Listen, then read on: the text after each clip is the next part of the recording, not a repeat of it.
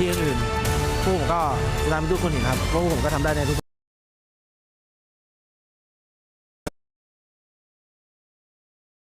팀을 얕봤지만 다시는 같은 실수를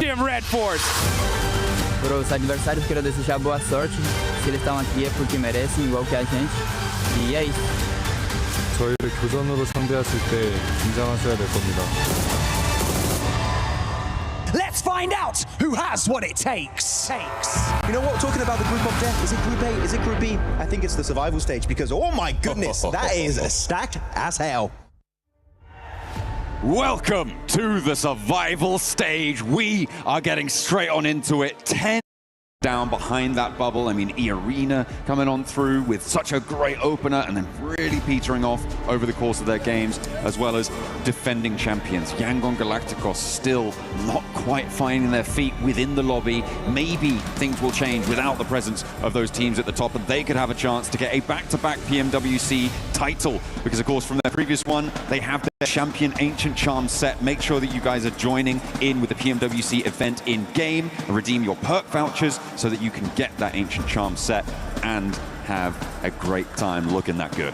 Yeah, it is a beautiful outfit to have as well. It looked amazing in person when we saw them come out a couple of days ago back during the start of the group stage. Right, we're going to see them live in the flesh with the rendition of the outfit they had. It looked great. Cultural heritage as well tied into it, so a lot of storylines there with what they've achieved. But that's the fact. That's now in the past, right? Like you say, it's to do it again.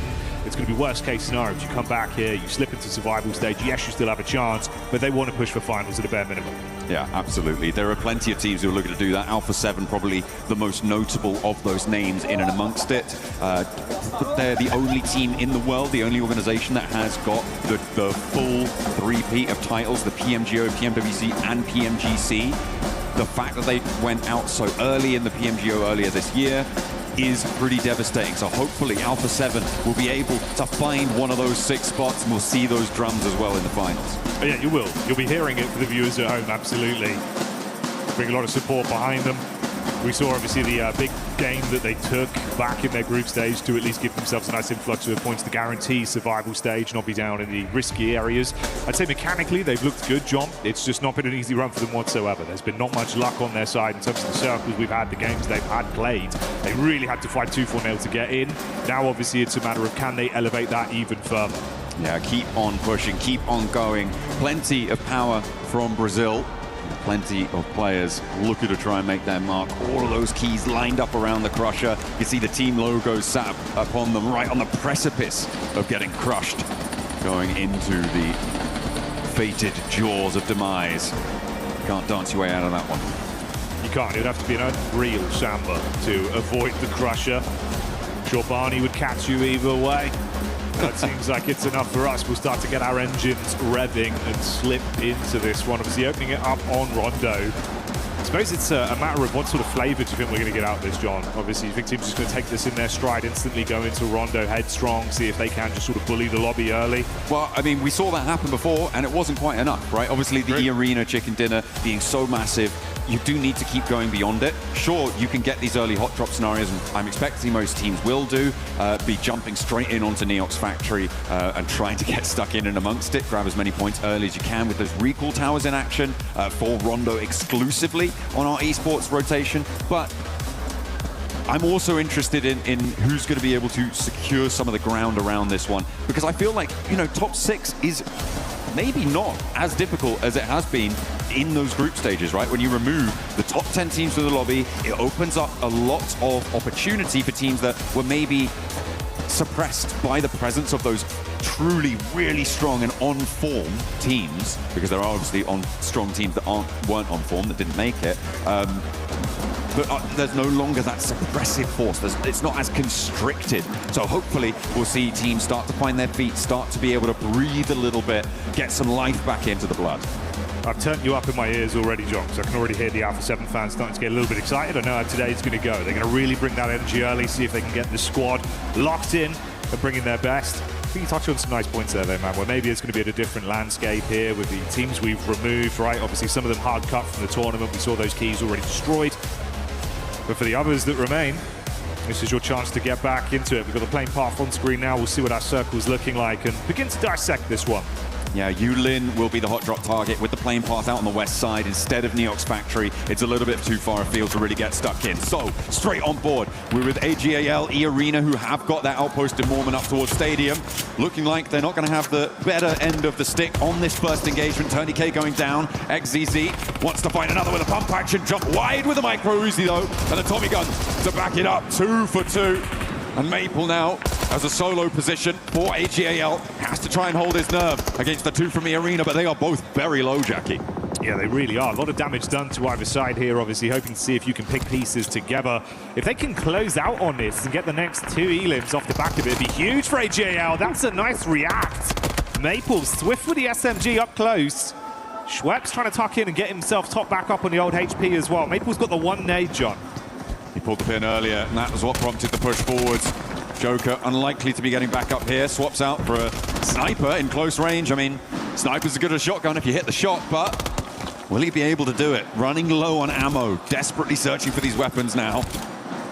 Still, just the smoke here, and I think this fight might be isolated. Both teams will be able to get these recalls, remember. These points are starting to come through thick and fast. It looks like Yangon Galacticos have got 3, Goat with 3, Maple with a shotgun now as we're back on with a fight. Maple baiting it on the pre-fire towards the window. Schweppes with a lean in. Quick opportunity to stim whilst the rest of the lobby are scrapping amongst each other. Rapid looting from Schweppes, needs the ammunition to fight with. They get visual on one another. Maple's going to be swung to the left right now. He's been poising himself nicely, but the angle's not going to work, and Schweppes does get it done. Hey, Schweppes is the only player in this tournament with a chance to get a triple PMWC title, and there he was showing a little bit of that power of old. We'll see if he can bring E-Arena to the forefront, because they are up on 3 elims, but there is so much on the tables already. Look how many players have scored one. Tiamba wants to try and take him down. They heard this one. They move on through, and Tiamba want to take that 3 elim title as well. We now have 6 teams with 3 elims. Yeah, we missed out on the GOAT fight off the back of the drop. That was up against KRX, I believe, and they did great work on that, finding themselves the 3 elims and leaving it down to 1 player to attempt to recover them. Weird thing is about GOAT team, John, usually in our regular rotation, it feels like they're super good at playing it slow with the long rotates around the outer edges. Rondo, they love a scrap. They've got the talent for it. We see 1 knock here onto Foops, but Ketch can't flush it, as they will have to lock in for this one. Force up close and personal. Scarface over the top side, downs him. Okay, keep it 2 on the spot as well for Ulf. They do have Kelsey off in the distance, so would be fine. Well, not fine, but it would be okay if Scarface had gone down in that scenario. But to hold his nerve is brilliant. Means he can get in and maybe get a couple more points. Look for the confirm onto Foops, man, but it's not going to work. Not on the first peek. Killer Joe has to hit the back, but without a helmet, those headshots are going to ring mightily in the ears if they're able to land. Dropping the smoke, keeping the power. Has still got another smoke behind him. Some more meds, but it's not going to matter. Killer Joe puts him down. So Ulf recall further up to the north with the circle throwing out that way too. We're on board with Alpha 7 now. Yeah, A7 coming in swift. Ooh, good damage done onto QZZ here, trying to keep Tiamba down. Make it uncomfortable on the peak. Awkward pixel angle. Can't quite thread the needle with it. Milu wrapping over to assist as Guizao does get aggro. Good moves on the peak, but that was swift. Straight past that windowsill and in with the shotgun shells. Alpha 7 get dismantled by Milu. What a pullout for Tiamba, able to just swing past that entire fight. Alpha 7 do have that outpost and can go for the recall. Teams are starting to outstrip each other on these elim counts, but Tiamba on 6 elims. GOAT team as well, getting those 6 on board is a great start for them. Looking to start transitioning now into the mid-game, get up north, because the circle is quite dramatic up there. A lot of it is cut off by that river, and the crossings are not as easy as on other maps. Yeah, that was the thing. We didn't quite catch it, right? Obviously going from that very southern sort of plane path we had into a hard northern shift on the circle. A lot of teams could have a big rotate here. We'll see if it comes back to bite some of our squads that would prefer to be set up a little bit earlier. Furia looking to get out of Yulin towards that north side. Geekate have already sent out and that away from it as well. Goodness me. Everyone is still alive, and that is very lucky, Jackie. That is incredibly lucky. And if you guys want to be lucky at home, you can hit that lucky spin. Make sure you're jumping into the game for your chance to draw that exclusive 2026 PMWC tournament set. It's looking nice, it's looking shiny, it's looking fresh. Is indeed. It's like a Barney Banks outfit. You'd catch him wearing that one. I've seen him. He definitely would. Maybe we could get it sorted for the finals. I bet we can. I bet we can. Maybe. Would reinforce the leg seams, make sure that he's nice and comfortable out on the stage. But we'll see, John. We'll come back to that one at another time. RRQ on the move as well there. Obviously, a roster that felt like at times they had some good sort of approach to a few of the fights we saw. Maybe a little bit more paralysis by analysis in a few of the situations, though, right? We want to be slightly more cutthroat. I suppose that is the name of the game for all the squads we've got in survival stage, but I think that resonates with them as well. Yeah, for RRQ, I mean, they do have a standout performance in terms of Lepar, definitely on point when it comes to getting in those clutch situations, making it work, and to an extent, he's the reason why RRQ were able to get in towards these survival stages. But they do need to be more cohesive, more together and fluid in those fights. Hopefully, they can play off one another a little bit better here. Looks like, we might see an Elim that may well stick, as Geeke do have one of their players taken down, and Geeke are all around Alpha 7 and E-Arena, so it could be a little bit difficult to get to one of those recall towers, even though they are still fairly available. I mean, you've got Ryan that is completely unoccupied, you've got Kunxia up on that northeast side as well. So there are accessible positions, but those will start to get more closed in as teams move in. I mean, we've got Yangon Galacticos, who are on board with right now, moving past Meiran with Goat Team on their west and Alula are quite far to their south. Ahead of them, though, it's the Wolves, who have managed to get up to Heme Town, up on that northeast side, fairly swiftly and without too much trouble. Some replays here of the early fights. Obviously, Yangon getting a far better start. 3 Elims there. Nice to see for the squad. Again, so much more pressure on your shoulders, right? It's all the added pedantry as well, having to come out bringing the trophy twice now. It feels like all the other squads you're playing against, all eyes on you. If you can't do your organization justice and for yourself as well, those memories of last year probably flashing before your eyes, John, when you're back at the hotel. You know they need to show up here in survival. Next circle goes quite far west here. I mean, this is a good opportunity for Arena to get into a solid spot. They're already on the north side of this river. The crossings, that I said, can be a little bit more treacherous than on a lot of other maps when you have similar divides over water. So hopefully they can start to establish. Do they keep this 2-2 or do they regroup over towards a more central, more centralized and coherent position? I feel like they still have a little bit of time to do that. So they may want to try and stay out in the open for a little bit, but within the next minute or so, they will need to regroup. Yangon Galacticos able to find a player from Kiwon DRX, and yeah, very nice pickup there. 4 elims now for Yangon, although they did lose Say Cloud in the process, so a 1-for-1 trade. And as I said before, the recall towers are still open, but from this point on, it's going to get harder and harder to access them, Jackie, because the blue zone will start to cut off quite a lot of them, the rotates won't be there, and teams will be on top of them already. Yeah, you lose that availability. Makes it far harder to weigh up the decision-making if it's worth attempting to go for it. So we'll see if that plays too much of a vital role for these squads as this one develops. Obviously, KRX had a bit of an unfortunate start off the drop as well. Went down to the 1 solo that was offset for the recall.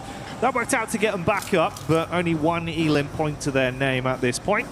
They are able to safely get Say Cloud back into the action, though, on their wrap. So they're going to be all right with that. Is he going to be caught by the Wolves, though? Dropping back in right now. They're both going to have to advance, obviously, outside of blue. Not going to be doing too much damage right now, John. So maybe they can avoid each other. I don't think that Wolves would commit to go for the player on the parachute. They should know that there is a team to their south. Sure, that would be an indicator that someone has just recalled there. But given that it was only 1 player dropping down, you're fairly certain that it's a full 3 squad already on the ground. Committing to that fight for Wolves in their position right now, I think is a little bit too much of a risk. And they weren't really in position to get the player on the way down already. But Yangon Galacticos have other ideas. They have just crossed swords and taken a knock over to the Wolves. Yeah, I guess it goes both ways. Wolves didn't want to engage, but Yangon said, you know what, if you're here, we might as well try and get some points. Put some warning shots their way. Don't necessarily need to commit onto the fight. Just get a couple and get out. Or, hey, maybe actually just scrap the whole squad. Romeo's back in for more. Yeah, they were able to find that flush, and they're immediately across the bridges around Muhopan on that north side, and potentially looking to guard the Wolves out here and stop them from getting to a recall tower closer to the zone. It will start to hurt a little bit too much for the Wolves' liking if they don't get through quickly, and the northern pair for Yangon Galacticos is going to send out and maybe look to control that recall tower on the north side. This is nice, actually, with how they've been playing it. Cloud was able to safely get himself a vehicle as well, join the rest of the squad. You can see where they're repositioning to right now. Like you say, be in a good position to swarm effectively all angles towards that recall. If Wolves come up to it, they could catch them. Okay, the circle's on the north side as well, so pretty important to get a position up on that north edge. As I said before, E-Arena now in a very commanding position, and maybe Rondo's their map, who knows. They haven't managed to get a huge number of elims early on, but then again, they didn't when they were in their stadium chicken dinner either. They have already got 4 as well, which, as I said, not huge, but still pretty significant. Ryan, having that recall tower in and available for the next about 4 minutes or so is also going to be quite important for the teams on the north side, as Yangon Galacticos trying to corral the Wolves against them. But the north side is going to get more and more packed, so Yangon Galacticos taking a bit of a risk here to try and make that fight work, to try and hold this one out. They are losing time, losing tempo to get towards the zone. Yeah, investing a lot into this now. At a certain point, it becomes a matter of cutting your losses. In the downtime amongst that conversation as well, we saw Alpha 7 actually go down to a duo. Thankfully, they've got one of their players back up. The other not so lucky yet. That was this encounter versus Nonshin Red Force. A side that's surprisingly powerful when they're feeling confident. Revo out of the running already, John. Shot at the back of the vehicle on the exit. Not ideal. No, and it's very difficult now to get to a recall tower. There is one to their northwest. They might try and break for it, but Nongshim, I think, have read into that and have moved 2 of their players out towards it as well. For Alpha 7, it feels like a 3-play on. And I don't think they're going to be able to go for it. Ulf have got 2 of their players right behind this ridgeline as well. The backstop 2 for Ulf, Ketch and Kelsey, have yet to cross by Stadium, but it seems like with Nongshim Red Force on the move, they can just get gone. Wolves do manage to move all the way over on the north side of Yangon Galacticos. And Goat Team are now going to bear the brunt of the aggression from the defending champions. Yeah, didn't expect this one. Goat, they were quite far back towards KRX's position, but they've wrapped up towards the northern side, got stuck into Yangon. Already been able to knock out 1 player from the squad, leaving them with a triple threat. Yangon actually doing pretty good work here, right? Coming out tied in first place between 3 other squads, and Tiamba and Goat, the squad they're head-to-head with here in the fight. So cleaning up on this one would be huge for them. Ooh, looking to do a little bit more damage, but they'll be content with the first knock, and they do have their backs to the blue, so need to be careful. The zone is going to hurt pretty significantly here, especially as stage 4 starts to come on through. It's going to be unresable, so you have to get on the road. Al-Ula taking shots from an off angle. They're a team that hasn't crossed the river yet, hasn't made their way through, but is going to try and put pressure on the back lines. For Yangon, they're going to have to play on as 3 now with that knock coming through. I was looking at where Tiamba as well were playing, given, as you said, they were in that top 3. They are in a really sticky spot on the south side for Tiamba. I think their fight through is going to be maybe the hardest at the moment in the lobby. We'll have to wait and see if they're able to make it work as Yangon Galacticos get out of there, get into the next zone, and they wait for this next circle. Yeah, Goat bailed on the fight. You can see them pulling back down towards the south side. Dopeness caught line of sight from the ridge as well onto Yangon, and it's Al-Ula that are coming up around the back. That's the shift on the zone, though, pulling away, going back down south. Oof. All right, mate. Fair bit of water as well, cutting off a lot of the play space you've actually got the longer this one goes, John. Yeah, I was looking at Tiamba, as I said before, and I feel like this is seemingly what I kind of thinking they should be doing here. Moving over to the south coast, maybe able to swim across later on, but a lot of teams that have already committed to the north side are going to be fighting for the hills around that E-Arena Ulf position where Goat have just moved on into. This is going to be the focus for so many teams. So I feel like Tiamba, they're looking to play for a 3rd place, but they have taken a knock on the back there. And this rotation is under threat, under danger. Aaron is waiting for someone else to step forward to say, I've got the shot, before they go for that spray. But Tiamba, if they could find cover on that south coastline, I feel like they might have a chance of getting fairly deep into this one. A lot of movement as well. Yangon trying to advance quite quickly. It was AGAL that had angles onto him. Unfortunately for Eagle, going down to the zone has resulted in his demise, so he's cut out of the lobby. Maple also hit from the sideline. Dopeness very far back, but with good line of sight onto them. So they're just peppering to make it uncomfortable for these squads. Goat might be tested by the wraparound from Al-Ula as well, John. This is heating up now. Yeah, a lot of teams crunching in. AGAL on the north side will have to face off against Dopeness, as you said. Yangon just beyond them, and they are now within nade range. As we get a little replay from... Oh, he's knocked himself with the deployable cover flare there. That is not good news for the Wolves. That's going to slow them down a little bit on the replay. I missed that one, but there we go. Sometimes it happens. It is a danger. And he's going to get run down as well. Oh, the front perfect, bumper to take him out. The Wolves are going to chime back in, though, with look at the damage pouring in on the Elim feed there. Goodness me, the Wolves want vengeance. Yeah, this is getting messy, John. You had this back and forth game of nade badminton going on. I thought they were able to thread it through the window, but it's a near miss. The Flower H stays alive, and that's at the detriment of Yangon. View, nade over the top, trying to get the distance, but not quite there. And this is the difficulty. They can't really take fights on two fronts, and Lufa able to expose one angle against AGAL. And now he moves forwards with a shotgun in hand.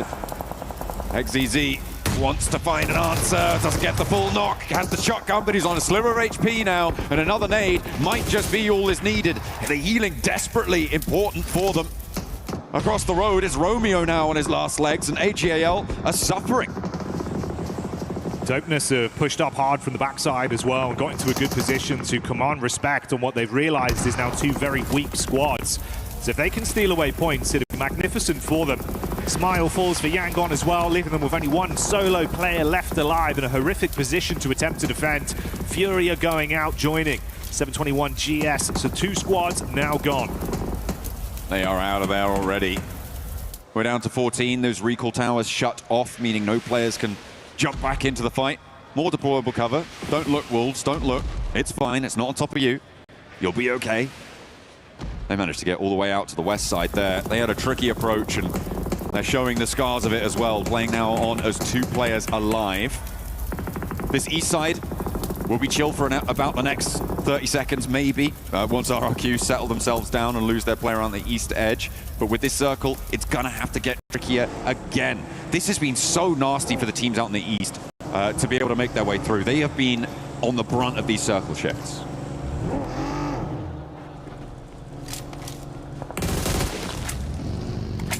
Non-ship getting a bit of a look down towards the road. Meanwhile, amongst all this, we've seen another play coming out from Goat. Killer Joe loves these early scraps. We've seen him be a bit of an explosive entry for the team. If he can open up a potential play onto his squad, he'll go for it every time. 4 elims just tied to him. They did lose out on Foops, man. There's a nice back and forth between Foops and Killer Joe and how they play off each other, but you've still got a ton of talent left alive on this roster. If you know anything about Goat John as well, they're going to be gunning for a big victory here. If they can start it off with a nice bit of energy, feed the hot hand, they play with that throughout the whole day. I mean, it would be a great start for them. A team that was in the contest to jump up in a top 5, a direct qualification spot. They want to prove to everyone at home, to their fans, to themselves maybe even as well, that they do deserve one of those spots, and here's the place to do it. Another knock over the top from a nade from Goat, doing damage.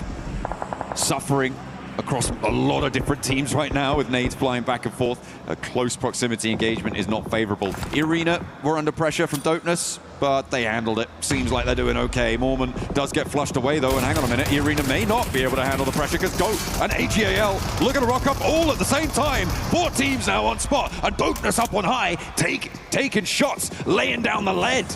Oh, mate, sweating bullets on the push in. Panic stations, and they just can't compose themselves to slay the Goat. Thankfully, Kenji with the sacrificial nade bounces it out the window and hits that one on top of Moxie to leave them down with only a duo in position to attempt to fight here. Awkward collection of players all amongst each other. Tourniquet, nade, cooking. Doesn't quite know where these players are, and I don't blame him. The amount of chaos that just happened. 2 teams descending immediately just after another one crashed on through. On the southwest side, in the meantime, Alpha 7 do go down to Geekay. That southwest side is clean. Spicker moving on out. Spiker around the corner. And Goat will be able to hold him for 1. Moxie down, but will be resable.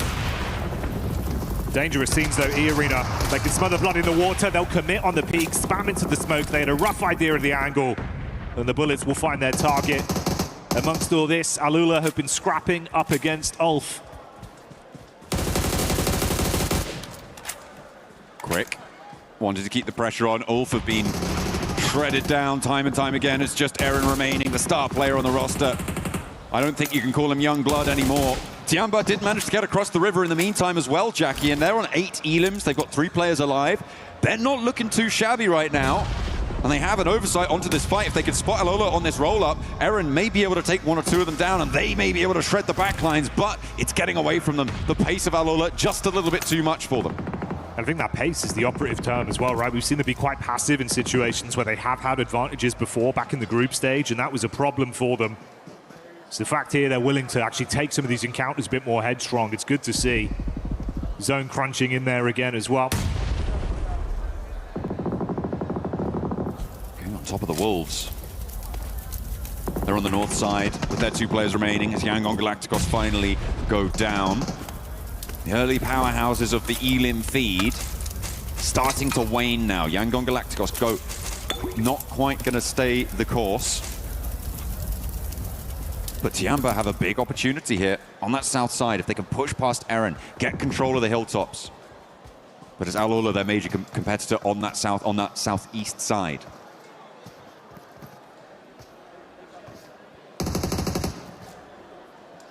Tiamba starting their swimtation as well inside of the water. Ooh. They get vision on Eren's backpack here, so you're going to know. I remember from Olves, he's just going to peek up on the coast. That's a freebie. It's easy, John.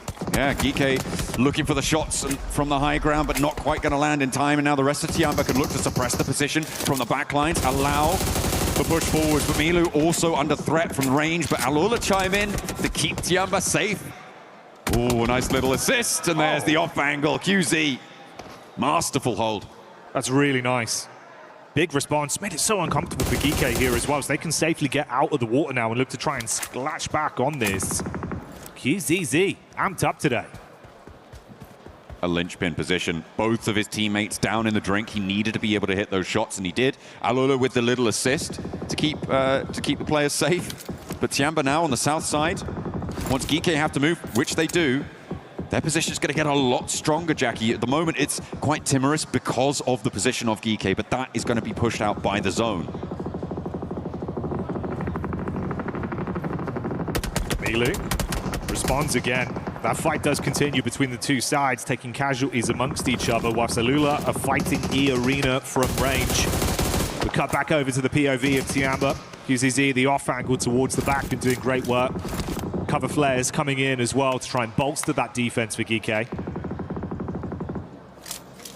They're just trying to put themselves right on the edge of this zone and maybe try and wait out the bleed down. But there comes the Wolves with a cheeky thread on an angle across the zone there.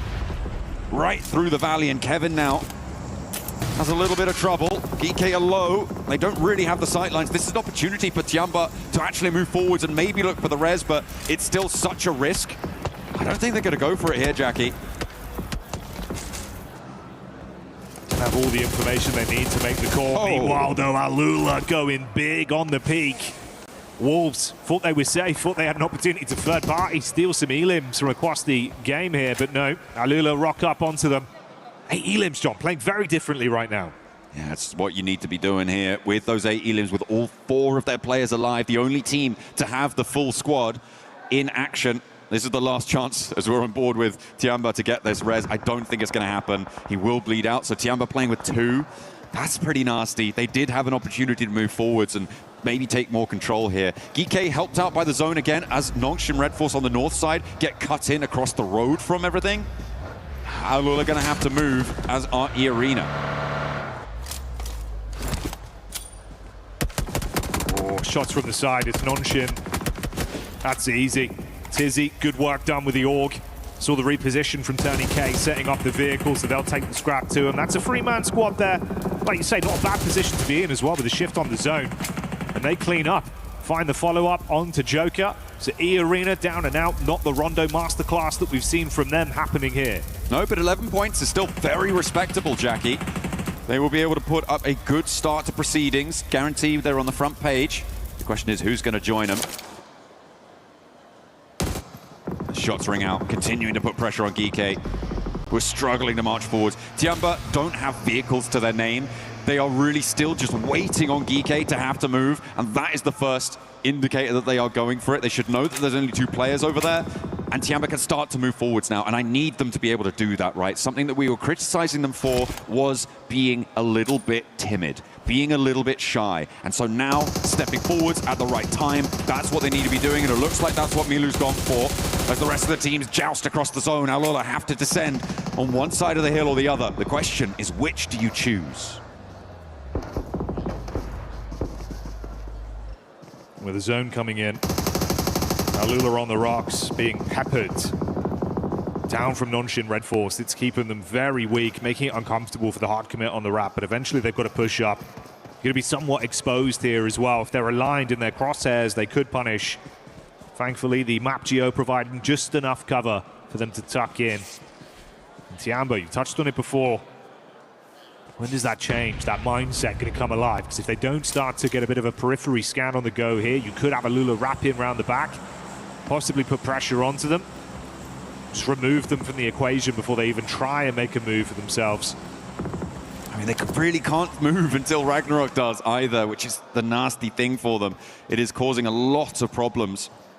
They can re-distro ammo for Tiamba, and Alula not going to push too far forwards. They know that the angles from Nongshim are still going to be in action, and they can't afford to overpeak to get a little bit too bold because they have got their numbers advantage, and they don't want to let it go to waste. But an opener onto Tiamba could open up their south rotate, and with the circle pushing towards them, that's going to help out nicely. But Nongshim look to strike to open the door for their crossing of the road and bring Alula back down to 3 with them.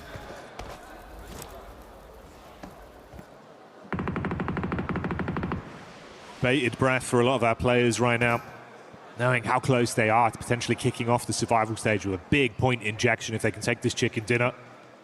Add potentially a few more immolations to it as well.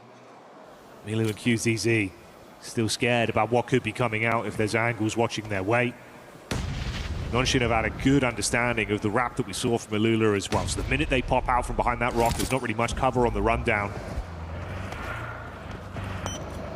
Some really nice elim counts for a lot of our teams moving forwards. Tiamba getting that res could prove to be crucial. The knock sent towards Alula, allowing them a little bit more mobility. The lack of sightlines from Alula, not quite controlling. And they just lost another one. R3B on the back, really not going to be resable either. This is going to be a very difficult dash, and Nongshim will read into this. They're moving out already to try and control the ground around them and get across the road into some sense of security. But it is so few and far between. Everybody operating in inches right now, Jackie. There is no grander dimension on these really close quarter scenarios. Step one way too far, one step either side, and it's a completely different story. But that is a big pickup on the Nongshim to bring them down to 2 to stop their third player regrouping onto the south. Every team starting to lose a lot of the battle of attrition here as we get in towards the fine margins of this game, like you say. Oh, Kike as well spotted out. Yasser with a reposition. The eyes lighting up for Tiamba, but knowing now the pressure's going to be put on them from Alula on the hillside. Never gets any easier, John. Using those nades to create potholes moving forward, steps up for the flush. Now Alula can commit to trying to hold this high ground and try and use its position, the geometry, to maybe get a pick, but they're just not quite finding it. They're starting to wane now. There's Nongshim gonna try and bear the brunt of it, but down go Alula, and a knock already over towards Nongshim gives Tiamba a big chance here. Timid Tiamba no more. They start to play with confidence, knowing that they can take the fight to Nonshin Red Force. A squad that we were surprised was so far down the standings back in the group stage. Let's see if they can kick it off here in survival with a big chicken dinner and assert dominance in the lobby. It's not going to be so easy for Nonshin as the nade blows them away, and Tiamba take the opening game of the survival stage. That is how you change your story. Tiamba with a huge opener. They played from that south side. They read that they couldn't get across that river nice and early. They played on the south coast, a little bit of a bet hedger, but they did manage to get across the river. They transitioned at the right time. They moved at the right time, and that is the change I wanted to see. The question will be, can they keep it going for 11 more matches and keep that pace going? Nongshim Red Force as well, really well held on that north side. The angles that they were maintaining, they knew what they were doing, and it reads into what we were saying about them before, that strategic masterclass that we desperately want to see them moving forwards. They were, again, another team in the conversation for top 5 during their group stage. They were pushed aside just about. It was very, very close, and in a very, very difficult group for them to try and make it, but nice, solid performance coming through from Nongshim. A lot of the teams that were late into that game had a lot of elims as well, which means that nobody going home empty-handed. Yeah, we can have a bit of a listen in as well and see what they were saying 他到 for 前面那个是我 themselves 的， here. 前面要雕塑我的烽火，别急啊，别摊枪啊，别摊枪，别摊枪。我甩过雷了。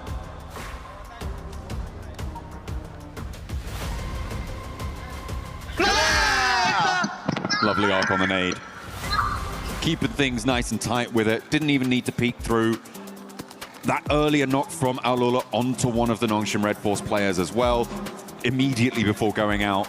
That really was an assist in those final moments, but Tiamba, they kept their heads down when they needed to.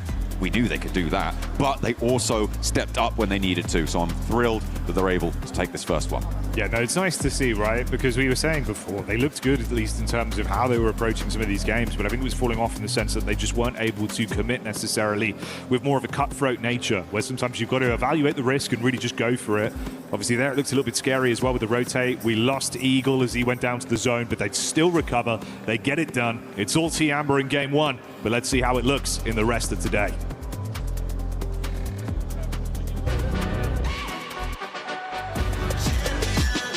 This ain't no regular thing. Came for the ring, you know what I mean. You see my name in the lights, better get right, I'm champion.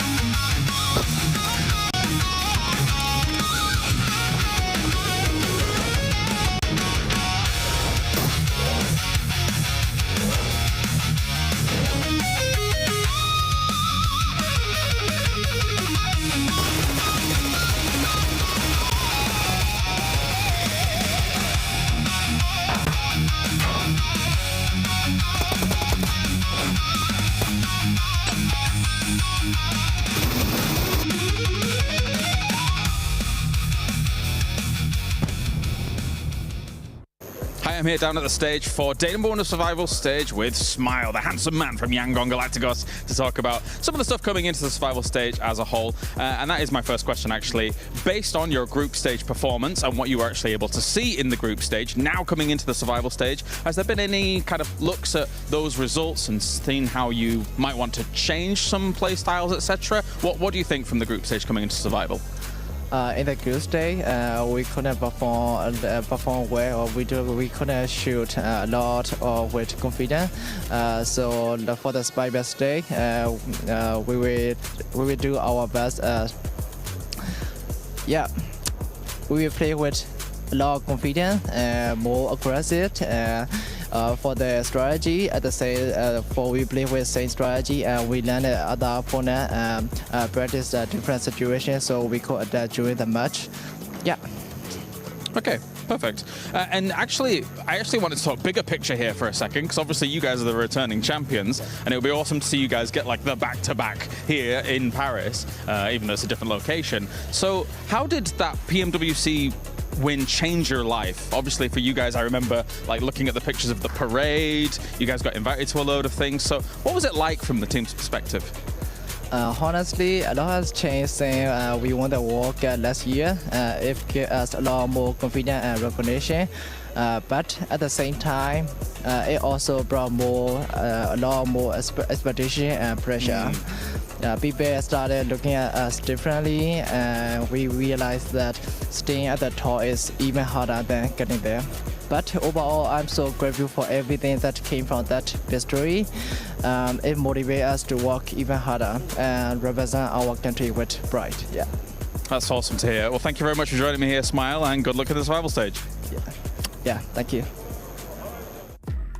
Thank you, James, for that interview there with Yangon Galacticos. But it's all about Tiambas. We're joined by Hot Jukes, Maxman, Neptura, and the 7WG here back with you guys for PMWC at EWC 26. Tiamba, Max, they're finally showing up QZZ, let's go. No, I'm really, really happy to see Tiamba because, not gonna lie, back in their respective group, I was a little bit disappointed because back at PMMI, oh my goodness, they were bringing the heat. I mean, you and me both, Hot Jukes. We were like, this is the QZZ show.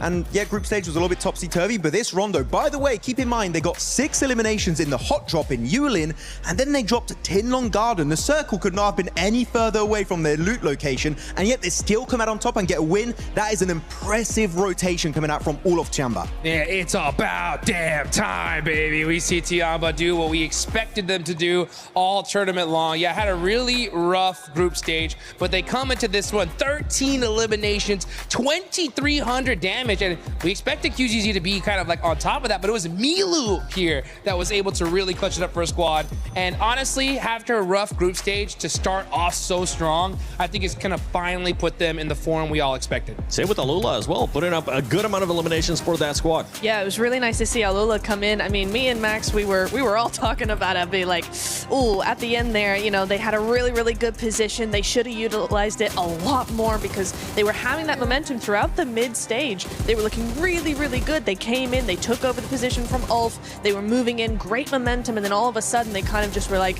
this is the high ground, we're going to keep it even though the zone pushes us away from it. Yeah. We're just going to sit still and let everybody else not only see us and get rid of us one by one, but actually get situated and have that time to make those decisions for that endgame. Ooh la la, a little bit too passive.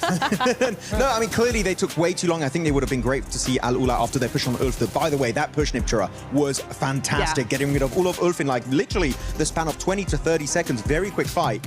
But then they just let Tiamba coexist with them on the lower side next to the water. I think that was a little bit of a mistake from Alula. I would have loved to see them rock up on their position as they fight DK. That would have been a great third party. But you know what? It's still a 16-point rondo. So Alula Club, sure, it's not the chicken dinner, but it's still an amazing start in the survival stage. Great kickstart for that team. It wasn't a 29 elimination this time out of E-Arena Neptura, but they do end up getting at least 8.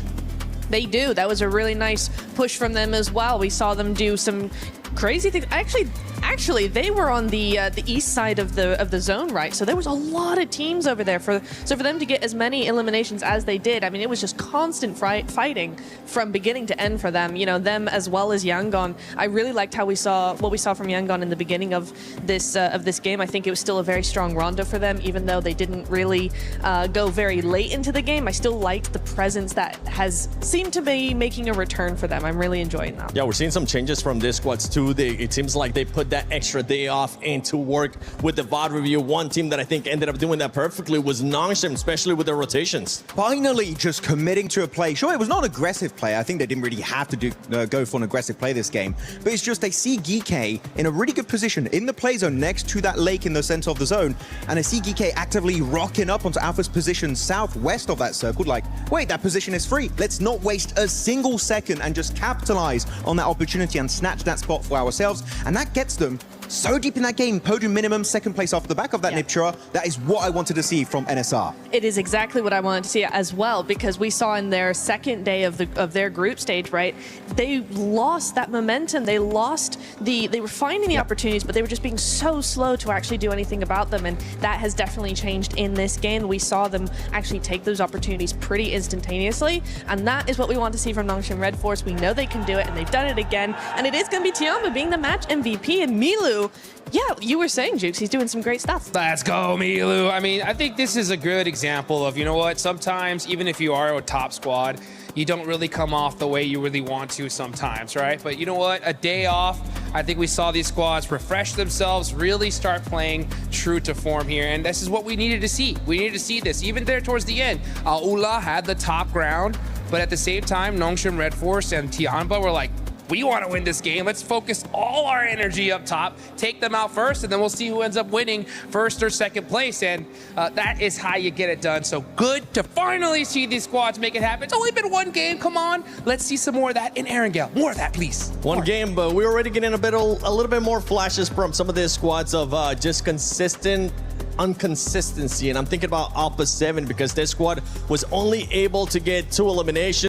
They need to make sure they pick it up here. One quick little shout out is GOAT team was able to perform so well in that one, being aggressive, exactly what we expect out of GOAT. But let's see what teams are going to be bringing it in game 2. Thanks for setting us up there, Seven.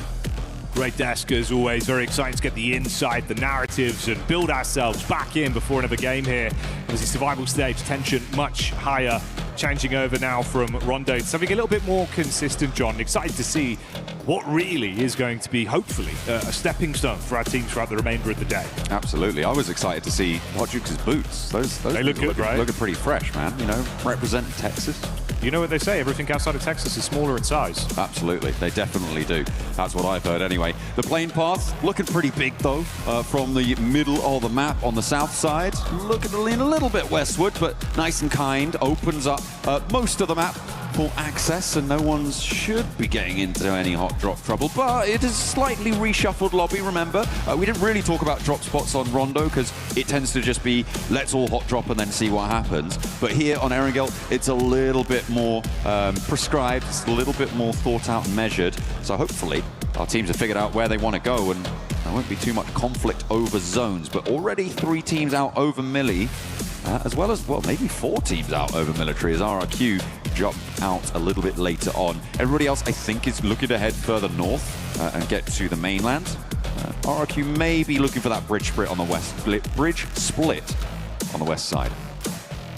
Yeah, it's more standard, obviously, what we expect there from Yangon. They've gone for this quite a few times in Erangel, very comfortable to have those military starts. Similar sort of opening as well for Goat, so no surprises there.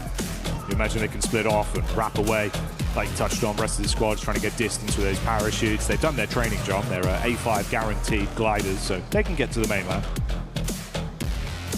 They've got the distance, they got the legs needed to get on their way. Yeah, Goat team also dropping out. They will have diverted away from that. You don't really want to get stuck in, as I said, into those hot drops. Not a good idea, but that is a nasty circle. Goodness me. We were having some pretty nasty circles, very gnarly stuff coming through over in the group stages. Looks like we're going to continue that trend all the way out on the southwest side. Keeping a lot of Gatka, Quarry, that sort of area in, but this is not what you want to see to open things up for a survival stage. No, we've been here before, you're right, man. Those group stages, very aggro with some of the circles we were getting, and similar scenario there. A lot of landmass going to be cut off, potential for the bridge to be in play as well. We'll see if that's a blessing for some teams or a haunting prospect for others. Obviously, we're dropping far further up towards the north side. We joined the POV of Dopeness early on towards Pachinki. Couple shots out of the window from Nikita, getting a read over onto Gike. Pretty nice game one from them. So obviously, if you can punish early and slow down Gike from actually accumulating point after point, would be the dream scenario. And hopefully add those points to your tally in response as well. But right now, they are north and south split on Pachinki. So not super close to danger. Definitely it's disengageable here, depending on the vehicle counts that each team has.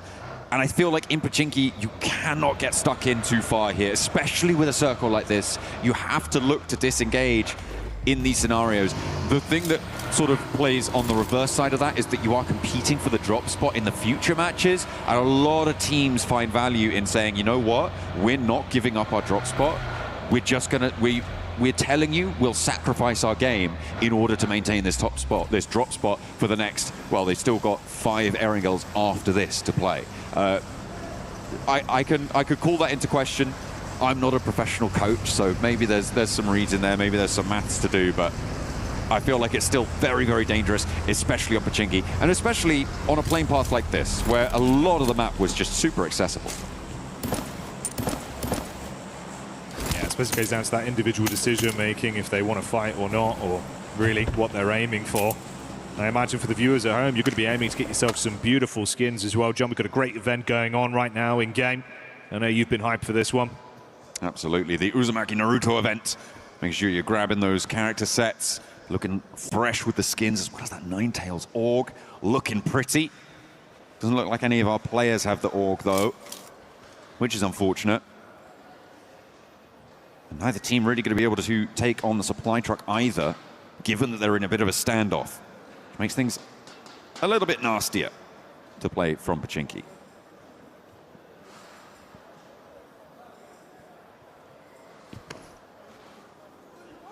Let the tension just settle here.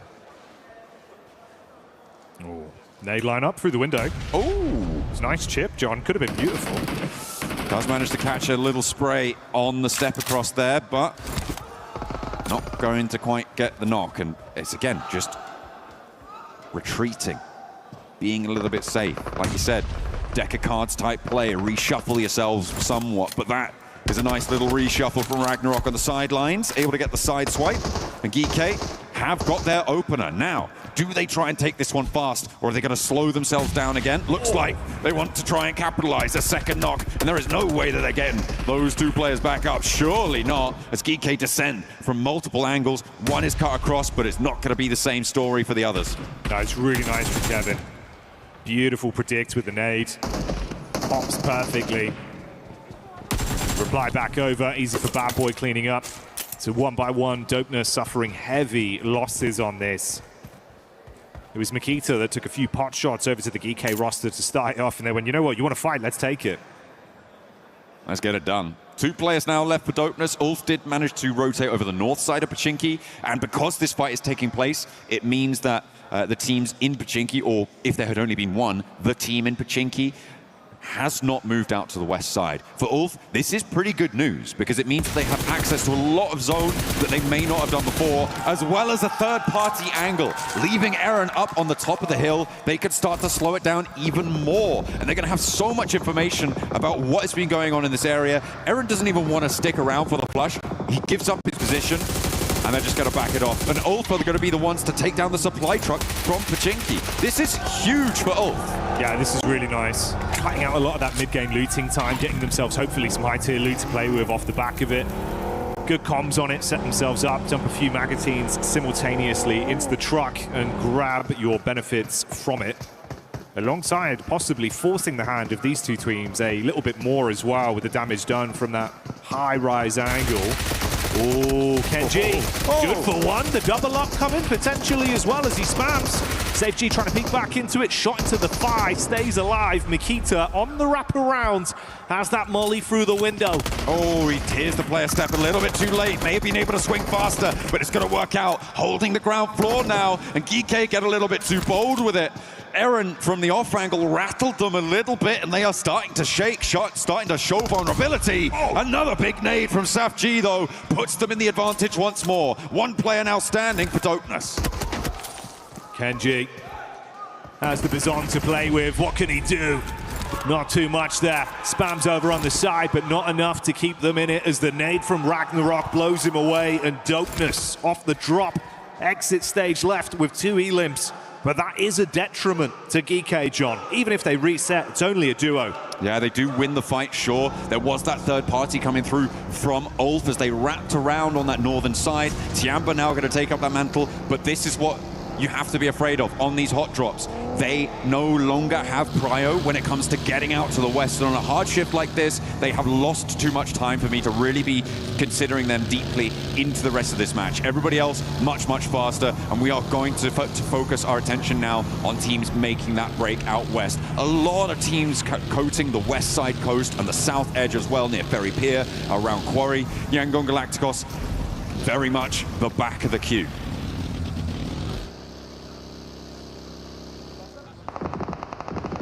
See if Yangon can keep some good energy rolling for that roster over the course of today's playdate. A lot of eyes on them. Now 2 reigning champions in the lobby, of course, being Yangon Galacticos, and then behind that, Alpha 7 from the year prior, back in 2024's EWC.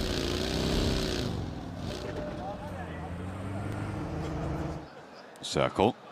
Oh, no way! John, what are we doing? What is going on? Goodness me, a massive western shift on this zone. It is brutal. Quarry is so impactful here as well. It's such a quagmire of a position. It just sticks you down. You can't really move freely around it. So for Ulf, they may be able to take the ridgeline, but getting down future may be difficult. I don't think too many teams are going to be able to play around Quarry, and this is going to get nasty. The positions out on the west are difficult to hold, and for Arena, they need to regroup.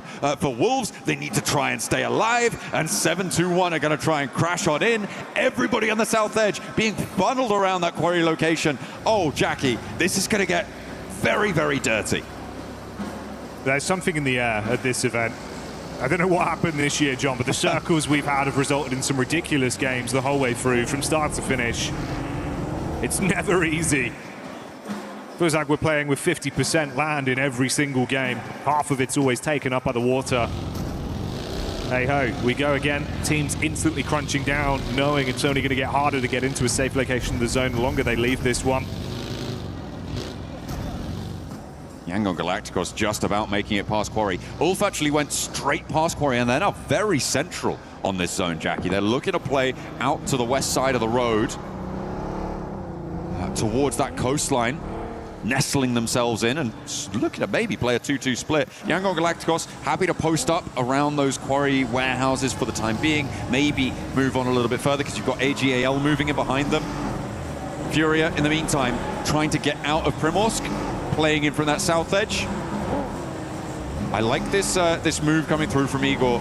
Moving one of their players around the headland gives them a little bit more latitude when it comes to having to move later on, and that really is the plan for the scout out on the west.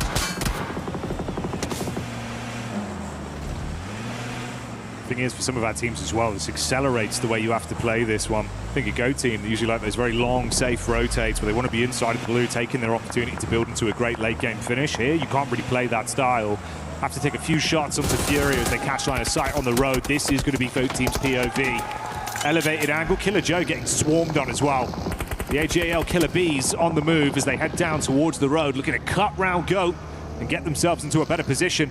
Doesn't get any easier though. The Wolves just up ahead. Yeah, and Ulf as well, looking to try and stymie that approach from the south side. AGAL on the side of a road, looking to maybe control the shack, but Aaron's already in occupation. Ketch needs to line him up, and Aaron takes a lot of damage there. Far too much for my liking. Has to fold back, and that gives AGAL a chance. Ketch now in danger as AGAL continue their pursuit to move on forwards. Somehow they're making this march, and I'm surprised that they've been able to get this far, Jackie. Next circle, is it going to be similarly brutal? It goes coastal side, maybe less brutal, but even so, it's nasty. Still punishing stuff. Cutting out that landmass.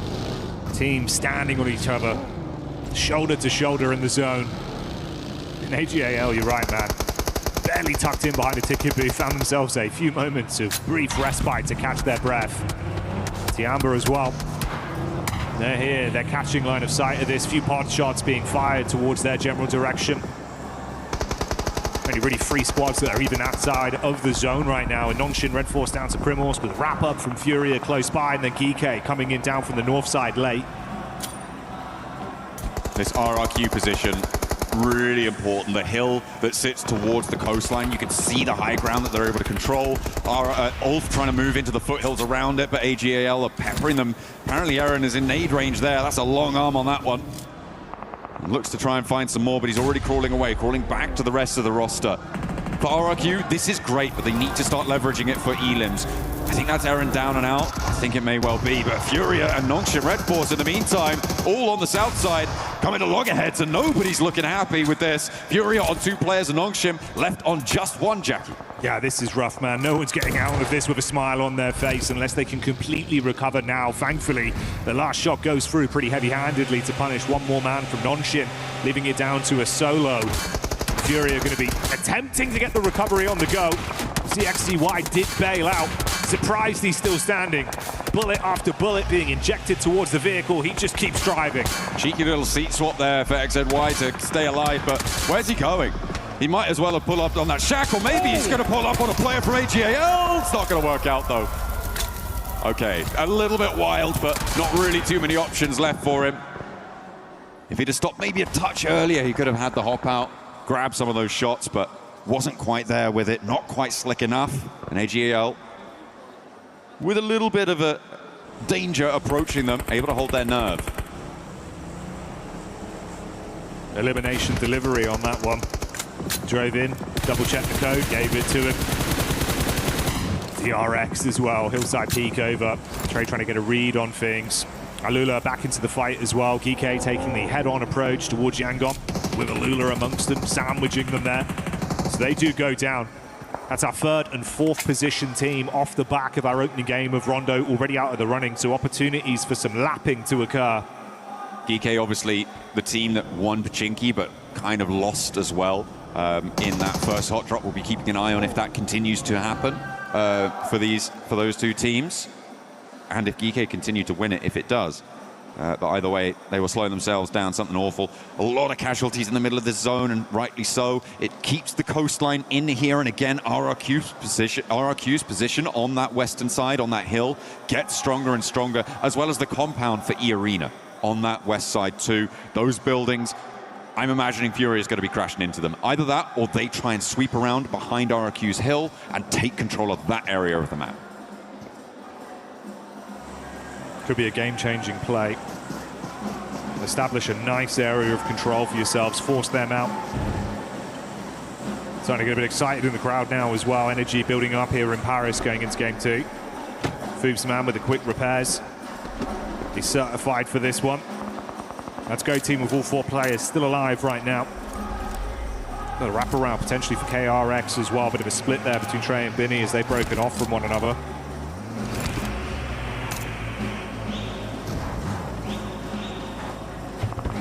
Alpha 7 on the northwest side,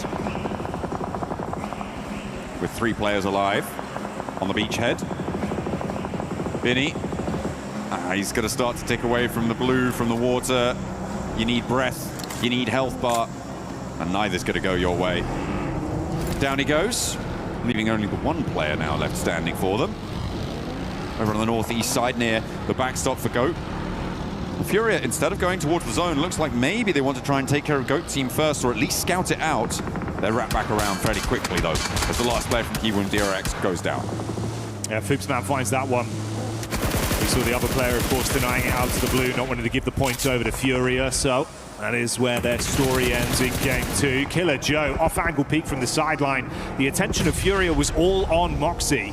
Joe was able to take the first bit of damage with ease. Silence replies, though.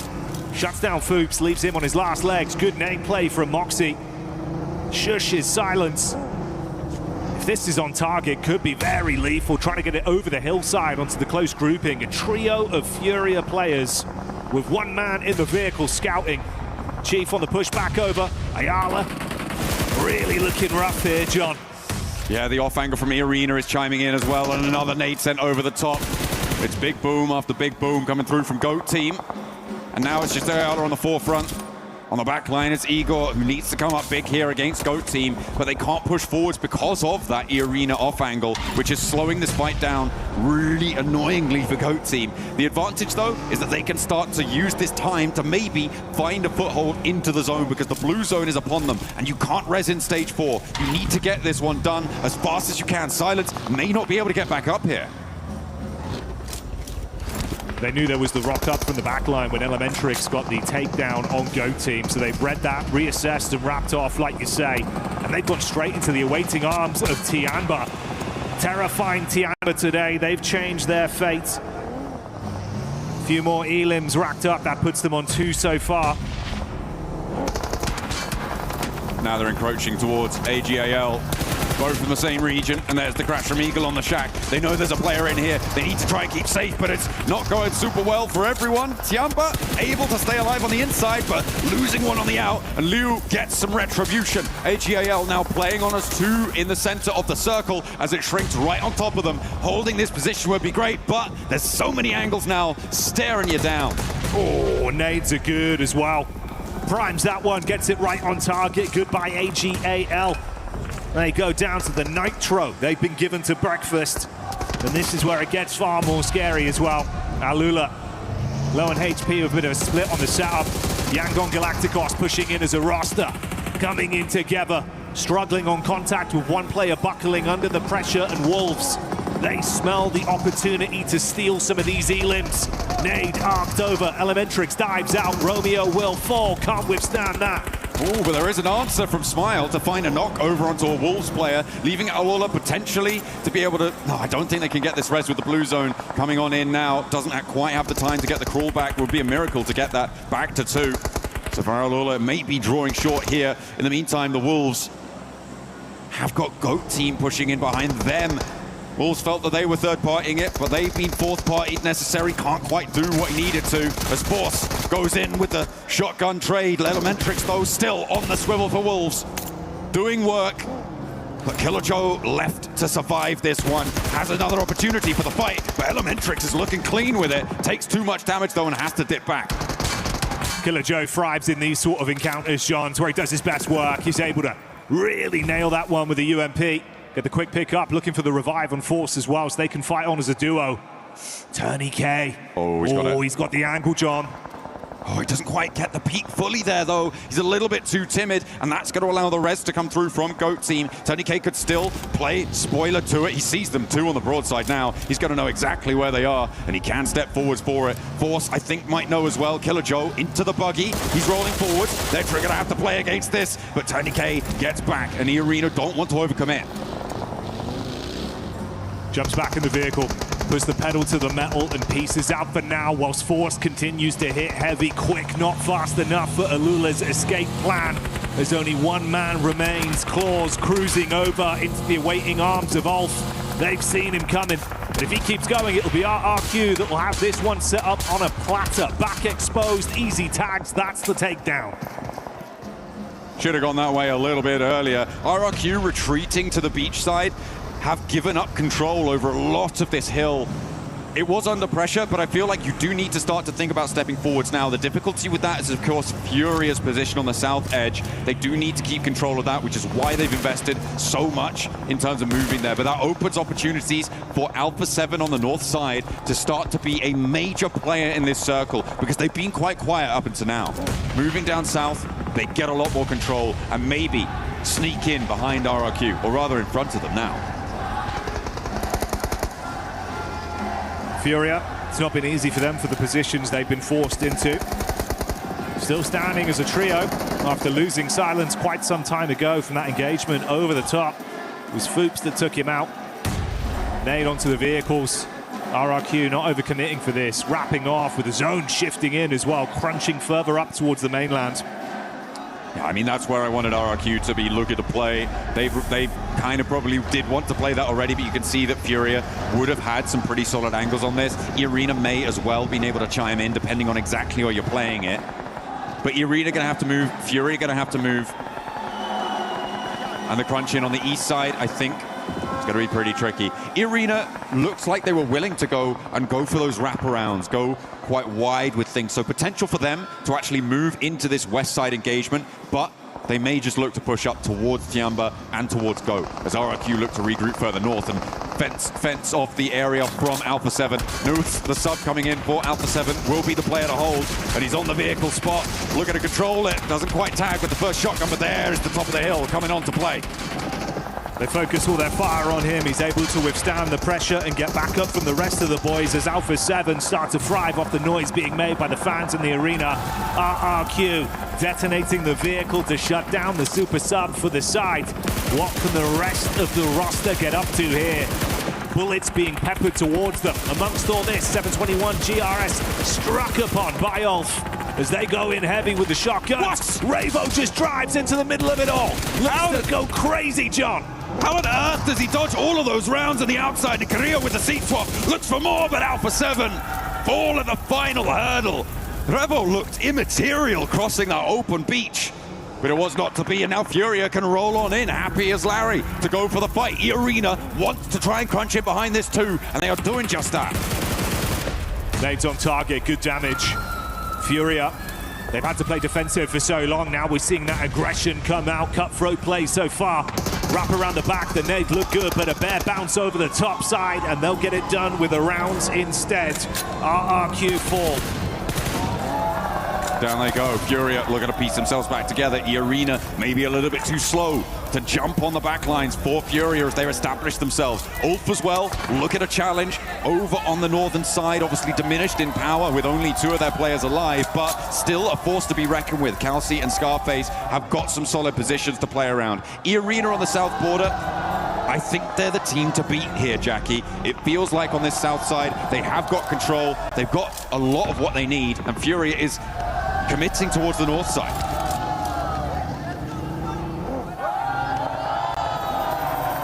Energy building up. A lot of fans in the house today. Could see all the Yangon Galacticos signs, John. The Alpha 7 fans bringing the heat once again as well. But they've got one thing in common right now. Neither squad remains alive currently in Game 2. Out of the contest here. lot of different sides that are looking to really squeeze a good injection to point out of this for Tianba as well, thinking about the potential of a ludicrous start to the day if they can do the unthinkable. I mean, they've already gotten 5 elims and gotten up to a 5th place. This is a good game regardless for Tianba. They are going to be happy with this performance. Next zone coming on through. Shrink's pretty dead center. I don't think there's too much to worry about for the arena, for Tianba, for Furia. But for GOAT team, I think this is going to be their big test, right? They are just playing on this one tree. They've got some vehicles in the back lines, sure, but they have to move. And where do you go? Where do you go? It might just have to be a crazy wide sweep up to the north, but Tianba are going to light you up. The arena are going to light you up. You need a pick. You need an opening. I just don't see GOAT team moving forwards.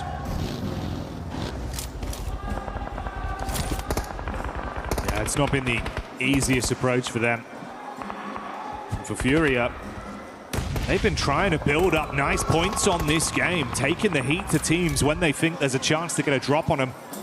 With Kelsey trapped by the rocks there after eating the nade. No real easy pathway for Scarface to get him back on his feet.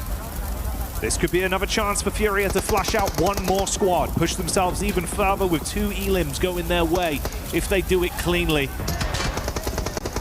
Yeah, GOAT team, you really can't be doing anything here. Killer Joe just looking for some angles, but there's nothing to do.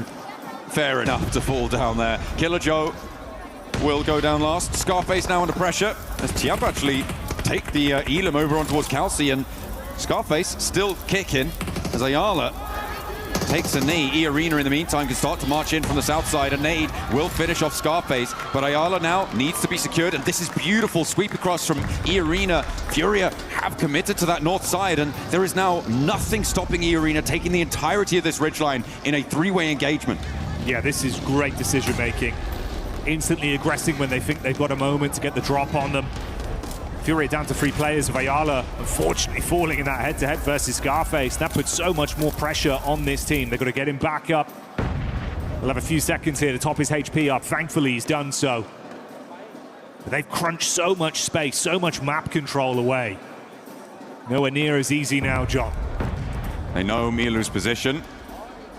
With the nades, they've been able to push forwards. Ayala creeping up to the ridgeline as well. And the arena actually going to regress on their hold, not wanting to stay overextended or maybe move those vehicles in different ways, swap them out, something like that. But just like giving that ground there was an interesting decision, but they get it back very, very quickly. Furia don't try and push over the top on it. Still waiting for this one to get forced by the circle. You can see Chief will get moved. Igor as well has to leave his little ridge and step up probably towards that burnt out buggy. That's where he's pacing himself towards. Ayala cannot find an angle. For love nor money right now. No chance to get a raw free peek onto them. Just looking to cast that first stone, open it up with an advantage. The first domino falling for either of these squads will be very detrimental, obviously, for E-Arena. That big benefit you have as well in the trade game. They've got 1 extra man in the squad. Takes a little bit more pressure off them, but they still need a clean fight. Pin from either side, it wouldn't really change much. Next stage closes dead central on this, and no one really has the full inside track, but E-Arena have the most ability to move around. If Furia go down, Tianba can start to move up the hill. That might give them a little opening door. Furia now moving much closer towards the arena, and the nades are going to start to cause problems for Mormon. The Molotov's there as well, but he has the smoke to cover his vision and hits the deck. Looks to get some healing. No knock found. Shocked. I'm absolutely shocked he's still standing there. Stereo nades got out either side. It felt like 1 bullet away from him falling. Topped himself back up, like you say. He's quick with the meds. Fury are debating where they really need to engage on this. Is it easier to try and wrap around onto Tianba's side? Do they just have to hold in the middle way for the crunch to come towards them? They're going to go in the direction of Tianba. Ayala, thought maybe they were a little bit closer than they are. Had the DBS primed. Scouting play as well. They're losing a lot of space from this peak up from E-Arena, starting to force them further back. It's getting scary out there. Final zone closing as well now, Jackie. It's straight into the middle. Can't hang about now. No elims for E-Arena. So they would love to try and sweep a couple of these up. Over the top of the hill, they're looking to put a pressure onto Furia, but they fight back. Eco goes 1-for-1 on the trade, which is not great news for them. But where are Tiamba? Can they make a pass at this? Try and move in behind Furia. I think they might be going for it. They've heard this fight break out. They've seen the knocks come through, and the backlines from Arena getting a little bit false-footed as Tiamba make their play. Tiamba, triple threat of nades thrown over the top. Erupting explosions towards Furia's angle after knowing they're weak. They're still not overly committing. You're being hit from all sides as well. They're going slightly too far deep. That one looks good. Great chip damage onto Furia. Chief with a reply. Mormon's drop. Joker hits the headshot back onto him. It's a 1-for-1 stalemate. Tiamba still waiting. Finally, a second knock, and now Furia on one. Tiamba have read this nicely. Igor the last to go, and they wrap around, they roll it down. QZ wants to shut it out in the arena now. The last hurdle for Tiamba's back-to-back. 3 players versus 2. Joker off in the distance, but there's one in the smoke dealt with immediately. QZ relies on his teammates. He turns for a moment, but he knows they've got his back, and in a 1 versus 3, can he make it work? Mormon now bleeding out to the zone. Arena will fall in the face of Tiamba for a back-to-back chicken dinner. This is brilliant. Talks of Tiamba looking timid in their group stage, but that's all changed now as they terrify the lobby and turn up massively with not only 1 chicken dinner locked in, but a second following that. Back-to-back. Incredible start to the survival stage here. Really brilliant opener coming through for a team that, as we were saying, there were a lot of criticisms levied at their play style. They only just about managed to get into the survival stage with a late in the day chicken dinner, but they did look much better during that chicken dinner, during those group stages. And this is exactly the sort of development you want to see. Able to go, I think it was 11 eliminations as well there, Jackie.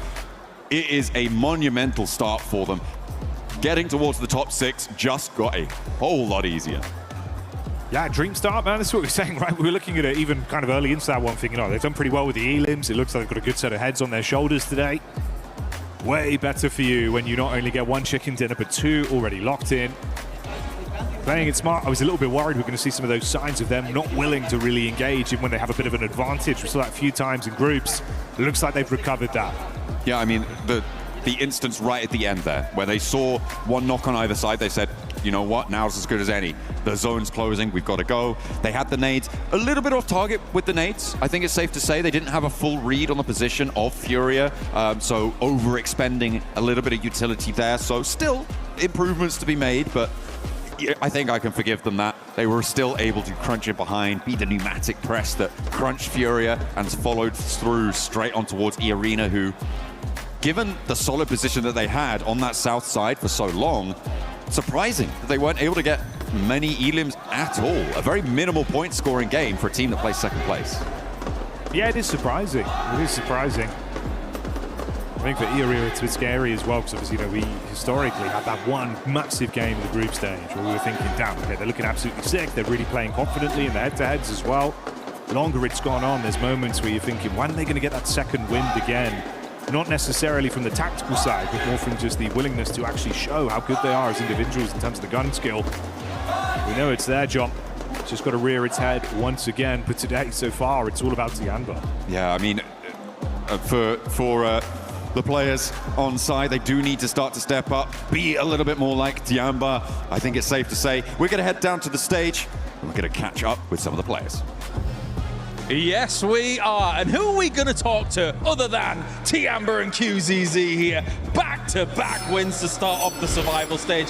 What a result. And let's ask about that, right? Back-to-back wins. Obviously, in the group stage, you didn't have the easiest of time. So what was the focus for the team between the group stage coming into now this survival stage? QZ 首先恭喜你们已经2连世机了，非常优秀的一个发挥。当时你们小组赛的时候可能打得不算是那么好，然后现在进了生存赛之后，明显就是状态调整过来了。能不能跟我们说你们当时调整的时候主要注重哪些方面呢？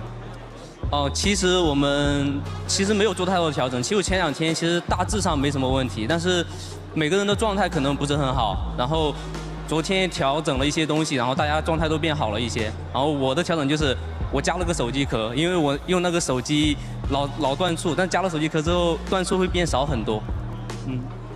Outside that, we didn't really make a lot of adjustments. I think that we were, in terms of strategy, I think we were absolutely fine. It's just that in the group stages, I think everyone's form was just a little lackluster. And then coming to the survival stage, I think we are now performing a lot better. I think everyone's form is just peaking right now.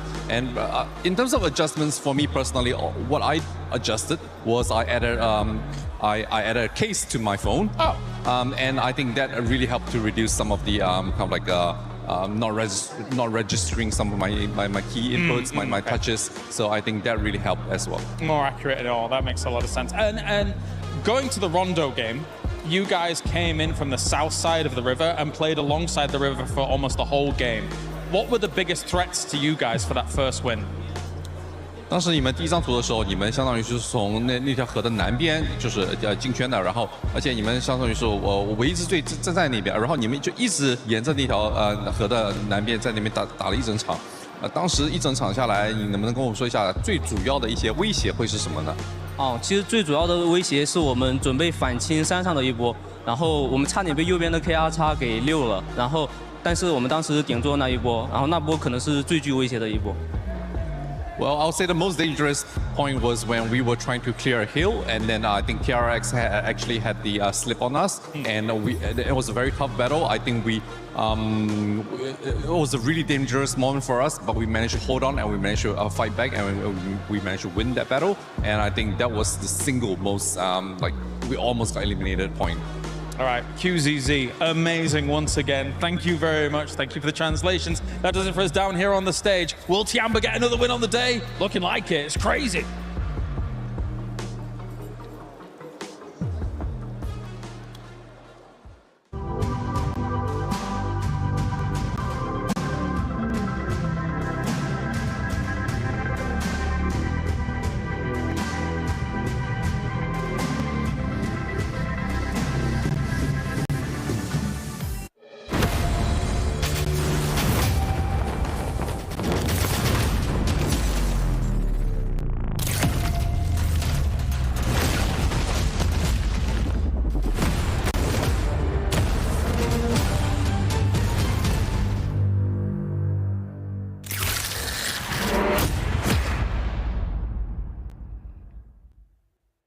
Tiamba doing their best impressions of Drake with that back-to-back, because this team is definitely showing up here at Survival Stage of PMWC at EWC 26. But don't forget, it is PMWC.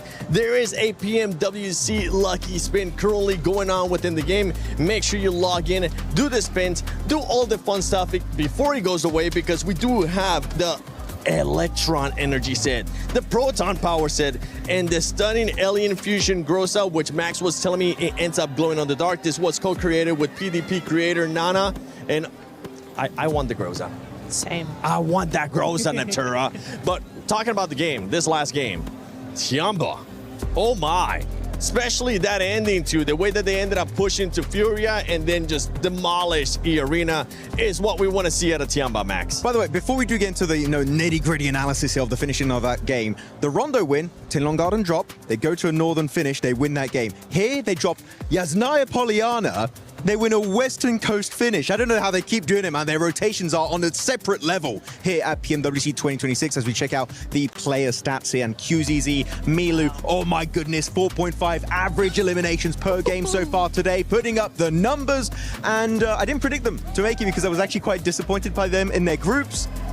And it's clearly working out for them, Niptra. Well done, I guess. Yeah, I mean, we still got a long couple of days ahead of us, but based on the last two games, I think we can really start to change our minds about them. They're being very, very consistent. What I really love is that they bided their time. They waited, right? Oh, there go my notes. What? Because she's attacking me.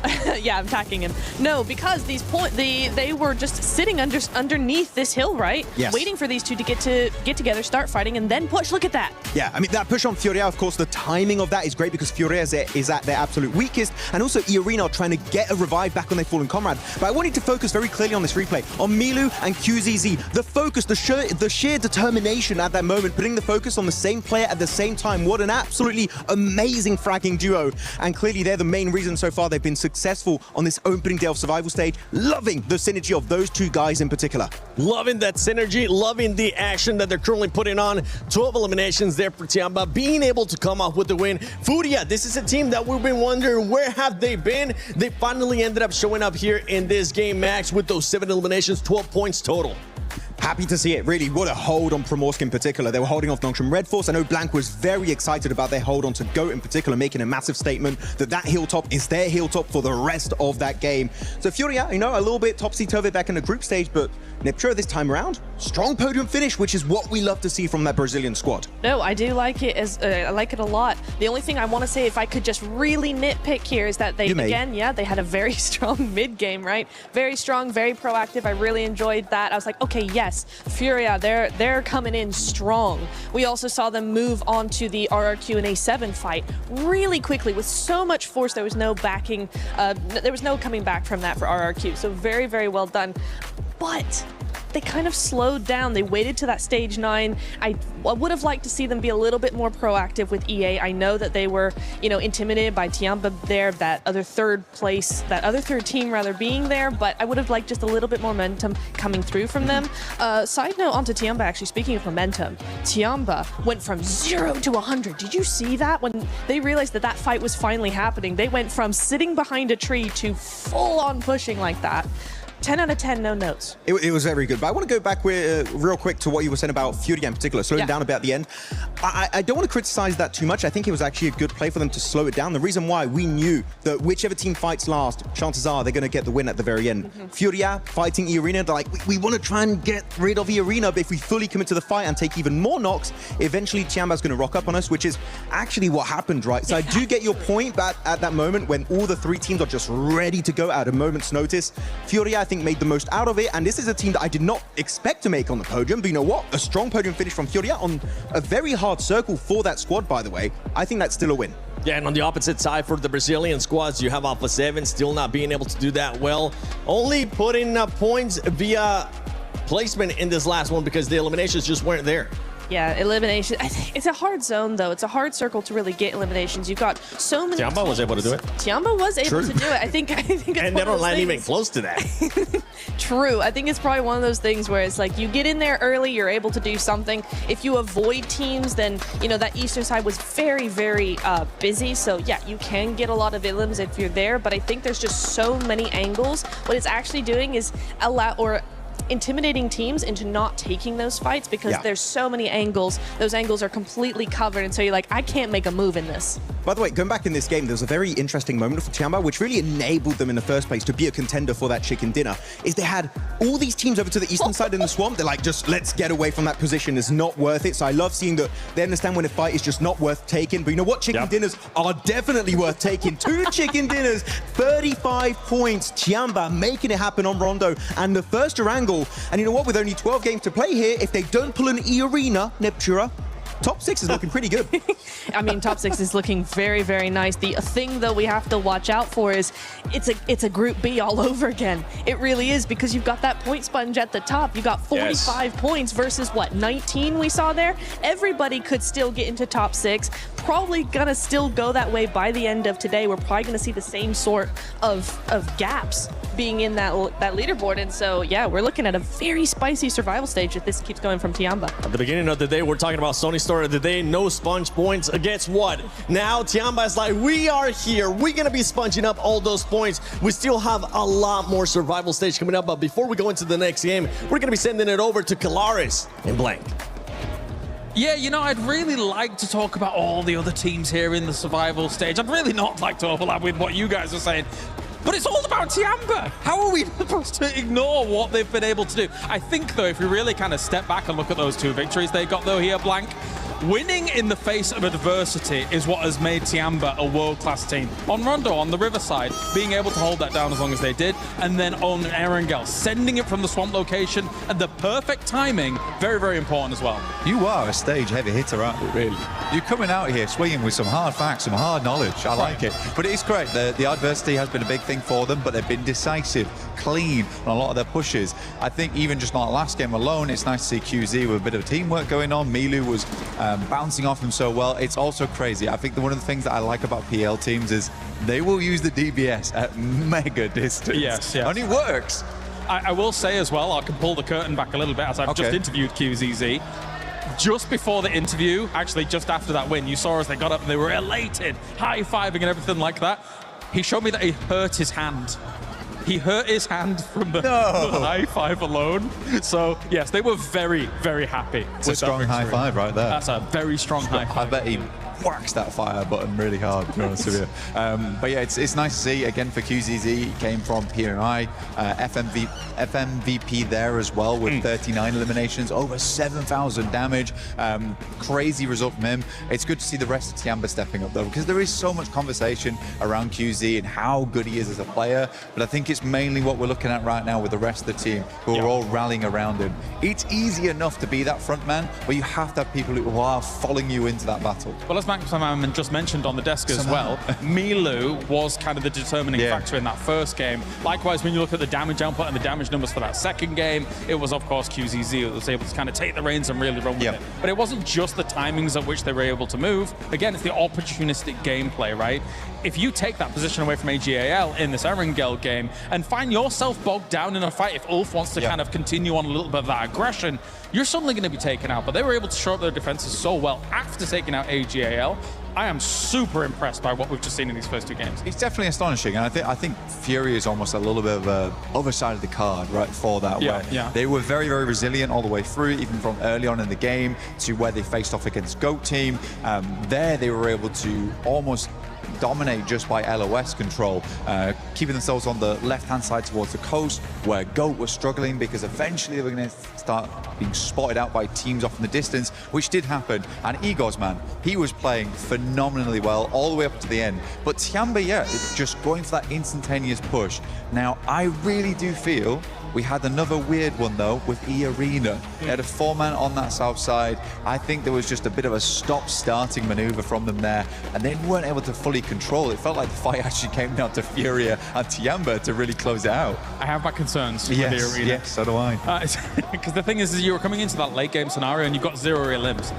And then I'm thinking to myself, actually, okay, from this position they could win, even though they've got 0 elims, but then kind of flub it in some of these moments. Yes, we had the record-breaking game from the group stage by them, but outside of that, it has not looked fantastic, so they need to really kind of change some things up here throughout the survival stage. Thank you very much, Blank, for joining us. It is time to head over to the casters once again for another game on the grassy pastures of Erangel. Oh, absolutely, it's time. Let's head on in. Are we going to get another hot drop in Pachinki? Is it going to be a circle that, you know, keeps at least 60% of its area inside of the main landmass? Well, only time will tell. We'll have to wait and see who's going to be able to come out on top of this one, because Tiamba has taken the first 2. Those are scratched off the card, and we have to get into the rest of it as fast as possible.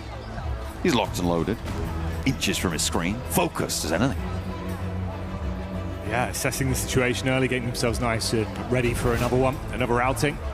We have these little establishing shots to some of our squads here, AGAL, Tiamba. A few teams have been bringing the heat. Non-ship Red Force as well, looking pretty good out there in some moments of play. Alpha 7, it's been a bumpy ride. Topsy-turvy with some of the results we've seen. Looks really good for Fury as well, John, right? Obviously, that's kind of the keynote we were hitting down there on the stage. Some of the conversations we've had, they've been pulling out the stops. Getting fired up for Alula. Nice, good celebration. Uh-oh, he's knocked his headrest off. That's going to be... Doesn't need it. A comfort issue. Yeah, to be fair, if you land forward, you're fine. It's only when you're out of the game that you're leaning back in your chair. Or at least I hope it is. We'll have to wait and see.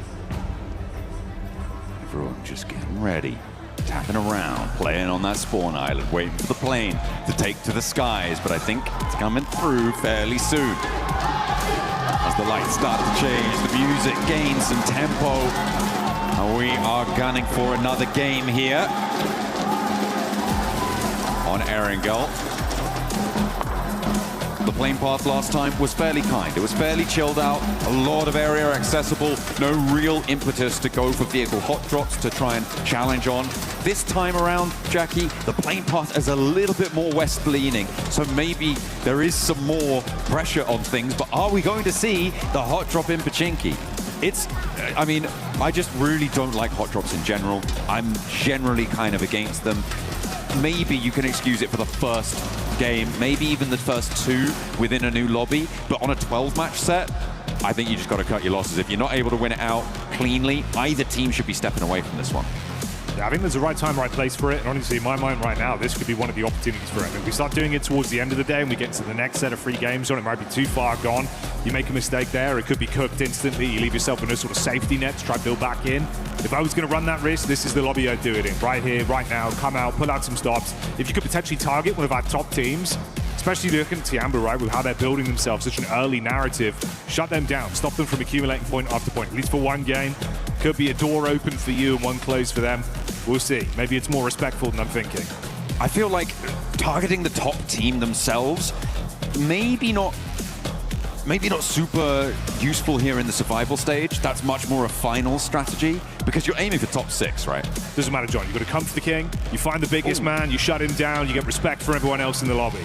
Well, we did just see an elimination go through. I believe that was Tiamba actually over towards E-Arena, who have lost one. We've also got the Zaki drop coming through from Dopeness, which is going to leave Gike alone in Pachinki. So we don't get that hot drop. Over on the east side is where our circle will go, and I'm happy to say it's quite a lot of land in this one. Yeah, more reasonable, far more reasonable here, what we've got out of this. Some of the games we've had, it's been a super bumpy ride for our teams, and we've seen some great PUBG Mobile mechanically off the back of rotation, at least map geometry-wise, how they understand it. It gets a lot more out of these teams. The brains have to be switched off. This, though, should be better for the lobby in general. Slightly worried about down on the south side near Novo with Yangon Galacticos and AGAL both dropping in the area. AGAL trying to grab the vehicles. Imagine trying to get across the bridge as fast as possible. The question is, what sort of ammunition does Smile have to play with? Can he catch someone on the cross? Looks for the iron sight spray down with the AKM. There is still more on the menu. There's 2 players in the monster truck try and find their way through. Will they sneak on in? It looks like it's not quite connecting on the spray. Some damage there, but the ammo's starting to draw low, and they don't have the scopes to really get the distance on this one. Jackie, I think AGAL just make out like bandits on this. Yeah, get out of there, get away. Only the iron sight, no scope attached for max precision, so he can't get it done even when he throws the clip in the AK. Just a spray from far away, John. No one from AGAL hitting the DCK. It's not even how you spell deck at this point. It's one of those days, John. No, well, just got to throw an E in there. That would help. And it would help, but hasn't helped E-Arena on this drop, unfortunately, throwing an E on the front of Arena.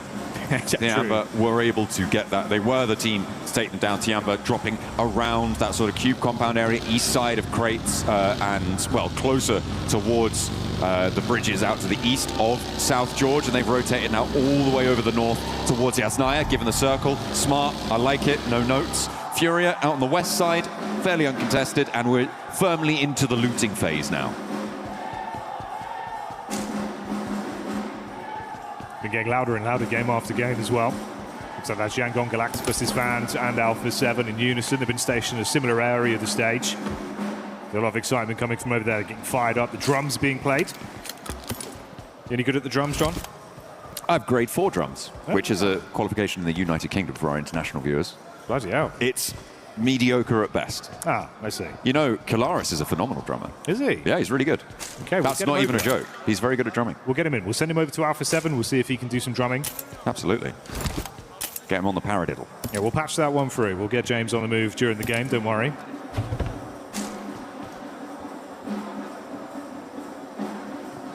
Alula looking to drum themselves up a chance in towards those finals.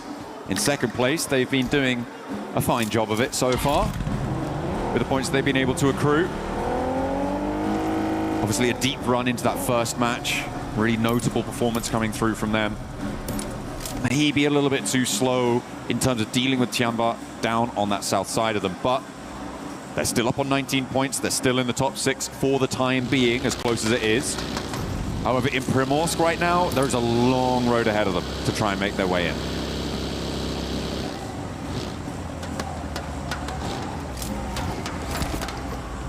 Yeah, quicker early moves for some.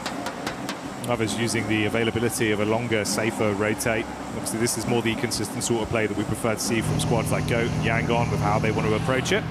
Something you'll all want to see, though, of course, are the amazing weapon skins that we've got going on here with the event that's currently occurring. That Ninetales Fury Org, a beautiful bit of kit, John. You get those variants as it evolves when you use it. Really cool stuff. A powerful beast, and you want to lock it inside you. You want to keep it and elevate yourselves to find those.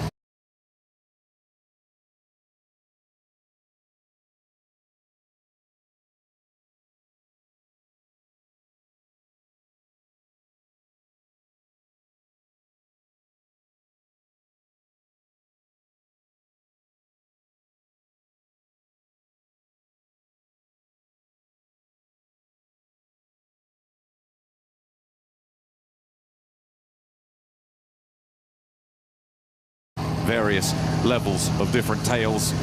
Moving on into your games on PUBG Mobile. Furia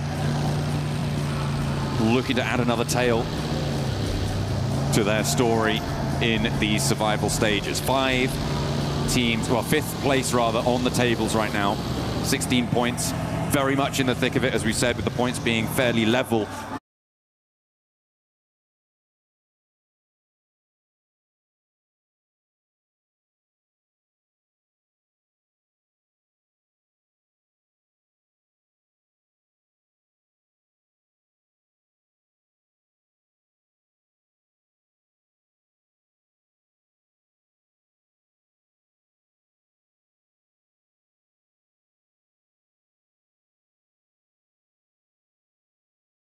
When you exclude Tiamba from the top side, Furia looked fairly dynamic in that last match.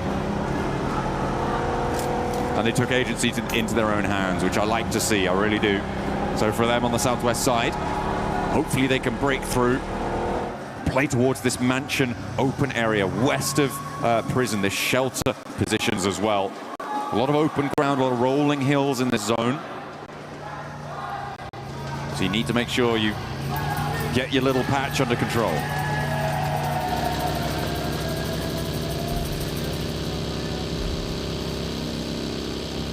It's Furia roaming. RRQ potentially going to be in front of their path as well, so could be a chance for a couple pot shots. There's an overextend on the scout, pulls back quickly enough to get behind them. Do they clash though? They're being fairly civil right now, Jackie, but getting across this road is when they're going to be completely open to each other. But it looks like, given that most of the players here are in their own vehicles, unlikely you're going to see that second seat spray down. But Genforce, he's on their tail. I mean, fair enough, you follow them a little bit, try and get some information. In the meantime, Geeky run into Ulf. This is on the route out from Pachinki from that southwest side, and Geeky have lost one. Aaron on the upstairs looks for more, swaps to the weapon, does a lot of work around the door frame, but the shotgun's still ringing in his ears. One round in the M4 is not quite enough, but Ulf have lost one on the flip side as well across the way. Scarface has taken a tumble, and Geeky are giving at least as good as they get, if not better. Yeah, it would have been hellish for them as well, right? Great game one, at least keeping themselves in an elevated position. The points and the placements going into game two, nowhere near as clean. If they had an uncomfortable start here, lost their players, limped away, would have been brutal. Instead, the egg is on the face of Ulf, as it will only be a duo that remains. They're going to have to play in positions that generally are going to need a lot more firepower to hold down those those more open areas, the dips around that zone, maybe some of the compounds, the buildings in that area. So you have to try and find something, keep this one going as the zone coming on through. For the next pop for our stage 2 zone. Is it going to be hard? Is it going to be difficult? It's very firmly on the south edge there, Jackie, but it keeps a lot of land in. We're moving away from Yasnaya Field. We're moving down towards the farm area, the positions east of Potato Hill, and those shelter positions out on the east side. I think are going to cause a lot of problems here because we've got so many teams on the northeast edge. RRQ are already posted up around that area. It looks like they are retreating a bit though, but a lot of teams are going to be trying to move in from this northeast side, and it's going to get messy. It's going to. That's a John Allen guarantee. I don't joke about mess. You can trust those. Man, it's been a bit bumpy as well for a squad like 721 GS, right? You see their POV here. They had a few games back during the group stage where they were able to sort of harass other teams, still good elims, and have their head on a swivel. I was thinking maybe they'd be able to elevate themselves in a bit of a generally considered weaker lobby where there's opportunities to rise to the occasion. Our top team certainly have. For them, still down towards the bottom side of the pack in 12th place right now. Got to give us a little bit more if they want to keep themselves in it. Wrap over from Tianba as well. They're going to be on the move down. Can it be the three-peats already eating good today? 47 points in this game. So far ahead compared to the next close squad, which is that tied second podium position between Alula and Goat. So they're really coming out to play. It was 108 points was the record set by Vitality in a single day. Yep. And I feel like I brought that up maybe slightly too early in the day, but if you're on 45 points in 2 matches, simple multiplication will tell you that you're going to get there, right? You would need a little bit more on this game, it's safe to say, but still, like you said, in the position in the northeast side, they're fairly isolated. They can maybe chill out a little bit. I thought it was going to be the northeast side that was going to be a little bit messy, but that seems to have rotated down and split around the prison. Instead, the positions to the north of Milta are going to be much more chock-a-block with our players moving out the Wolves from Milta past Kiwum DRX, who did actually rotate over the water into Milta, which was quite interesting. They were able to jump on in and force the teams in the area out wide. AGAL, who went across that bridge early on, of course, going to that Milta Power area. They went out all the way to the east, and they have now slung into a pretty solid position. But it was Kiwum DRX who were the team to sort of divert them on that part.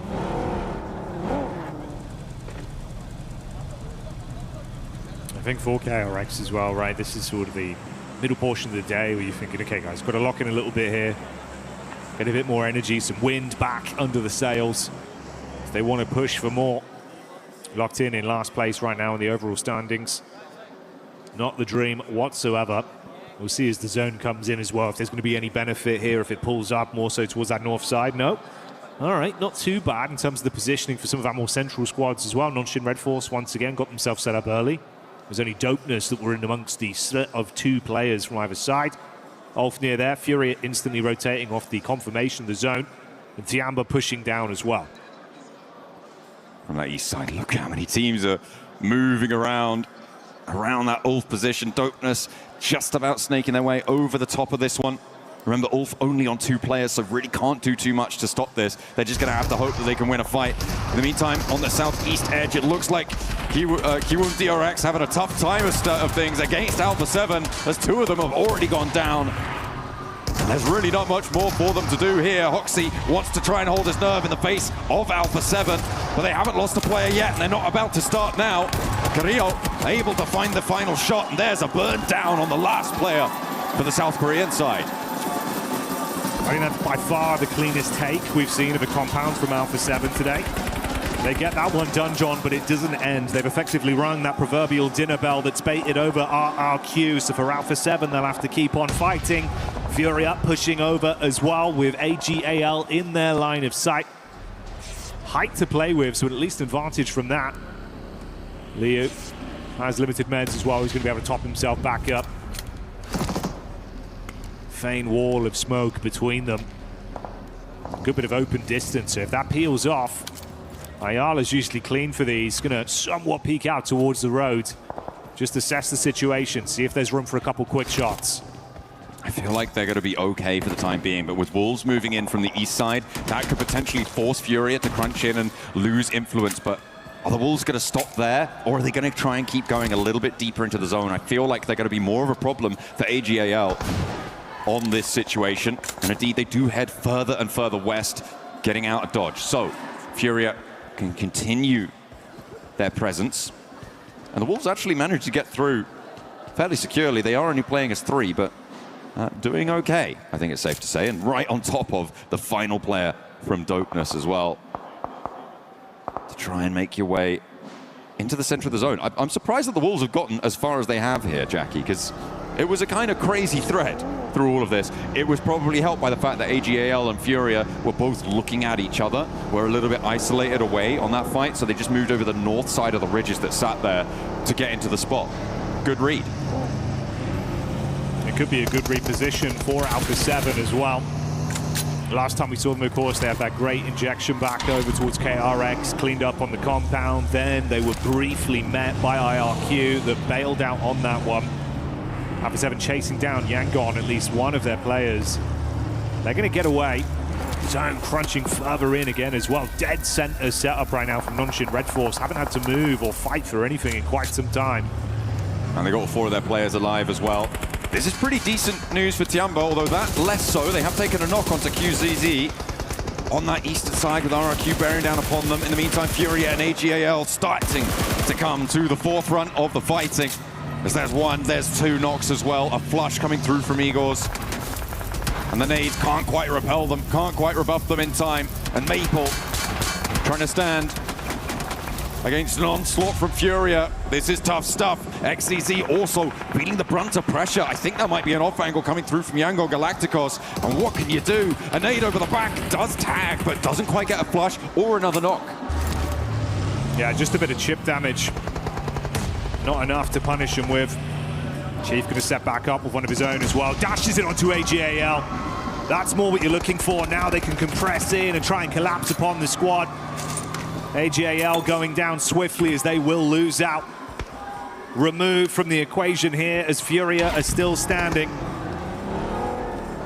On that south side, lining the roadside now. Well, more of a path, really, if we're honest, but we'll be able to use that ridge line that was protecting the Wolves on their rotate, potentially to launch themselves forwards, but I don't think they can do it fully just yet. Instead, they're going to have to worry about their south flanks and their west and east as well. Alpha 7 rolling over, trying to take on the other Brazilian side. They're not quite getting fully stuck in just yet, Jackie. They're calming things down. And hit the deck, belt buckles, meeting dirt.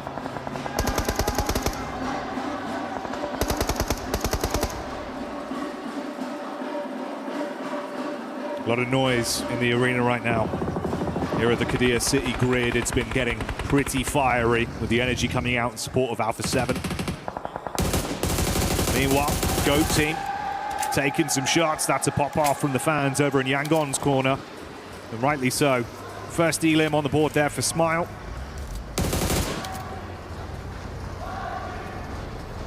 They want to hunt for more. There are goats out to the west, and they want to find them. E-Arena and Al-Ula now coming into conflict. Remember, E-Arena losing a player on the drop, so they are as 3, and 3 players from Al-Ula bearing down upon them. A 4th to join them pretty swiftly too. Nades not quite connecting on the first form of the hold, but 2 immediate knocks come through, and the flushes are brutal and coordinated. 2 now players for Al-Ula on the back side of this fight, but there is a 3rd party from Go Up the Hill, R3B, now the last to stand for Al-Ula, and E-Arena hold their nerve with a beautiful 1-2 punch to kick things off, and a lovely shutdown from Turney K for the final elim there. There was no way to get into that compound. No, not for love nor money. Couldn't brute force their way through, but talking of which, look who's in the back line. Goat Team's representative, the solo, a force, arcs the nade through the doorway to try and deal damage. That's going to be the spread from the molly, making it uncomfortable. Another one bounces just off the periphery, trying to thread the needle. A further Molotov goes in, keeping them guessing. 3 nades in the back pocket as well to cycle those over. E-Arena sat, just hoping this shrapnel won't end them as they cower in the building. More nades being layered on down here from Force. In the meantime, players around them looking to move away from this fight because the circle's gone southeast and you do need to get out. A bounce on the final nade, and in he goes. The DBS in hand, looks for one, but he can't even connect on the first. And E-Arena stay alive as 3. They have to get a move on though, Jackie. They've got 30 seconds, or well, a little bit less now to move before this zone is going to shut them out. Decent distance to try and conquer as well to get over there, so it's not an easy pathway for them. The solo representative of Go Team there having it all blow up in his face. Ironic after how many nades he throws. But it is what it is. And E-Arena If you thought you'd finally have a safe exit path, no chance to egress yet as DK come back in for even more. 5 nades in the back pocket. Let's see if he can do better than Goat on these. Chuck in one straight through the doorway. Smoke out as well to provide some semblance of cover for them. Easy for Bad Boy trying his luck. They're low, they're trapped. I mean, they're going to be ushered out by the zone. You've got Cycloud up on top as well for Yangon with potential chance on the periphery. Are they even going to get out here, John? They try and jump in the vehicle. They got a lot of distance already. 2 players from Arena moving away. Schweppes may be the sacrificial lamb. They have a vehicle that they stowed earlier or were aware of earlier. Geeky are taking shots from the off angle. I mean, Geeky are spending a lot of time outside of the zone to try and make this one happen. The fact that they've let 2 players get away and they're taking shots from a third party is quite nasty. Schweppes may be able to hop into a vehicle and get into this one, depending on what sort of stim condition he's in and if he's taken too much damage. But yeah, for Arena, I feel like Geeky may have overcommitted for it, and instead they're losing more than they gained by quite a long way. Yeah, I mean, you can see the knock-on effect, right? Smile just being able to third-party onto this with the backup of Saycloud further ahead. So for Arena, been trapped for so long. Every time they get past one squad, another one comes over to punish them once again. So they're farming points off the back of this with Mormon going down to the play zone. Schweppes barely pushed out. But there's a timeline where he's the only survivor left for Geeky. Fragmented off the back of their engagement. Results in the last man falling to Dopeness. Ooh, north side, 7-2-1. GS and Tiamba going toe-to-toe, and right now, Tiamba don't seem to have anything in the back pocket because they've only got 1 player now left standing all the way on the outside. And could our top team finally take a tumble? With 3 elims, they'd be going down with just the 1 placement point. He's trapped out in the blue, behind the shack, gets the first aid, and the smokes are there. Might be able to dart forwards, but he's already taking a lot of damage, and the blue zone's right on top of him. Jackie, it's gonna tick, it's gonna do it. And Malik gets the final blow. Finally, he's able to take it down. Oh, it's actually the play zone, so it was the play zone tick to take down Tianba. 3 elims, couple points, they're up to 49 now. Still a very hefty total. Cut short the storyline of a triple from Tianba, but does open the door for other squads to raise themselves higher up in the standings now. Potentially a game where Furia could keep some of this good trend we've seen going. Non-Shin Red Force, they've been pretty blessed by the circle crunches we've had over the course of this one. Haven't realistically had to vie too much for control. Still got good compound setup as well. I feel like this north side could potentially be quite leverageable for a deep run into the game. It may not be a winning position, but it would have been brilliant for Tiamba if they'd been able to hold it to convert another strong game. They lost a player earlier on, though, to RRQ, and I feel like that was kind of the major changing point, that inflection point for the squad. Losing that 1 player, they lost the ability to have the full force resistance against a full crash that came through from 721 GS. And if they'd had 4 players, I think that would have been a different story. And they could have been the ones on this north side looking to line everyone up as they roll forwards.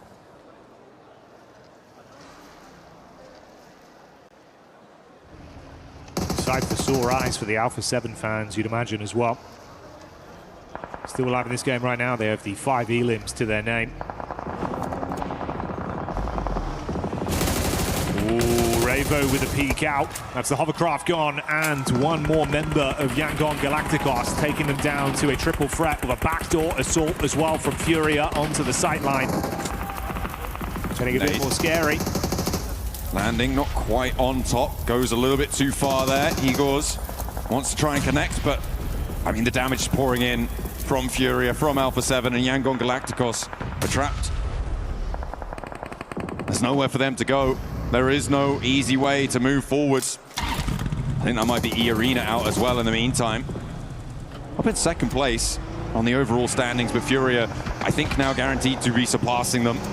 Yangon Galacticos want to try and stop them, though, at this point, and they send straight over the top. Furia going to have to face off, but Yangon Galacticos not quite able to punch through. Igor's still left down in the dirt. The drop down's just too strong. Yangon cannot get it done. Furia fighting 2 for now and looking damn good whilst doing it too, but you've got to get your man back up. He's been a huge part of the roster, but taking shots from RRQ might cut that storyline short for them and leave them in a worse position. It's good damage. Here's the push up though. Oh, the nade over from Chief. The Spear of Furia strikes into RRQ. And there go the rounds, finding that flush as well. There is a knock over onto Igor's, the flush coming through, and Ayala does go down as well. Silence trying to make a break for it. Out wide, can't quite connect with the front bumper, but draws some fire, gives some protection, makes a little distraction. Chief is going to fall, and RRQ are going to win out on this trade. In the meantime, a massive flex out coming through from Nongshim Red Force. Really timely as well to flex away from their position, to get involved, get stuck in, and will be able to clip the wings of Alpha 7 somewhat, losing at least one. But there is a knock, there is a response. However, Obscure also takes that tumble, and Tizzy could potentially find this res if Forever and Carrillo can't get a position, and Lapar could stop them doing just that. They've got the hillside peak onto it. Rabo exposed from the backside. Looking good. Oh, it's an easy takedown as well onto Obscure that was knocked prior. Such little HP left to play with for Alpha 7. They're not going to be remaining alive for much longer at this point. The split from Nongshim was well timed and well executed. Carrillo, all that remains. Oh, barely missing on the driver. Trying to bonnet in with a vehicle. Firing off warning shots, but that's all they are. Just warnings as they're gone again. Out in 4th place on this one, leaving our top 3 squads remaining. What a timing on that for Nongshim Red Force as well. That flex out down to the south, really, really instrumental. It gets rid of Alpha 7, and it felt like maybe they were going to lose 1 or 2 players there, but the RRQ peak over the ridgeline kept Nongshim safe, and they have managed to get that res, get back to their compound, and back, more crucially, to the circle as it shifts all the way up north, and RRQ are going to have to make a mad dash here. Yeah, Nongshim licking their lips right now with how they played this one. Early game was good for them. Weren't really contested too much. RRQ getting hit by the zone as well, so it's just getting messy out there. I think they're just going to leave him for RRQ. They're playing as 2. They're already sprayed out in the open. Another knock sent their way. And 721 GS want to take down the player on the south side. Rehan should have angles on this. But there are shots being fired back. Nongshim Red Force do have the toe sight, and will be able to clip those nails. And that's going to leave RRQ out now. A 4 versus 3 from the position that Tiamba were holding against Nongshim, who have been in this spot for the longest time.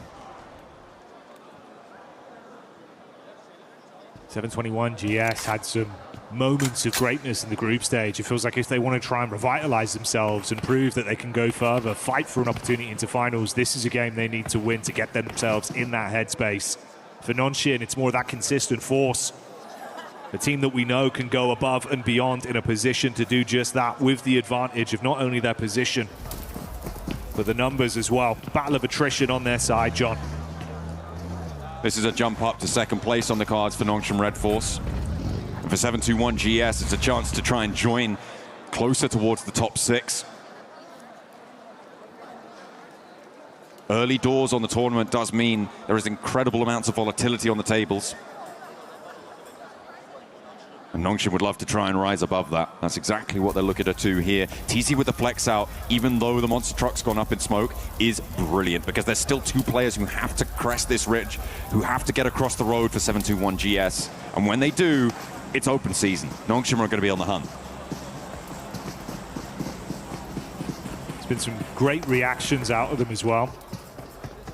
So if it comes to a fair fight, I feel like I've got to back them from some of the angles we've seen, man. A lot of talent. Gunplay's through the roof right now for this team. Coaching staff watching on as well. Fingers crossed and hoping for the best result for the squad. Seems like there's still a decent amount of utility left in the back pockets there for 721.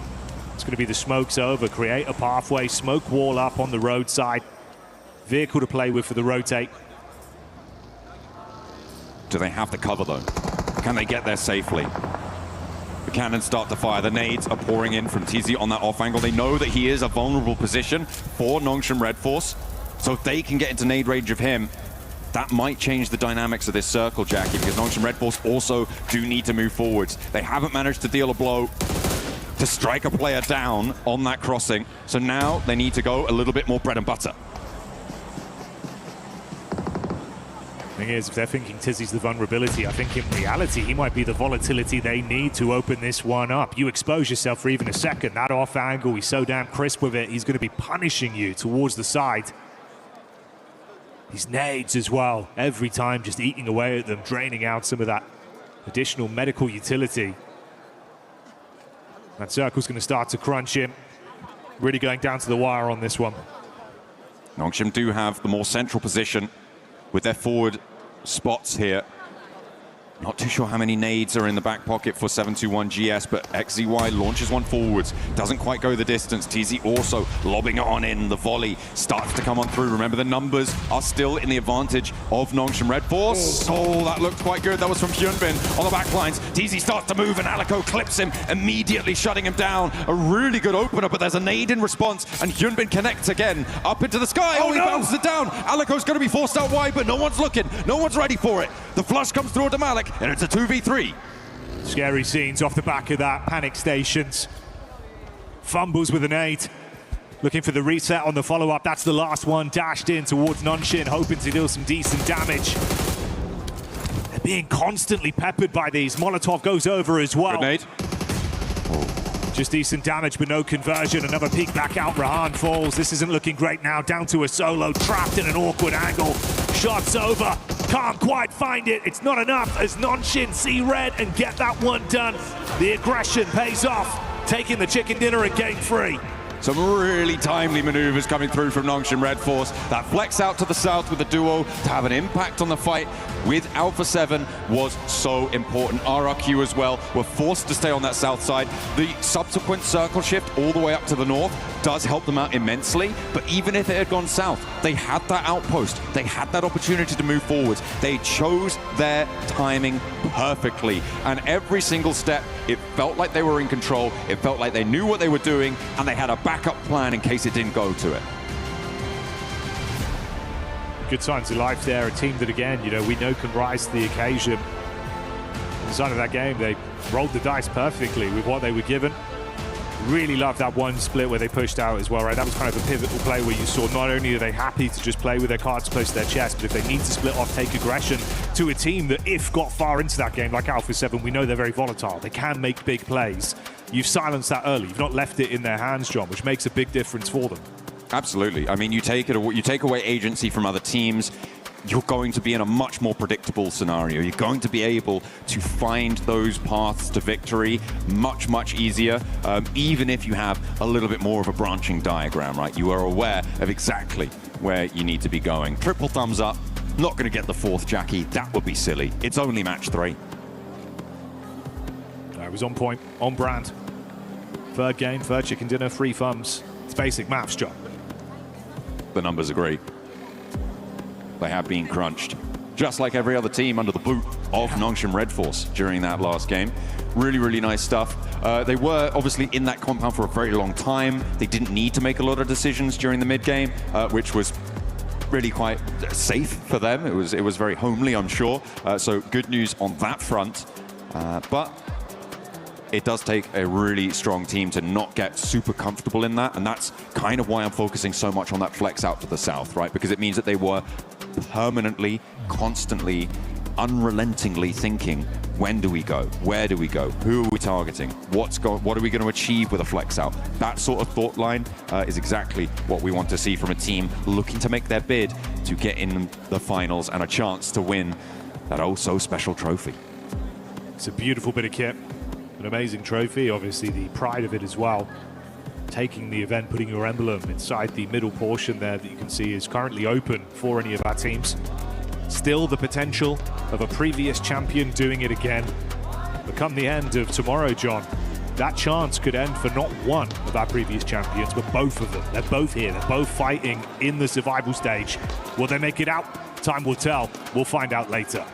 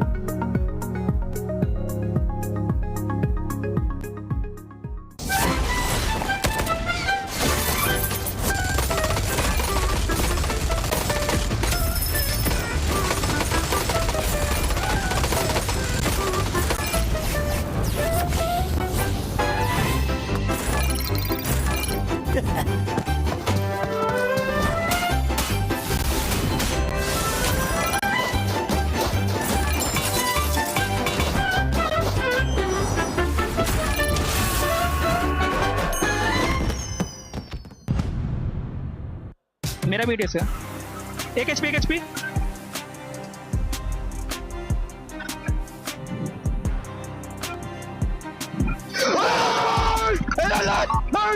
Çok güzel arkadan bir tane arkadan Emir kaldı. Araba sür. Burada kaldı. Araba sür. Bana verme sür. Ben sürüyorum. Gel beraber devam edelim gel. Sür araba sür. Nice oğlum. Çak! Vai junto. Tenta skip baixo. Tiene. Boa, caralho! Porra! Gue kiri dia. Nomor gak? Aneh bener anjing.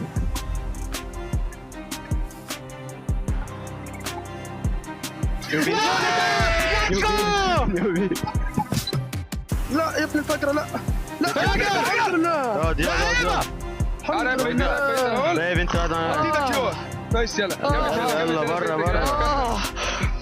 الفينش عيب عليك Alan dışı kaldık. Sağda kimde kaldı? Nice sağ kaldı. Önde aynen orada. Helal lan!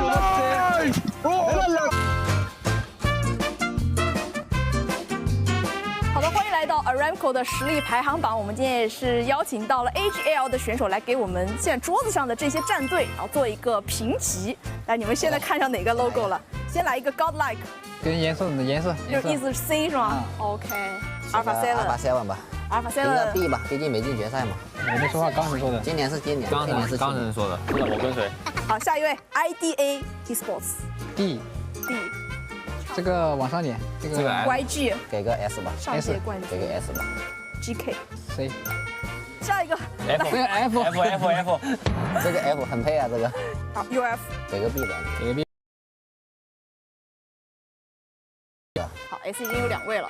40，这个不是很猛吗？对啊，那直接给到 S。 A 跟 S 中间呗。我觉得这个应该给到 S 吧，都这么。还有这么多呢？没事啊，下面也很就凭人家是冠军，行。 RQ 给到 B。 OK， 这个放哪儿 ？F， 这个放到一把高那个 S 突击1等就行了，压他一头够了啊。只需要压他一头。接下来这个给到夯吧。夯。哇，这 S 有点太多了。这个来排个这个 A 吧 A， 这个小蜜蜂。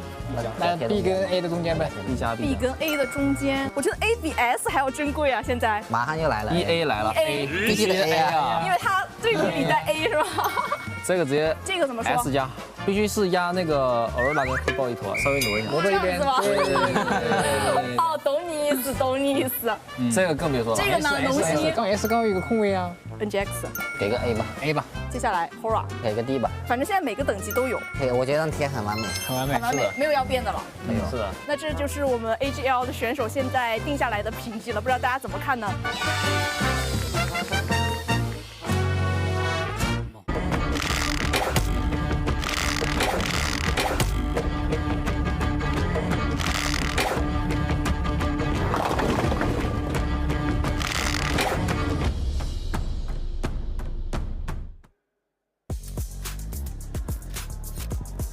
Where am I? Here I am, baby. We're currently at the Fan Expo for PUBG Mobile in Naruto. There's a lot of awesome stuff going on here. If you guys want to check it out, it's currently open from August 11th through August 16th. Come check out the awesome collaborations between them, PUBG Mobile, Naruto, and a bunch more as we have just a random man flying by. You didn't even get a chance to see that one. Maybe you'll see it again later on. But we're going to talk about Nanshin Brand Force. We're joined by Barney, Maxman, and another, the Neptura. Nanshin Red Force with an amazing gameplay in that last game, having to do pretty much absolutely nothing throughout the first half of the game, and then afterwards actually being proactive about it. Yeah, I mean, Nanshin Red Force dropping Razen Shurikens all over the place here on Erangel. Very excited to see a win, but despite that being a win, it was not a very impressive win because they dropped farm. They literally played there the entire game. It was kind of a gifted game for them, but you know what? I'll take it. If it gets me an opportunity to see them in the finals, I'm biased. I don't care. It's a win. You know what? You heard it here first, folks. But oh, and there he goes again. That was so fast. I don't know so who it was. Speedy. Who is that? Who was that, bud? It was me. He doesn't know either. It's fine. It's fine. What is this segment, by the way? Just a fun segment. Welcome to PMWC at EWC 26. What were you going to say, Natura? No, I was just going to say, yes, they were heavily gifted this win. Heavily. However, Tizzy, being that anchor point, is what won them the game. And I will say that you are looking at a team that knows how to play this game. That's all I gotta say, right? Because Tizzy moving up to that rock, making sure that he's that anchor point, allowing his teammates to push forward into nade range onto 721, so that even when Tizzy did get knocked, it didn't matter. The game was already won. So that kind of synergies, that kind of gameplay was really, really nice to see, and it made it more of a win than just being gifted that win. They made that win happen. They did make that win happen. TC with the off angles, and then 721 helping them out by just absolutely fumbling a nade. If you do all that kind of stuff, you'll definitely be able to get a win. But you were asking, what is this segment? Let me just give a quick reminder of what's going on. This is the fan zone experience for PUBG Mobile lovers. So make sure you guys come check it out. As I said earlier, open August 11th through the 16th. You can come here, maybe get some cool Naruto bandanas, maybe get some extra swag, check out some of the other collaborations currently going on, and with some prizes. But oh, wait, you got that one from here? Yes. Oh my goodness, this man is nice. swagged out. It's mine, don't touch it. But Barney, while we have you here, when you come into survival stage, we usually have to talk about the mentality of some of these players, right? Because there is no second chance after this one. It is make it to top 6 or go home. And some of those squads are currently making sure they put them that performance here on survival stage. It's true, yeah, as your hat comes flying off your head. I think that one of the things to take note of the most is the mentality coming into the survival stage is very different. Now, we're seeing teams like Tiamba who only managed to get 49 points in the group stage. However, coming off the back of that, like they've already managed to conquer those 49 points in the space of 3 games out of the 12. So it's really impressive to see the adjustments made coming into the survival stage, and I think Al-Ula managed to put their best foot forward, but they kind of tapered off a little bit. But the team to focus on right now is kind of Alpha 7. They're moving with hesitation. They're not moving with confidence, so the synergy is slightly off. It seems like they keep getting themselves in a pinch, and this is what was causing them issues in the group stage as well. So Neptura, I think that Alpha 7 needs to step it up a gear, or at least move with some sort of confidence.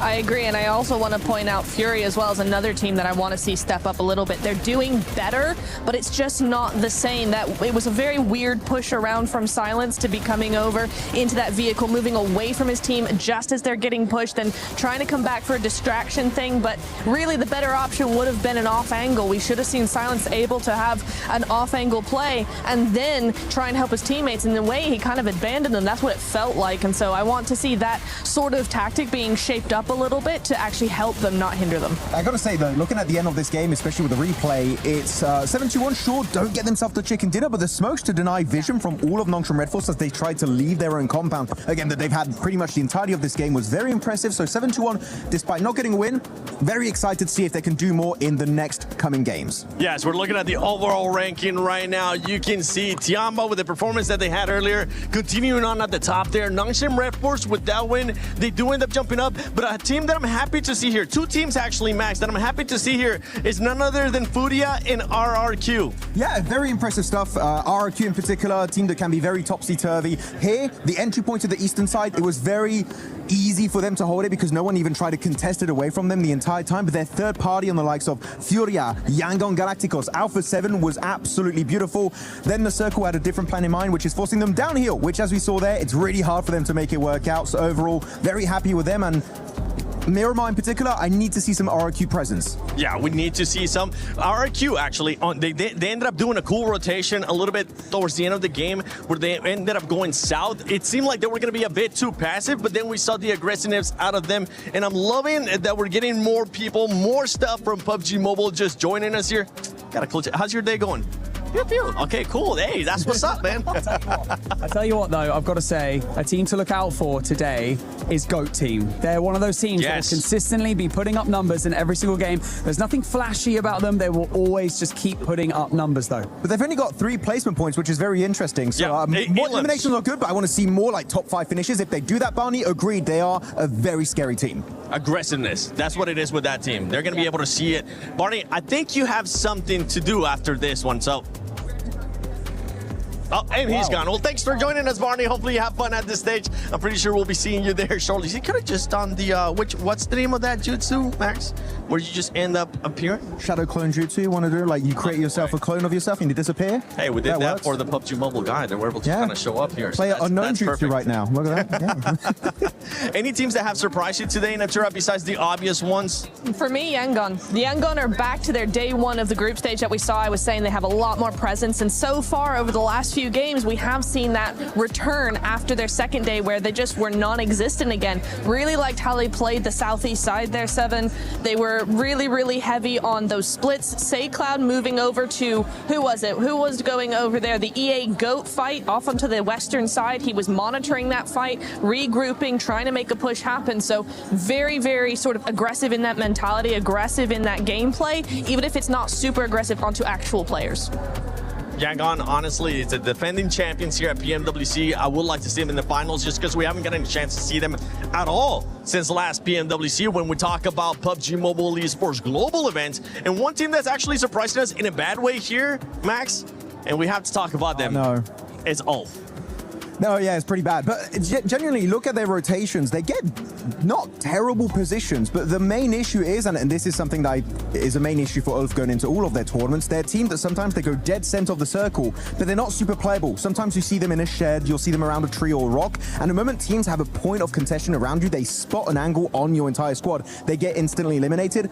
I kind of want to see Ulf play a bit more edge. I feel like edge playstyle is actually what suits Ulf the best, and that's what we saw from him back in PMGC last year, even PMGO Season 1 in Jakarta. They were getting so many points because of that edge playstyle. Center here, if it's not a solid position, like I'm talking, it's not a compound, they're just going to get decimated right away. And Ulf, in a lobby of this caliber 7, we know you're going to struggle if you don't have a good spot to play from. Which is crazy too, because it's usually one of those teams that we're able to see them being even more aggressive. They're able to, especially with what you're saying, when they're able to play edge, they are going to be able to take full advantage of that. But right now, them not being able to play how we've seen them in the past is not working for them. Yeah, exactly. And I think it's the same with Furia when you're talking about that edge play, that edge rotation, that spread coming on through. They're not being as aggressive as the lobby is demanding, and that's the real problem here, is because they want to play slowly, and the lobby is just like, no, we're playing too fast for that. You've got to keep up, or you're going to go out.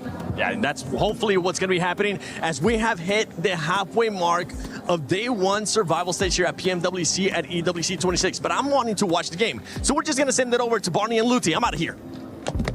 Looty.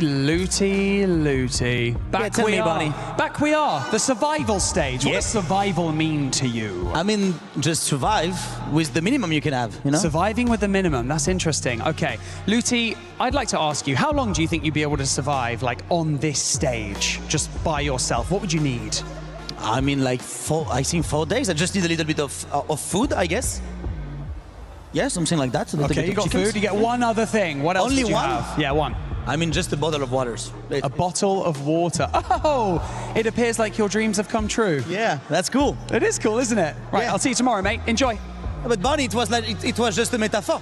It's just a metaphor. I'm not gonna stay on stage. It's a small bottle. Okay, I will figure out. Back to you, casters. I need another one. Barney!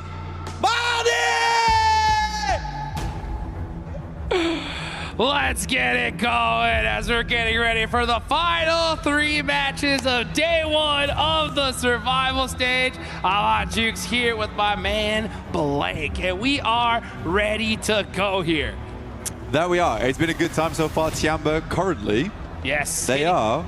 Hitting everybody with that forbidden jutsu. You know what I'm talking about? If you know, you know. If you know, you know, because they are dominating the lobby. It's about time, man. I mean, Tiamba was a team I had going into this one, automatic lock to the finals. To even see them here in the survival stage has been pretty wild to me. But it's about time we see them make it happen here. Yeah, bro. I mean, I think for Tiamba, this is already a fantastic start. They just need to keep on working, keep on grinding. I think right now QZ's kind of feeling it. So is Milu. Milu's doing wonderful work. I think Maxim was rightly highlighting him earlier on in the day. We are getting in towards our 4th match though, hitting up Erangel. We are over from that eastern side down towards the south and over up Noya. It's a little bit of an awkward one to work with here, Hot Jukes, but we have had pretty much disgusting plane paths followed by disgusting circles the entirety of EWC 2026 here at PMWC. So I didn't expect anything less. Yeah, these zones have just been relentless. It's unbelievable. You know what? But it's all about being able to adapt, able to make those plays and make it happen. So we're looking right now at the overall ranking. We're only looking at top 6. It's top 6 that move on. Everybody else is going home here. So right now that cutoff is going to be GOAT with 22 points. It's going to be really up to these teams down below to start turning things up right now. I think they've kind of already burned through the bad games that they can have. If there's anything to go by our previous groups, though, we're kind of looking at 85 points, roughly. Sure. Don't quote me on that in future, but I think for what we saw going into top 5 in what was a pretty tough group, we were looking at 95. There was that point sponge over at the top side in Vitality, though, so maybe 85 to 90 points overall for 6th, and it goes up from there. Right now, Tiamba, they're pretty close to hitting that. They need like 40 more points on the day, which is a ridiculous next 3 games for any team. But they could lock themselves in fairly easily at the end of today, and that really does take a lot of the stress off. So any more points they can get right now, he's fantastic. They're starting off wonderfully over towards Yaz. It's an early dropout as well, so they get very looted very quickly. Then it's a case of just figuring your way out over towards that western edge. But there are a couple more teams we do need to talk about. RQ, for instance. Goodness me, good job to them. I think that although they haven't been massively loud in these games, some decent rotates, some good presence in these endgame circles. Nothing insane just yet, but I think for RQ this feels like a much more comfortable ride. You know, we got the suspension going at the moment for RQ. Let's just keep that happening. Let's stay on the smooth roads. Yeah, speaking of, you know what? Where we're going, we don't need roads. As you can see, Yasser already getting in the glider off the rip here. He's going to be keeping an eye over Severny. But you know what? You guys need to make sure you keep an eye in game and get that Uzumaki Naruto event going. Get that Ninetales Fury AUG. You definitely want to get your hands on that before it is gone. And you can see Yasser, he said, okay, I got the glider, I got my Murado, we are ready to go here. Yeah, no reason to stick around much longer. I mean, they made a quick approach over towards Severny. Get yourself the loot truck if you can. It's going to be a little bit late for it, but they should be all right. For Alula, though, Severny, a lot of options towards the future, but we're likely moving down towards Fields, Gakko Way, Pachinki, so they do have to shove through quite a few teams that have layered themselves over towards the top side of Rozhok and beyond. That's Yasnaya. Beyond is Yasnaya Ruin. That is correct. South George, yeah. Everyone knows that. Everybody knows That's that. a classic. Yeah, it is the classic. So, I mean, this is kind of it's good to see a more normal-ish circle here. About time. Well, actually, you know? Yeah, it's about time we actually see one here. So I think these teams are kind of breathing a sigh of relief. And now it's time for, to kind of get rid of any excuses, especially for these teams down in that bottom 8 to really start playing catch-up here, because Rondo has just been proving that map that it's just such a wild card for all these squads. We saw a 39-point game for E-Arena in just one single one. So, yeah, teams at the bottom could have a crazy pop-off match, but a team at the top could do it as well. So I think if you have the opportunity, like a normal circle here, you got to take advantage of it. You do. I think right now is an easy time to be going for something a little bit more casual, a little bit more chilled out. For Wolves, hey, you're not their biggest fan at the moment, which is totally understandable. It's understandable. It's totally understandable. There has been some, let's say, minor mistakes here and there from Wolves, but this is a good start for them. And I think it always has been difficult as time goes on with those kind of circles. If you're not experienced, you don't have that idea of how to play that at a lobby this level, you are going to get caught out. But this is a big chance. Now for Wolves, if they go out pretty early here, I think we can safely say to ourselves, it's not likely happening over the next couple of days, because this is a big chance for them. Yeah, it really is. And you have to utilize these opportunities here. You're not given them very often. And if you can't even capitalize on something like this, it's just a terrible, terrible sign. I mean, yeah, we've seen some miracles happen in the past, but with how consistent this lobby is already kind of showing, because, that was the problem when I saw the list for the survival stage. I was looking at some of these team names, and I was like, uh-oh. This is a problem, right? Oh, we got our previous champions here, right? We've got our PMGC champions here. We have our PMMI champions here, right? It's like, It's Champ Squad. It's like Champ City. You got Tianba, who almost won PMMI, and so many other great names as well. So yeah, you just can't afford to slip here at this stage. And that Wolves play in the group stage of accidentally hitting that rock. Yeah, that upset you, dude. That broke my heart. Yeah. I mean, thank goodness Baton hit the most ridiculous like head pan shot out of a vehicle I have ever seen. To It's like minus 1,000 aura and then plus 1,001. Literally, like it's evened out. But if they don't make it to finals negative on that one. it's going right back down, dude. Oh. Yeah, I think for definitely, I will say honestly, Elementrix has been impressing me. There's been some good moments. I think if Wolves take anything away from this event, it's definitely team cohesion. Sure. I think individually all these players are like fairly decent, but we don't see these crazy team plays coming out from them. We don't see them work together like massively well. I still think they should be very, very proud to be here and getting through to survival stage though, because this is a really tough tournament. I mean, you just highlighted the amount of champions we have in survival stage. Very cool, by the way. But yeah, I do think because the circles were so insane over towards groups, yeah, some teams were able to get in that maybe wouldn't have been able to before, but you could look back on the circles and I think there was a lot of deserved wins, honestly. Oh, sure. I think it was just hard. It was a very, very competitive current lobby at the moment. This is a very fun survival stage. This doesn't feel like we're really just culling the necessary amount of teams. It's like we're going to say goodbye to some real heavy hitters here. Some teams that, honestly, I would have liked to have seen through to the finals. We still got one more day left, though. Okay, I don't have to shed any tears just yet. Yeah, one more day is definitely a good opportunity for these teams to get it done. And it's so crazy, right? And I think the big reason on top of it why we see so many monster squads in this lobby is because in the group stage, good games were okay. You know, we saw just something special that just made things so wild. I mean, Team Vitality on day one. Dude, Vitality was just absolutely insane. I remember talking to like all these different coaches and players and be like, hey, what do you guys think about Vitality's day one performance? And the answer was always, what the? And then you just fill in the blank, you know? Yeah, bro. 100%. It was just shock and awe. Like, I don't even know what to even say to it. And I mean, you really can't say much. No, you can't. Well, I think for Vitality's performance, it was one of those things where there isn't much to say. It's like, it is shock and awe. That's essentially what it is. I think there's not much to be said in terms of like what they did wrong or what they did right, because it's just a case of you guys played out your minds.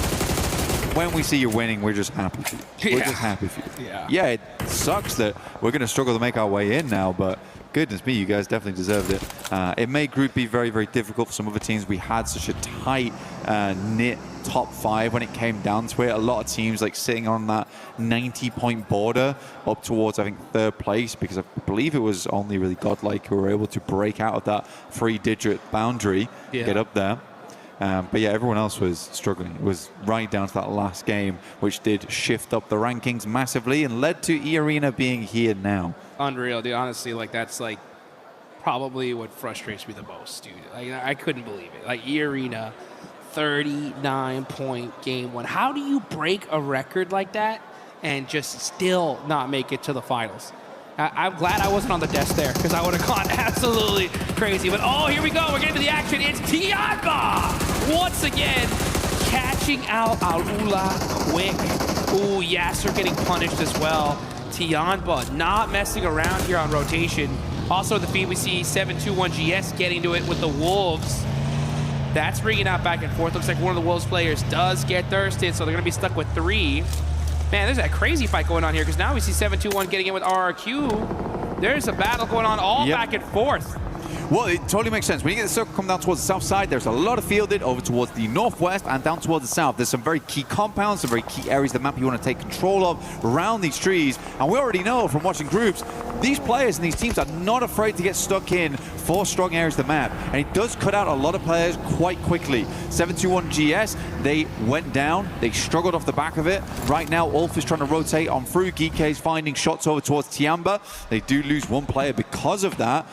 But yeah, everyone wants a strong spot inside the circle. It's just amused me that Tiamba's taking a lot of damage. They're currently playing around Pachinki. I don't think they expected players to be up towards Church right now, taking shots off of this one. But fair enough to Geek. It's a good, well-laid trap. Yeah, they're going to hold this spot for as long as they possibly can. Oh, Marnet getting popped on the roof there. And he's going to go ahead and get back to safety. Fight timing is what it's all about here at this stage, especially in the survival stage. You kind of get into one of these engagements just a little too early on rotation. Boom, you're getting third-partied, fourth-partied by all these teams that are just desperately hunting eliminations. So sometimes it is a little bit better to try to avoid those fights unless you know for sure we could finish it out like really, really quick. But it just goes to show you these rotations are not simple, especially when Team C finally a like normalish zone, right? It's like, well, I want the best spot. Yeah, I want the best spot right now. Best spot. Yeah, not second best, the best. Yeah, you sort of know how to play these circles. They're not awkward. They're not like split-second decisions. These teams have studied for this type of thing. But yeah, heading down towards the south side, it does feel a bit rough. For Alpha 7, they're currently trying to play off the back of the high ground that's out towards the eastern side of Quarry. But they have since left. Obscure still left behind, quite far away. But we will get our next circle coming through soon.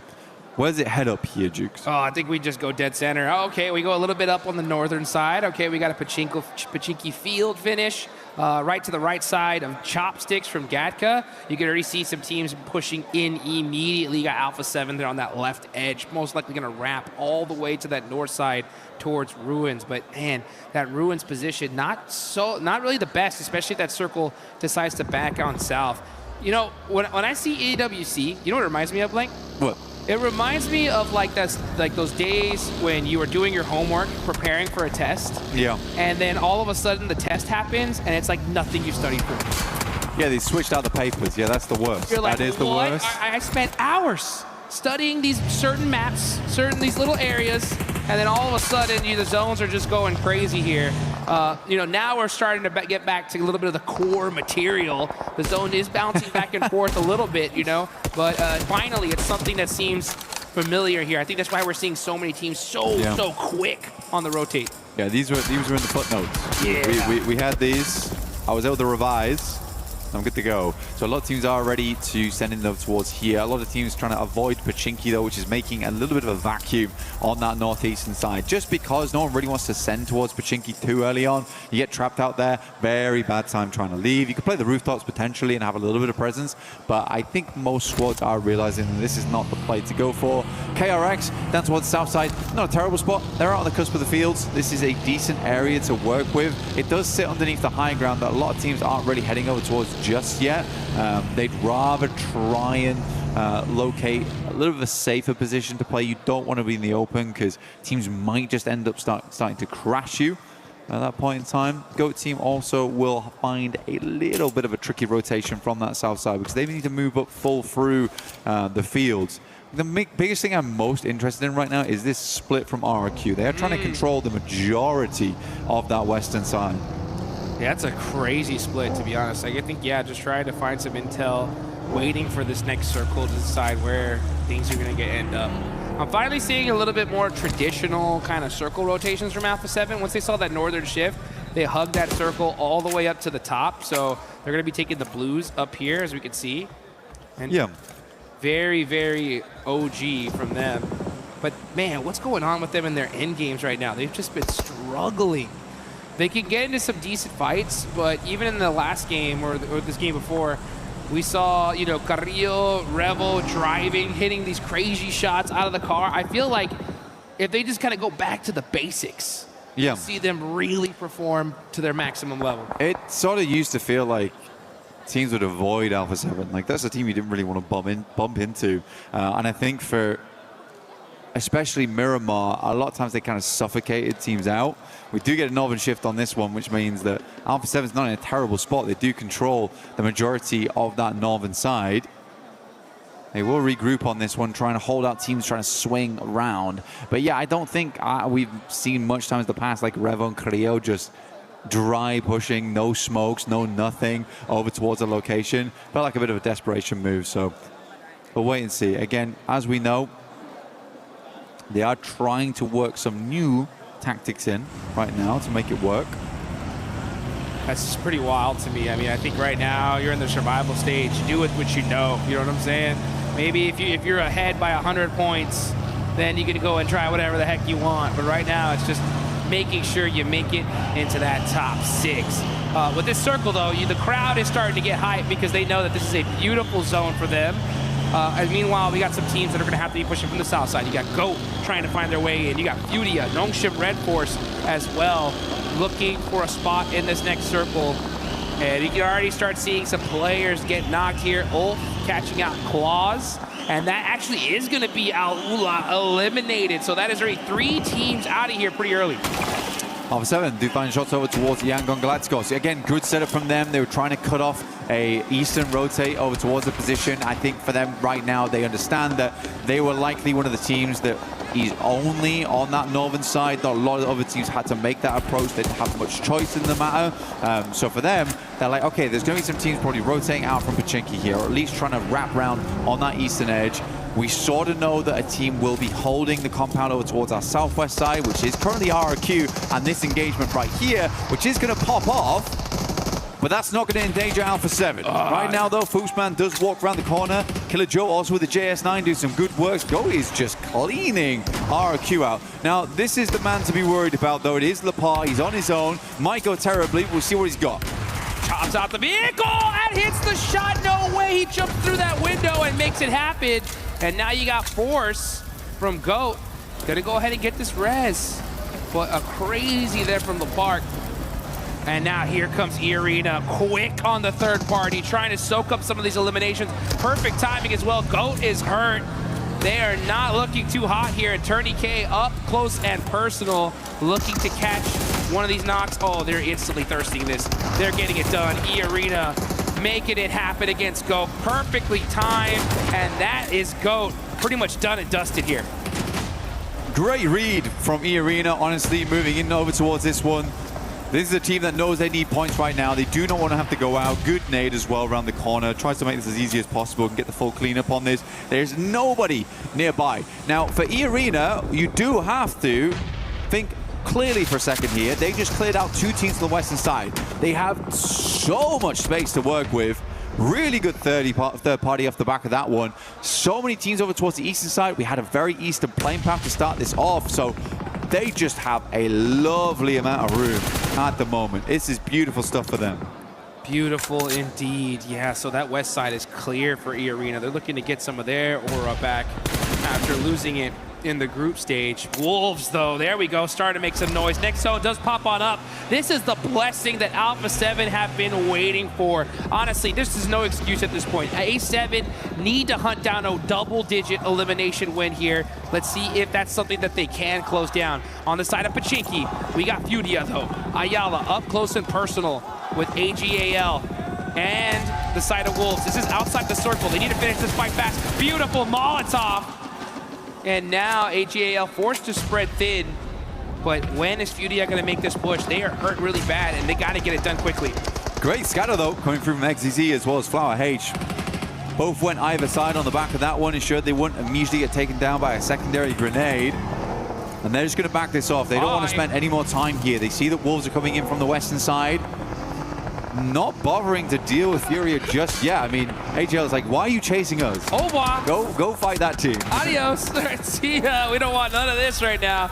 But we'll fight you guys later once we get into this circle. So they set up a nice little car wall here, and they get away. So beautifully played for them. Honestly, that was the right play. They just realized that if we want to extend our life in this game, this is not the place to do it. So now Fudia are on the hunt. Wolves are forced to move on in. KRX was waiting for him, though.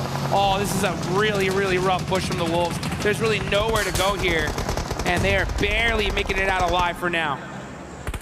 For the Wolves, it's a mad send, right? I mean, there was definitely an opportunity there to try and just take the fight to Fury in the first place, clear out that south side, and then play it slow in from the southern edge, then to even look over towards Ulf. So for Wolves, I can see they're trying to reach for something. For Alpha 7, though, they have a wonderful spot on the map right now. So much space. The entirety of the northern side. They control half the circle here, Dukes.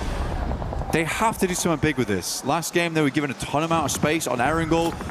Didn't bother trying to clear the south side. They're very hesitant in their approach there. Again, They seem to be only looking over towards the east. I would have loved to see a Western rollout here from one of their players, get the lineup, see how much space they can take and what they're working with going into the future. As long as they have information, they should be good, because info at this point is king. Yes, it is. And Carrillo's going to go ahead and really trying to put his king status on. That man has worn plenty of crowns so far, and they're going to go ahead and punish A7 over there by that tractor. So yeah, A7 completely spreading their wings, and now they're starting to get aggressive, right? They're not just hanging back on the north side. They are getting up close and personal, looking to soak up some of these eliminations. Furia on the drive, full squad in the vehicle, moving up little by little.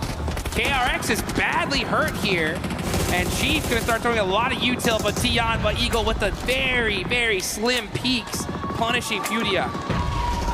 Yeah, Tianba know the position they're in. They want to clear out as much as possible. They've caused some casualties right now.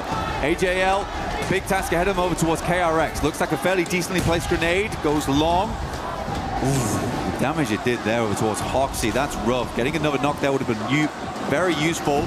But Alpha 7 will do the rest of the job. Guizhou, extremely long shot here.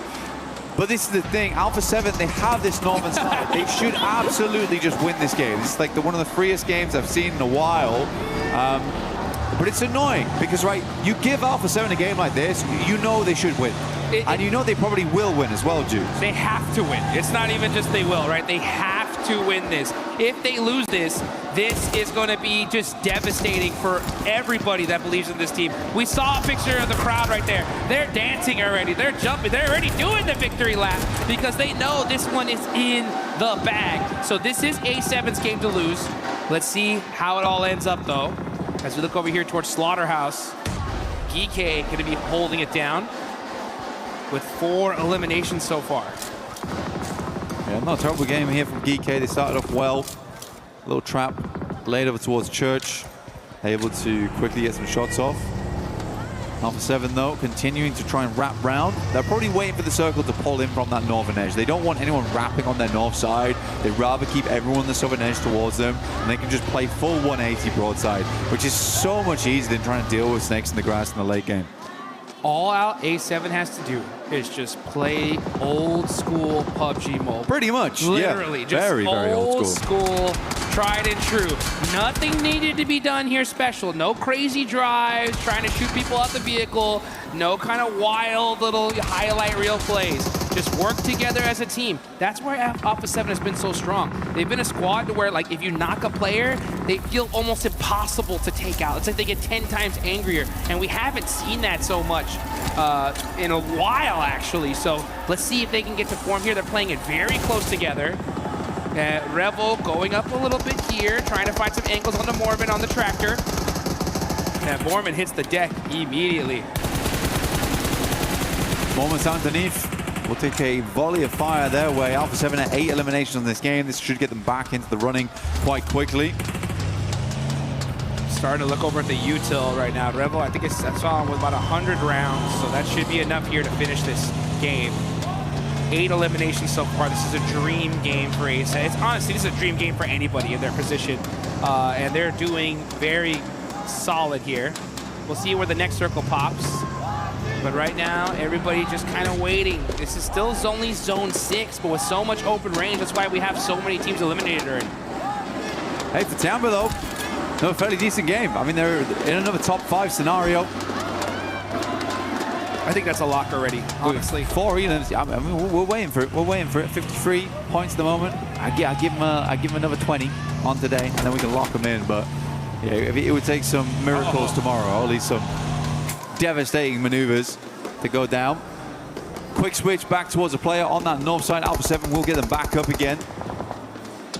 Again, this next circle is pretty much all about Alpha 7 just holding on this north side, not allowing the wraps come through, because you're waiting for GK as well as Yangon Galacticos to be pulled off these compounds towards the southeast.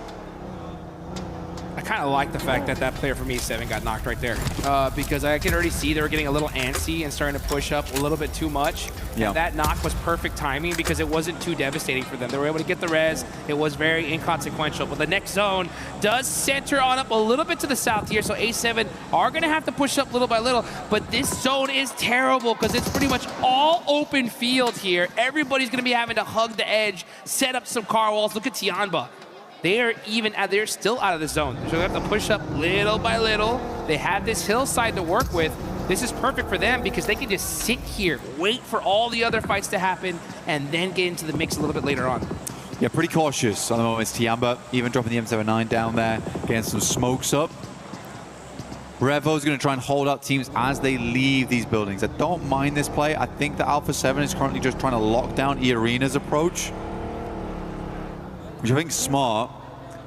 And Revo, definitely the guy you want on the swivel, right? He is locked in when it comes to the sprays. Just needs to make sure he hits casualties rather than full commits there. Just wants to slow GK down into the future. I think that's exactly right. I think Revo's a perfect pick because he has such a high PUBG Mobile IQ, and he knows the most important thing right now is just me not getting knocked. Yeah. I just got to stay here, apply some pressure, ensure that I do not get taken out, because if Revo gets knocked here, the chances of him getting thirsted in Alpha 7, really being at a disadvantage is massive. Well, when you leave out those buildings as well, where Revo's currently playing is usually the next stop-off point, right? Around that rocky outcrops, that's a lovely area to work with. He'll probably need to pass that information back in the near future. But yeah, Alpha 7, they just got to keep tabs on basically 3 teams, Yangon Galacticos, as well as GK, as well as E-Arena. They spotted where E-Arena was playing from way, way earlier. Now Tiamba's even getting involved. Quasal getting a little antsy here with that vehicle. He's got to be careful not to get knocked, as the next zone is starting to close. We have 20 seconds left on the clock. I wonder how much util E-Arena have already, because they have been blowing through a ton of ammunition from this angle. QZZ forced to hit the laydown. He's going to be throwing some smokes, pushing up little by little by little. Oh, Tourniquet, he's got a whole bunch of ammunition, so E-Arena are set up for this one. He's got a bag, but if Tourniquet goes down first, I mean, that's a lot of util just out the window. QZZ not opting to send these nades close. I mean, I like this from Tourniquet, dude. Kind of a wild maneuver. QZZ taking a lot of a bomb in the moment. More nades flowing over the top here. Another nade in the back lines over towards Schweppes. Good shot over towards Eagle. Oh! Immediately refrag. QZZ has to know we've got to start placing these nades a little bit closer. Those vehicles really protecting the side arena. That would hurt, though. And that is going to be Schweppes done and dusted. Mormon done. Tourniquet is the one. Up close and personal. 1v1 situation with QZZ. QZZ running in the open, shimmying back and forth, trying to find the angles. Tourniquet with the laydown finally stands up here. And that short nade hurt him big time. What are we doing? It's QZZ that shuts him down. I mean, come on, man. Still got the nade out. You've got the tree cover. Just pull out a shotgun, something. Make the sprays. Quick peeks around the side. QZZ.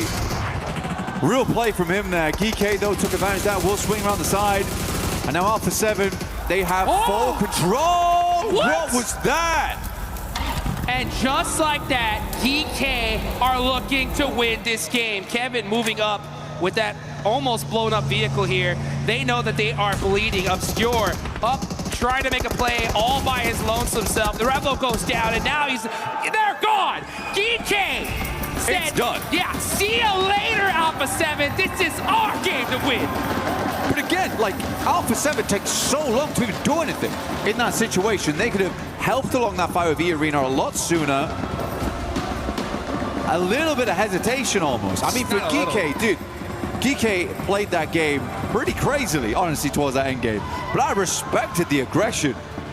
What happened? I mean, how do you lose that? Yeah, look at that. Carrillo scratching his head. He's like, did we just lose that game? It was in the bag.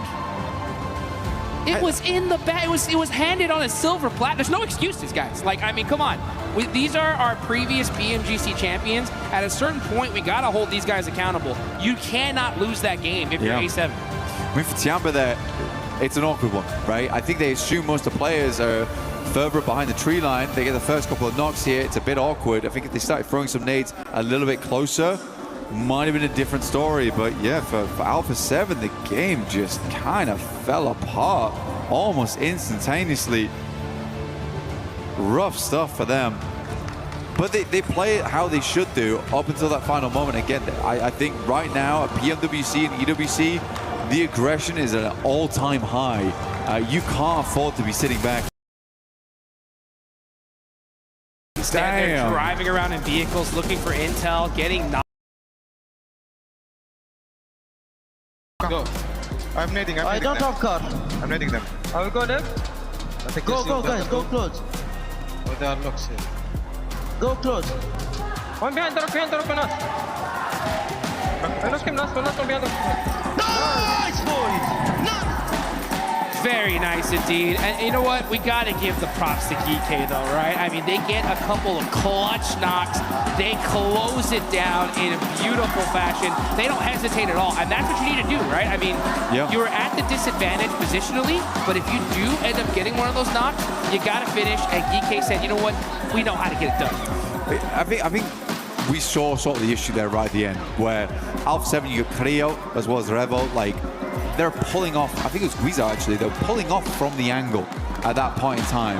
But the difference between them and GK there is GK's taking control of the game, whereas realistically Alpha 7 sort of let the game control them all the way until those final moments. So by the time they were trying to reassess and replay against GK, they were already living on massive high, flew around the side and just hit some nasty shots. I mean, for Easy for Bad Boy is an incredible player, an incredible talent on that team, deserves all the love he gets, honestly, but there's no one in survival stage right now, there's no one in PMWC, EWC that can't hit disgusting shots like that. Yeah, that's for sure. You know, I'm being a little hard on them because they go to second place. They got a second place, which is great. It's just it would be devastating if they're the 7th place team by just a few points. And we've seen it happen so many times. No, I agree. So that's why it's like if you have that opportunity in the bag and you don't close it, my eyebrows go up quite a bit. You know, like, oh, this is not good. So we'll see what happens. We'll see how things bounce back for these teams. But man, one team that's been doing really, really well here is Furia. Yeah, Fury's done insanely well at the moment. I genuinely have really respected the way that Fury's been playing. It feels very, very different to what we saw in the groups. Let's say that. But I think we'll let Kalaris ask most of the questions in just a little bit once he's ready. We're getting teased right now in an interview for Fury shortly. But yeah, overall, been playing very, very good. Excited to listen in with them when we can. But yeah, Tiamba in the top 5. I think they got fairly far into it. I think it was maybe a top 4 that they got there. They're just churning out points still churning out those points. Anyway, let's head down to the stage with Kalaris to hear a little bit more from Fury. Thank you, boys. Hogging all the stage for yourself. No, we've got Fury. Very important to talk to, as you say, Blank, here for all of this. So let's talk about the day so far as a whole here for survival stage. A lot of people expecting good things from Furia. What's your perspective on how the games have gone so far? Como é que vocês estão se sentindo, né? No primeiro dia do Survival Stage. Estão se sentindo sobre o dia de hoje? A gente está muito tranquilo e viemos para amassar hoje. We are very relaxed and we came just to demolish them. Okay, and let's ask about the Erangel then. When you were rotating along the beach below Primorsk, eventually you came back and dealt with Nongshim Red Force for some more eliminations, and then continued to skirt around the edges of the map to eventually try and get the win, but it didn't quite work out. Did you think there was any difference that could have happened in that game, or you could have got the win? What are your thoughts? Sobre a queda de Erangel ali, a rotação que vocês fizeram ali, passando por Primorsk, depois voltando para pegar Nongshim. Esse jogo foi bem difícil. O que vocês acham que faltou um pouco, né, para a vitória de vocês nesse jogo em específico? A Cal foi travar as costas e nós brigamos com a NS e depois, para ter uma progressão para frente limpa, nós foi fazer pressão na direita e acabou perdendo um. Acho que dificultou isso a play. So the call out was just like to hold our backline. So Nongshim arrived and we got them. But when we managed to like lose the first player, we kind of misplayed a little bit. That's why it kind of ended our run, yeah, as a whole. All right, thank you very much, Chief, for joining us here. As now we head on over to Barney, who's ready with Nongshim Red Force. Thank you so much, Kalaris. Yes, I've got Quizzy here from Nongshim Red Force. We're going to chat a little bit about what's been going on so far. But first and foremost, let's talk about coming off the back of the group stage, only just missing out into the direct finals spot. So coming into the survival stage, what elements were you guys focusing on in order to just make sure that you could most definitely come out of the survival stage and into the finals? 이제 엑시 선수 일단 첫 번째 질문은 좀 몇 점 차이로 아쉽게 이제 파이널 직행을 좀 놓치셨는데 이번 서바이벌 스테이지에 와서는 좀 어떤 거를 중점으로 좀 개선을 하려고 노력하셨는지 궁금합니다. 저희가 사실 뭐 연초부터 WC 직전까지 연습했던 게 결국 교전으로 자리를 뺏어내거나 대회전을 통해서 교전으로 자리를 뺏어내는 걸 연습했었는데 저희가 그룹 스테이지에서는 교전보다는 생존하려는 게임을 하지 않았나 생각을 했었고 그게 피드백이 돼서 이제 이거 서바이벌 스테이지에서는 교전 중심적으로 풀어나가려고 하고 있습니다. Well, from the start of the year, I think what we have prepared for WC coming here, it was just to take their spots from the gunfights, or we have a grand scale of turnaround, and then maybe we can take their spots as well with the gunfights. However, in the group stage, we didn't do that play. We mostly focused on surviving and inside a circle. So this stage in survival, there's no second chances. So we try to focus on our gunfight, what we have practiced, and we try to show our plays, what we have prepared for. Well, map 3 has been particularly good for you guys, but let's talk a little bit about map 2 and map 4, both on Erangel, of course, but you've been, on both occasions, rotating through the south side of the circle, and on both occasions tried to kind of clear out the teams that are in that south side, like Furia being that team both times, and you kind of failed to capitalize on that and then push forward. Were you just trying to clear out any teams that could be coming in behind you, and what could you have done differently to be able to come out of that, with a potential win? 사실 2매치, 4매치 에란겔에서 사실 좀 교전 플레이가 좀 많이 나왔던 것 같은데 사실 교전이 뜻대로 흘러가진 않았습니다. 특히나 이제 자기장 바깥쪽에서의 교전이 그렇게 좋게 흘러가진 않았는데요. 특히나 이제 퓨리아와의 교전에서 좀 지는 모습이 나왔었는데 좀 어떤 점이 좀 잘못됐다고 생각이 좀 드시고 좀 그 플레이에 대해서 좀 더 설명을 해주신다면 좀 어떤 점을 설명해 주실 수 있을지 궁금합니다.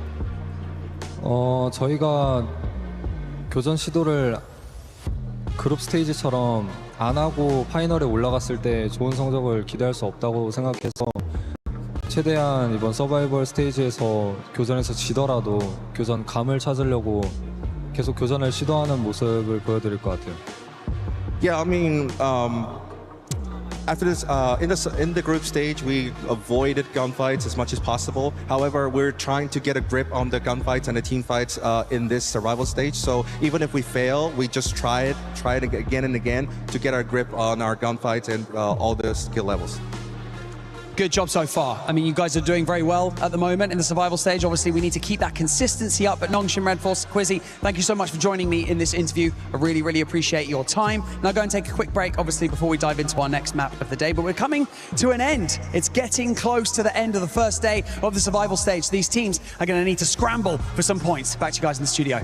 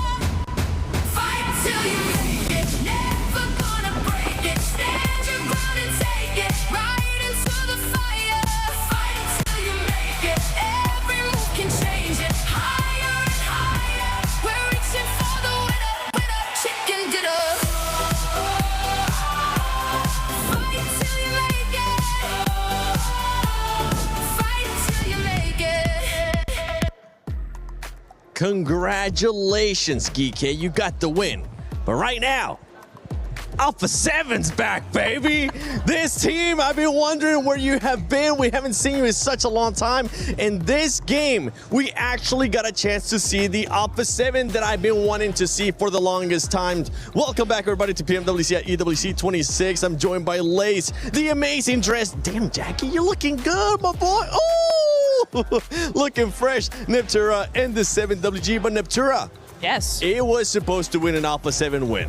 It was supposed to be. We'll get to that in a second. But first of all, Alpha 7 doing a fantastic job on those early game rotations. That's what got them that second place win, because the zone was centering up. They made a full rotation down the south side. Zone moves up to Pachinki and they go, ooh, that's not very good for us. Let's go around again up to the north side. So a really nice set of wraparound rotations in that mid phase, enabling them to get a great position, not only in the zone, but in comparison to where the other teams were, right? Because all the other teams were on the southeast side, all battling each other. And for the longest time, A7 just were having a picnic up there. Yeah, I mean, they had that control of the northern side, just exactly like you said. Revo going for the scout onto Geek. But then Alpha 7 were a little slow heading on and up that hill to get into that third fight. Obviously, the terrain, a little bit difficult for them to sort of push through. But I think the mistake may have came from Revo not telling them that Geek is moving on the southern side. So obviously that would have been like the kind of misconstrued message, which would have held them back even further from pushing into this third party with EARE and Tiamat. Yeah, and in this fight, honestly, Jackie, I was looking at it, I was like, find a way, Alpha 7, to third party this, because you're not going to be doing anything with those teams towards the top with Geek, and you were going to have to do something at some point, especially with the way that the circle was going. That delay for Alpha 7 lost them the game. Yeah, man, you got to bring in 7. Look, I'll be honest with you, when I was growing up back in school, people used to call me a geek as like an insult. Obviously, it's very different these days. You've got Geek right now, honestly, they're the geeks because they're absolutely bossing it by the mindset they're bringing to the server. And that's kind of what you need. But I think Alpha 7, as much as they're pivoting to look way better towards the end of groups and how they're starting to play, just doesn't get any easier, bro. Like, something's still going wrong. Yeah, something's definitely still going wrong. And talking about things going wrong here, we got to take a look at some of those teams towards the bottom, because you got KRX that just hasn't been performing that well. And this is a team, honestly, that a lot of people currently watching at home have them going to the finals. I'm shooketh. And from the group stages, in their first 4 matches, 27 eliminations. And I don't know what's happened. This is A7A qualifying, mark my words. Great stuff. But look, look, they found themselves in a nice little pocket of placement, but then they actually just kind of waited there. They had the vehicle cover. If they would have just pushed the vehicles just the slightest bit more north, they would have been able to have a great position scouting Tiamat on their left-hand side there, but they kind of just played there. They played there nice and safe. And then who came up behind? Every other squad sort of rotating into that circle. And this is just a little bit unusual for them. I mean, I'm just kind of a little bit dumbfounded. I want to add like some more sort of information to it, but this is not what we saw in the group stages. Yep. This is not what we've saw from international events. What doing, guys? Yeah, no, it's a real shame because they have so much potential. We've seen them do so many things before, and there's just nothing. It's complete crickets that we're hearing from them, to be honest. I do want to say shout out because Geek did win that match. Kevin won that match for them. I'm going to say that because he was the one on the south side to push forward when EA and Tiamba were having that fight. He was the one to push forward, get that info, and facilitate the rest of his squad actually pushing onto that position. That enabled them to win the game. So GG Kevin, shout out to you. Yeah, and for GK, this looks kind of like what we saw out of them in the group stage, right? Especially in day one. They ended up getting a win in Rondo. Today, they ended up not getting a win, but they still ended up performing quite well, especially when it came to Rondo. But this team needs to make sure they stay with this consistency, because usually we see a bit of a slip-off. Yeah, I think so. I think this is also where we're getting towards the tail end of the day, where you have teams like GOAT that, for my money, you get into Miramar, I think they'd actually step up and rise to the occasion. Like, later rotates, they perform better on that battleground, for my money. I think you're going to really start to run into some uncomfortable territory where they've got to keep it going. And this is where, GK, Tianba, squads that were a bit paralyzed by analysis in the group stage are now way more proactive. We're seeing some teams try and adopt that, but it's just not fully there, 7. And for GOAT, we're going to have to point out those placement points, because my goodness, 3 placement points. We know you are aggressive, GOAT. We know that you can get those eliminations. But the beautiful thing is, if you find yourself later into the match, Neptura, those eliminations will start coming to that team because they are that aggressive. Well, exactly. I mean, look at Nongshim, Red Force, and Furia. Both teams, E-Arena as well, actually, all three teams, they play edge. They wait until the final few phases to really get those eliminations. They only get fights if they're going to try and fight an entry point. That's the only time you see them get those eliminations in the early game. So all three of them, yes, Furia, okay, maybe not the best example, 9 placement points versus 23 elim points, but Nongshim 16 and 16, E-Arena 13 and 18. They're able to be very consistent on both fronts, and yeah, GOAT definitely need to take a page out of their book. They just need a top 5. Like their eliminations are crazy, and if you have a look, it's not that far in between. But if they can just get this top 5, it'll change things for them, push them in that top 6. So greatest of all time. Let's go. Please, I think they can do it. Please do it. And here, as we're looking at the second page of the overall, we got AGAL. I mean, this is a squad once again. This is so crazy saying this after almost every single team, but it's just the way we are currently in PUBG Mobile Esports. Any team could actually end up going to the finals. There's just so much good competition going on here at PMWC at EWC 26. But AGAL, once again, not the performance we're expecting. No. It kind of feels like they're trying to do what they were doing in the group stage, but for some reason the lobby is just not allowing them to, and they've got to adapt. I think it's probably something to do with those rotations. They keep getting caught out in the mid phase in a whole bunch of teams. If you look back at their games, most of the time there's 3 or 4 teams in very close proximity to them. So for me, I'm like, you need to start avoiding some of those teams, some of those players in that mid phase if you want to survive. Oh, I'm hoping that's going to be the case because we are past the halfway mark here at PMWC at EWC 26 for survival stage. We have 2 more games for day 1 of survival stage. We'll see what's going to be happening in Miramar. Before we go to Miramar, though, let's send it over to Kalaris and Maxman. Went away from us. What a delightful treat here on the stage. I get to be with Maxman to talk about everything that is going on throughout some of these games, as well as kind of highlight some of the teams. You guys have already talked ad nauseum about Alpha 7, but it's definitely one of the teams that we also want to talk about, right? Because here in the survival stage, there are previous PMWC champion, previous PMGC champion. There's been some glimmers there for Alpha 7. It's just they could go a little bit further. What do you think? No, I fully agree. It's definitely not been the year of Alpha 7, right? 2026 been a bit rough. PMMI, PMGO Season 1 having a bit of a bad time. But here, going into the survival stage, that's some very slow start, especially that first rondo, the first Erangel, only 2 points on those 2 maps combined. So definitely not what you're expecting to see from a roster like this. But I was just talking to Revo, actually, just a few minutes ago.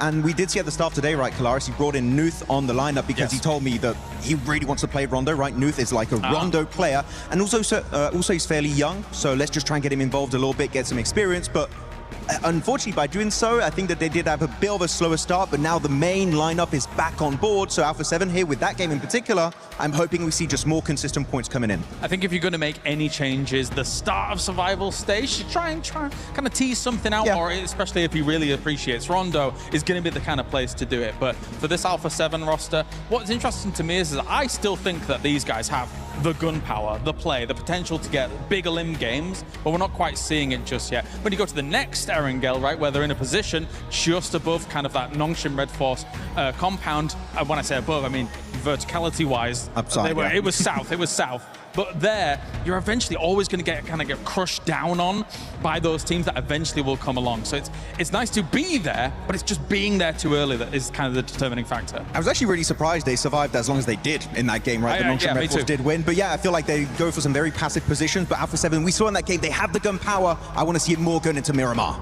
Need the defending champions. So for all of these, like the Yangon Galacticos and a previous PMWC champion here to do well here in the survival stage. For now, though, it is time to head on over to another game here for PMWC.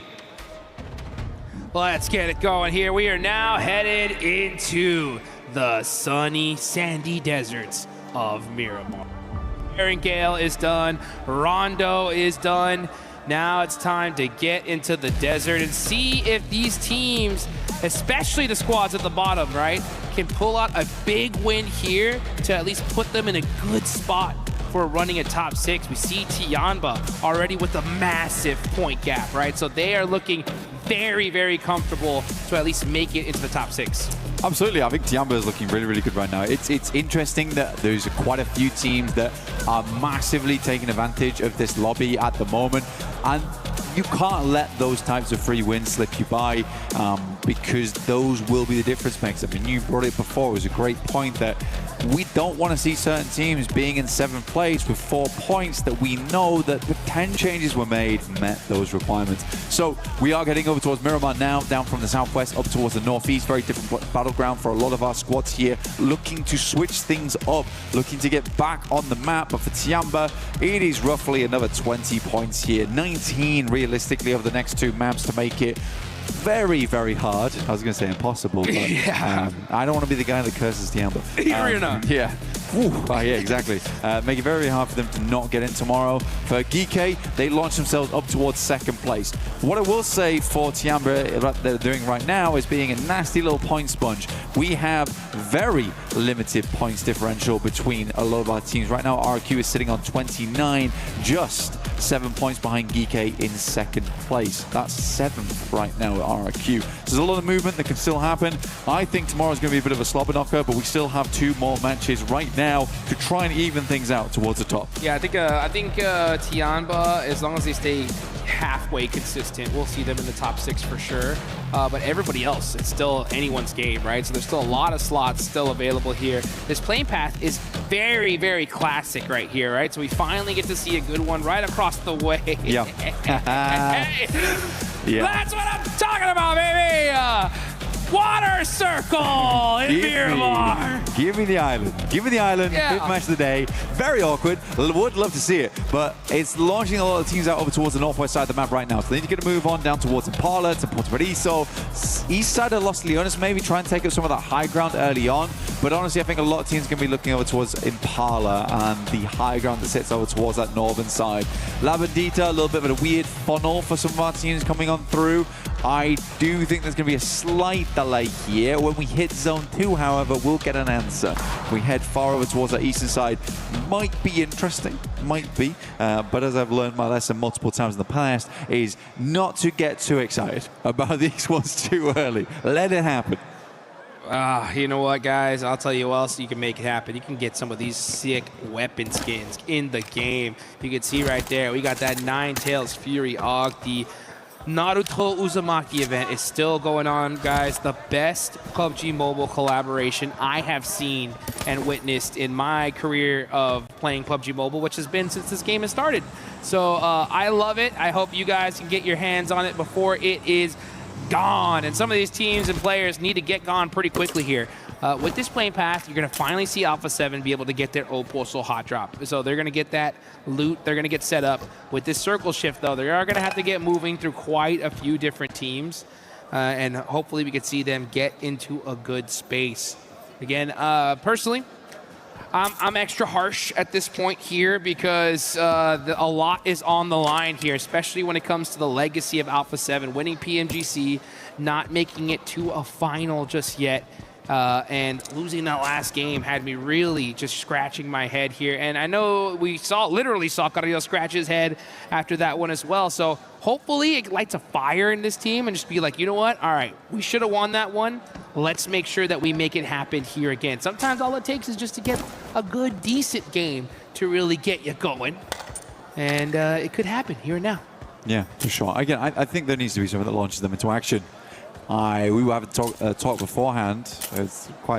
We're banging on them out a little bit right now because literally everyone else has talked about. Max has just talked about Kyle. Kale's just talked about the Deaths, just talked about them. But yeah, I think it boiled down to us saying, just be Alpha 7, guys. You guys are aggressive. You're a strong team. Great teamwork overall. Let's just see that. Let's go back to what we've seen in the past, what we know they can do. It feels like a loss of confidence almost coming through at the moment. However, that confidence will be needed by much more teams on our map right now as they do slip on through.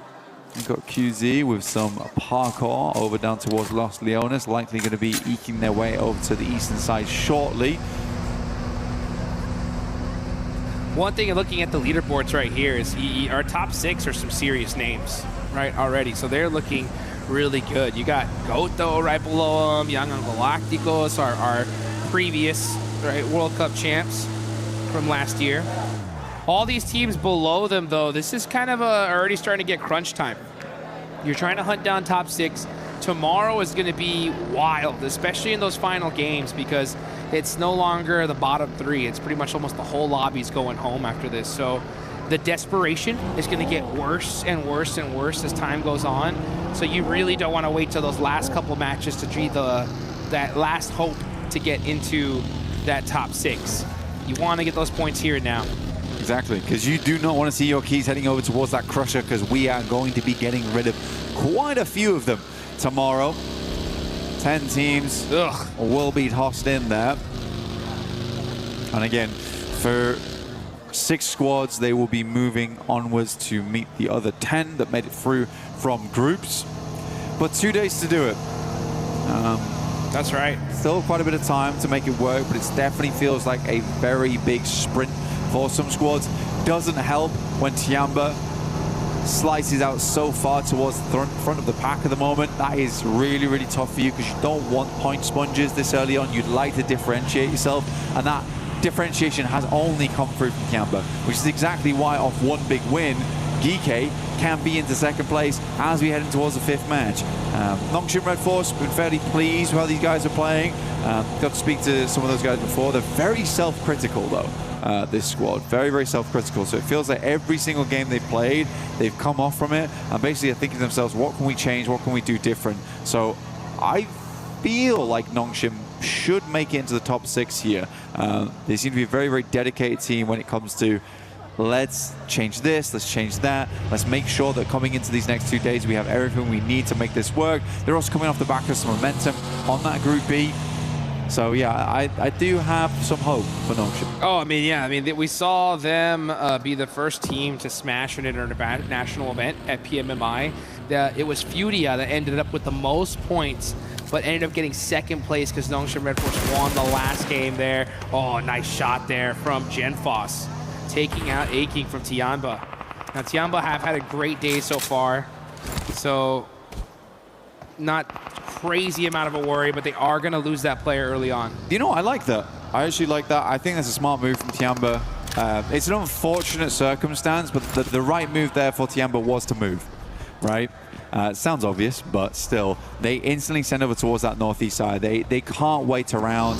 It's a really awkward hit and a good pickup from RRQ. They're waiting for that team to exit from the warehouse. But for Tiamba, they know that we can't stick around. We have to get further ahead here so we can set up for the late game. Yes, we go down to 3. Yes, it sucks, but this is the only way we can really play in. A lot of these players want to continue to be playing here in the PUBG Mobile World Cup live here in Paris, France. We can see Genfos, RQ. Okay, they're hunting him down, right? They say, hey, you know what? We got that elimination. We have the numbers. We're in a 4-3 split here. We know it's Tiamba. We want to slow them down. And RRQ are looking to do it here. Pushing up close and personal. Milu with the nade! Turning the tables! And he's doing this all by himself! It's the squad wipe! 1v4 from Milu! What did we just witness? In a blink of an eye, RRQ is just gone. They just wandered in and Tiamba was having absolutely none of it. I'd say Tiamba, it's just Milu. This guy went 1.5 miles for the rest of his squad. Woo! That's what I'm talking about here. Said, you gonna take out my teammate? Goodbye. Oh, man. QZZ wasn't even phased, dude. He was already taking shots at other teams. What happened? All right. I guess, good job, Milu. Yeah. All right, good job. Let's get back to business here. Oh, man. Devastation on the side of RQ, but Tiamba finally. Looks happy. He looks happy. Yeah, he's smiling there. He's like, oh, let me go ahead and make sure we're all good. Okay, now it's time to get back to business. Now we gotta let the heart rate kind of get back to normal. Yeah, I mean, that's probably one of the quickest 1v4s I have ever seen.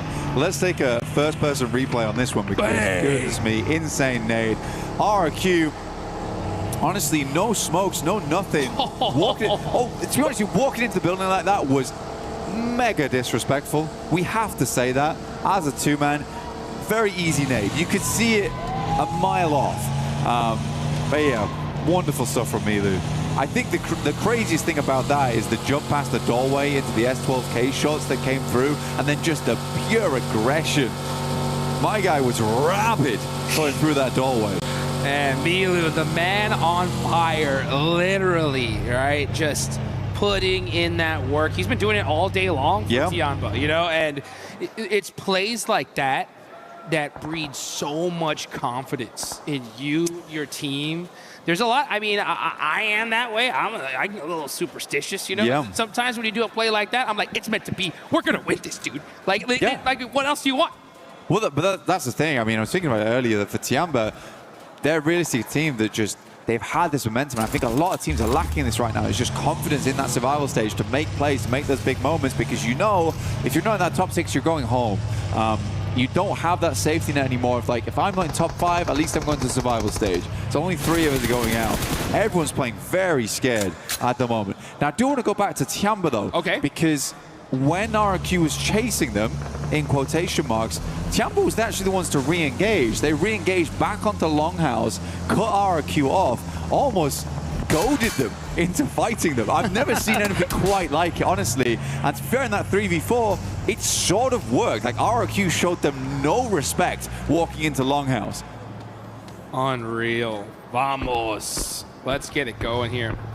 You know what? Speaking of going home, it was crazy. This is a little bit of a background on kind of what's going on here. You know, so many people, I mean, Paris has just been such a wonderful place to visit, to be here. These teams are so blessed and love it, right? And the thing is, some of these guys, their hotel rooms are literally booked until tomorrow. Yep. Okay? So it's, if you make it, you stay here longer. If not, pack your bags, you're going home the next morning, right? So there's no messing around here. You know, this is by far been one of the most incredible stages, places I've had the personal pleasure of visiting, and these guys want to stay here a little bit longer. And you can see Furia, with some beautiful nades there onto KRX, waiting for the one to hit. Do they run out and make this play, though? That's the problem, is there's so many shots coming from all over the place. These nades looking deadly, though. Hoxie gets caught. Dude, there's some D-reg on that nade. Like, I think if that one pops just a little bit later, Hoxie's down. For good, at least. Another deep nade. Oh, that's TRE down as well. So, Furia, they're hopping in the vehicle. They're going. They want to finish this fight out. And that is Lufa actually stealing that elimination with the SKS. But here comes Furia. They actually make the drive. They're popping it down. Igor gets one and gets another. And that is KRX eliminated. Igor's been on fire today, honestly. He's going to back up a little bit. Liu moves up from AGAL, sending some nades on through. Will find the shot as well. This man is on a tear. He is an absolute tear. Igor has not stopped for a moment today. Igor with a massive performance. I got the pleasure to see him and his beautiful girlfriend over there by the Eiffel Tower. And he was so stoked there. The love was in the air. And I think with her presence being here, this man is just looking unstoppable. He's taking all the way. Revo. No way. Don't do it. Don't do it. He's baiting out the shots here. It's kind of an interesting one. See? Here's him back off the angle. Oh, he's still confusing him, dude. This is crazy stuff. Finally makes it into the building. Good push in. Lost Carrillo a little bit earlier on. Got him. There it is. There's the Revo we know and love. No matter what the shotgun is, he's a master of it. Risky play, though, by the way. Dude, that's a straight 1v1, dude. Like, he gets knocked, he's thirsted immediately. But sometimes it takes that, right? Sometimes it takes making those risks. Couldn't wait. He couldn't wait, though, right? You know, he's baiting off the window. He listens for the sound cue, hears him back it off. Doesn't want to wait for them to reset up in those rooms. Oh, man. The plays are ringing out here. You can see Furia with a good, solid position in this next zone. A lot of central spaces are taken already. Wolves have a good spot here. They're one of those teams that desperately need a good performance if they want to hold on and stay just a little bit longer here in Paris. And let's get this going. We are in the hillside between Los Leones and Impala. Where's the zone going to go, though? Up to the north. Okay, all right. So Furia locked in the middle. Tianba as well. Wolves have a position. And our previous champs, Young Galacticos, on the south side, gonna have to fight their way in. Yeah, tough push for them. If they try and isolate over towards GK, because that's a full-on drop-off down towards the warehouses where they're playing, Yangon and Galacticos could find some good shots their way, and then maybe swing around over towards 721 GS. Be far easier just to wrap him past Goat, though. Goat's currently moving. Tiamba were able to find themselves a decent building. These guys have they're just expanding in the lobby right now. This is very much a lot of pressure coming through from the squad. Furia took some risks. Igor's cancelled all those risks out fairly swiftly. Now they got Alpha 7 over towards their northern edge. I think a lot of teams just do not want to see this one move over towards that northwest side. Dopeness taking a bit of a gamble on the compound that sits in the middle of the fields. That's that MK. That Bob Barker bringing down here. Didn't have a lot of ammunition in fourth. I think I only saw like 38 rounds. One of the biggest things when it comes to Miramar, resource management is so important. You got to have that util towards the end game. And sometimes the only way to get that is by looting some boxes. There we get Skooin and looting. The MK, it hurts. Shoot it as fast as you can click it. But I think for these moments where it's just pure situations where you want to get up in people's face, like when the shotgun would be very, very nice here.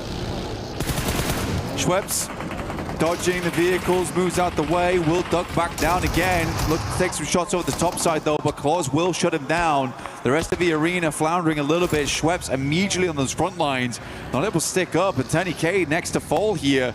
The arena just getting brushed aside basically right now by Alula. Quick with the quick thirst as well. The Thai squad in some trouble here. It's up to Joker. All by himself, 0 eliminations. Tries to put something on the points, on the board for his team. Quick's gonna throw that nade.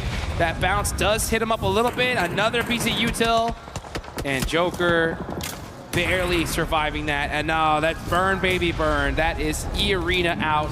Al-Ula with 3 eliminations, controlling the north side.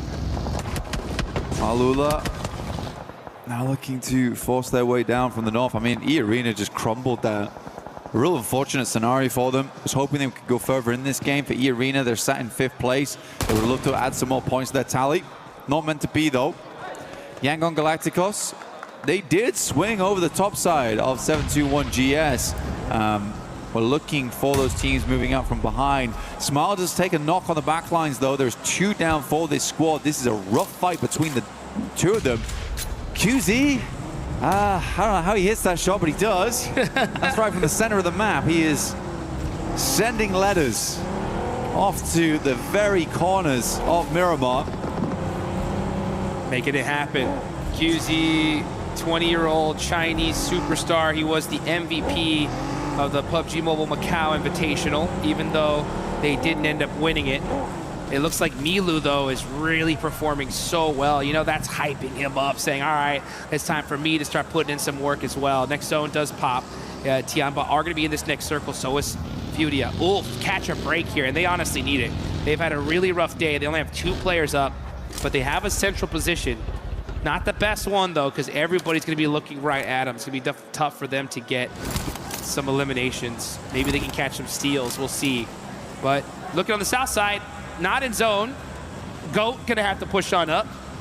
Yangon Galacticos right next to them. Looks like this fight is imminent. Yangon Galacticos, they did go for that reset at the moment. Go start to move up on through. SayCloud is completely out here.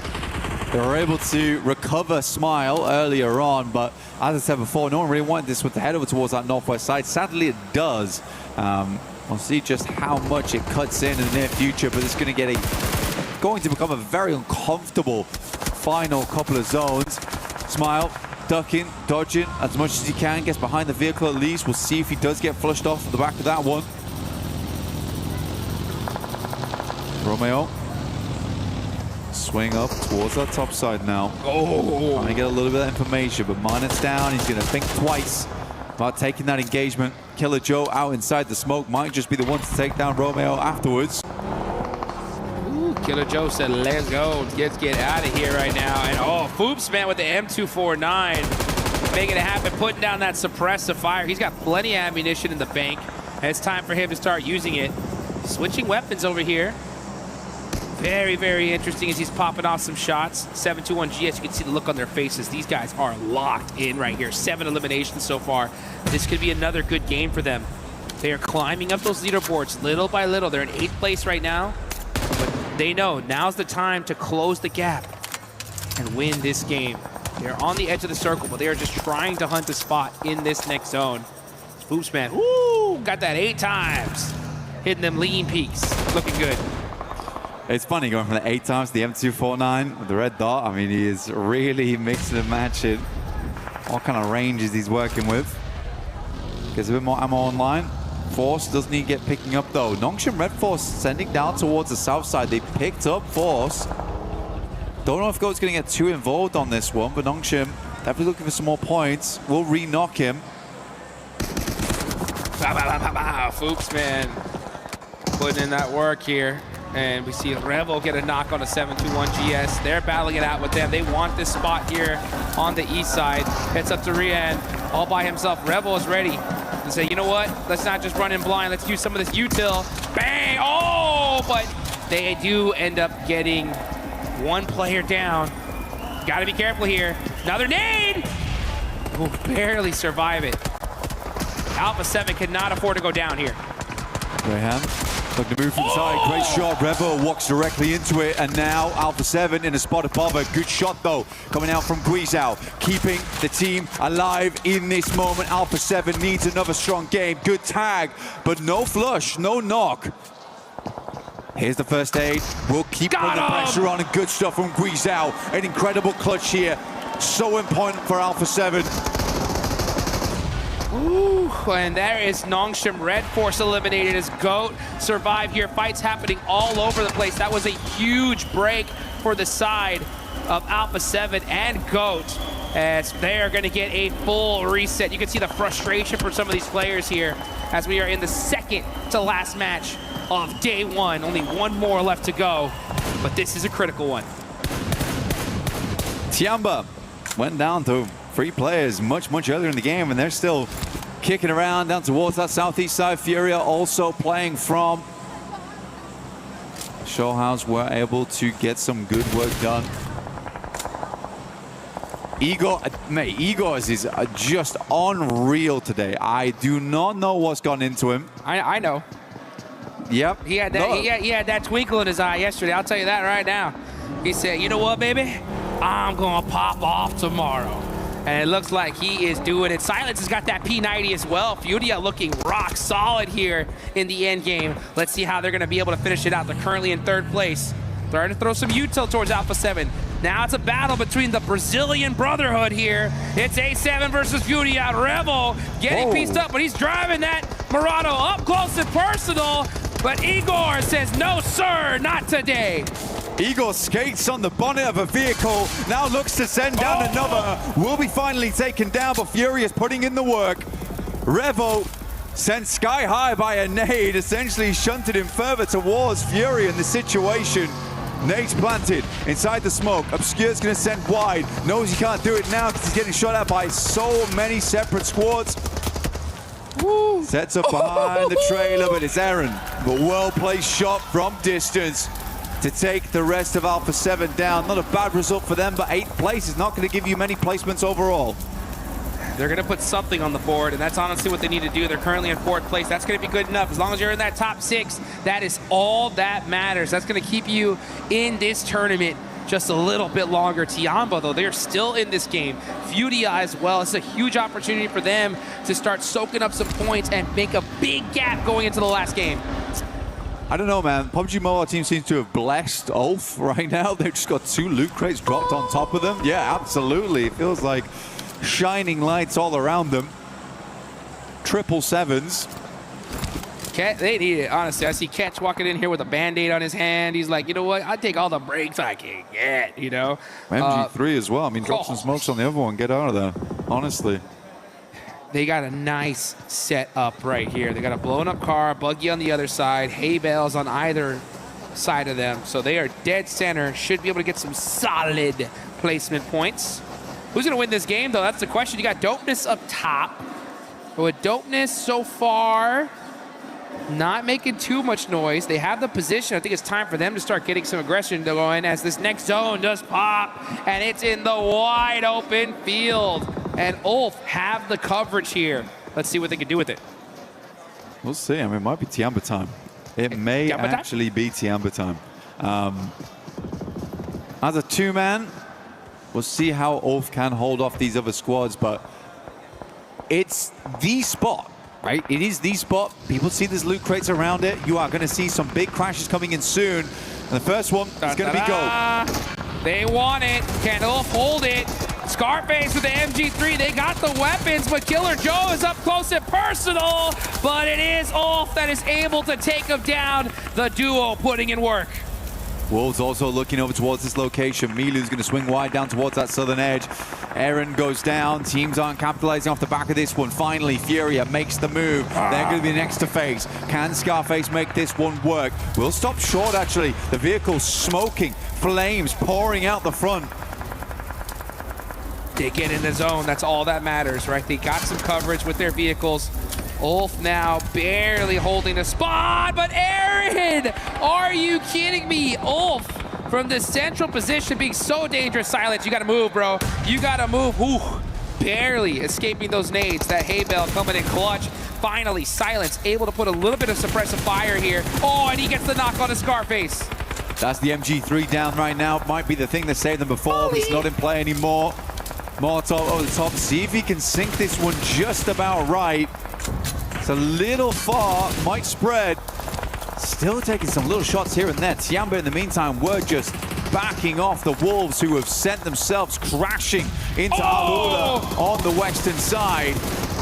Dopeness finally waking up, realizing that, guys, we've got to get a move on from this northern edge. We've got to control this.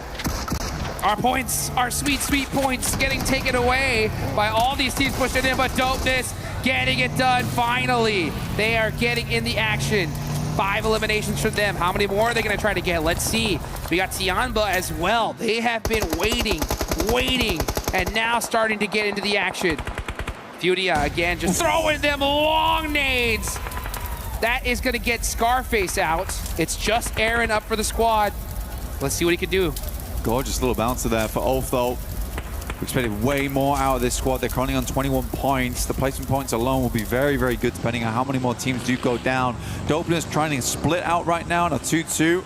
They're going to try and regroup and take the task over towards Furia on the eastern side. Milu, though, trying to go for some shots. Won't quite tag on. The vehicle does get cut up in the process, though. Woo! Tight looks here on the side of Milu. Milu has been on fire today. One of the craziest 1v4s of the tournament. Already in the bag. Be nice to continue with that and get this chicken dinner here and lock down that spot to the finals. We said 20 points. 20 points was realistically what they were looking at for the last 2 matches of the day. Get up towards 80, and then it's super difficult to drop out. Aaron, how? The flames around him. Nade goes long. First one's a good knock over towards Silence here. Aaron swinging around the sides, has the UMP to work with, but there's absolutely no way he's making it happen. Milu's been watching this the entire time. However, instantaneously, Tiamba is looking to cause problems. They're trying to send nades down this way, clean out these players. They were able to get the res off. This nade goes a little bit too far to the side. Furia now starting to loot up. Looks like they're really low on meds here. They would have been using them already if they had them, but now Eagle, he's got that nade. Furia got to be careful here. All it takes is that one. It's looking pretty good. Oh, just a little overcooked there. Buggy now blown up. Silence getting caught by Milu. Milu is just making it happen here from this angle and just tearing Furia apart. It's the Milu QZZ show right now. Another nade, look to send it through and towards the middle. It certainly has been Tiamba time today. And I don't think we're stopping the clock just yet. Igor underneath. Milu tries to regroup the rest of the team. Not a possibility. Speaker will find them. That off angle was absolutely deadly. And now Dopeness from that northern edge. They're going to start to spread out on this one. It's the right call from them. Plenty of little bits of hard cover to play from that northern side. They can continue to squeeze these two teams now. Eagle trying to pop up, make something happen with that M4. Lufa with that disgusting angle on that tractor.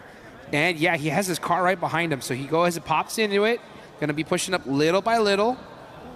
Dopeness have the angles. Furia is dead stuck in the spot and just avoiding these nades. All those vehicles coverage is just working out so well for them. And QZZ forced to inch up little by little. and getting punished there by Kenji. Kenji will take down QZZ as well as Eagle from distance. Now Furia, a lot of work to do here. Eagles, who has been a man on a mission to impress today, now looking to do it again here, but there's only 2 players left. Dopeness on 9 eliminations. Nade goes long, will knock. He finds the first, will go for the flush on this one. Every single point counts, and Eagles will find at least 1 more at the end of the game, but it's Dopeness from the north side to take the win. Oh man, and did they need it. You can see the sigh of relief. These guys popping off, they deserve that chicken dinner, and this could be the start of their run towards the finals. Let's get it going. Dopeness, man, did they need that one. Yeah, you can see Furia dapping him up. Igor looking good, my man. That is how you get it done. Yeah, honestly, Furia is looking good today. This is the Furia we expected and wanted whilst watching inside the groups. It's a tough game. That's a tough game to play there. I think they worked it out well. They had some of the zones towards the early on portions of the game. Going on Tiamba, they kept it cool. I think they kept it very, very cool there. Yes. I like that Igor's honestly had the courage to play out on the outside edge. Like, that's a hard angle to work with, but he has to play there to fend off versus the likes of Milu when he starts popping up from inside that rock. Tiamba, on the other hand, though, we also have to talk about this team. Yes. Oh my goodness me, what a set of just bold play after bold play that worked out. And it's great to see. I think Milu is feeling it. Oh, Milu is on one right now. I'll tell you that right now. This guy is looking too good. That 1v4 was ridiculous. This is the Tiamba that you know, Max and I saw during the PMMI PUBG Mobile Macau Invitational, and they come group stage. We're like, what is going on? We were talking to each other, being like, this is not something that we have seen from them. They're playing it so passive, not looking confident at all. And then finally, in the survival stage, this is what we've been expecting. This is what we've been waiting for, and they are performing as expected. For Dopeness, there's not been a whole lot of highlights from this team so far. I mean, over in the group, it was a cool for them to make their way into survival stage. But this is kind of the major moment for them, right?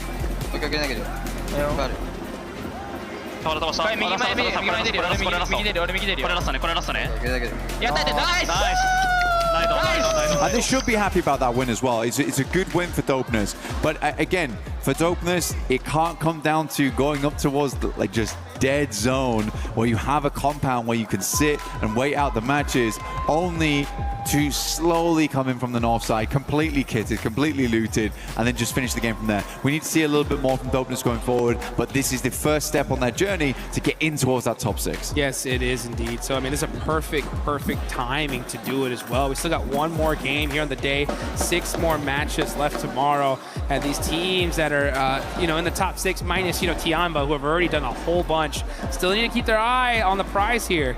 You got to be able to make it happen if you want to make it to those finals.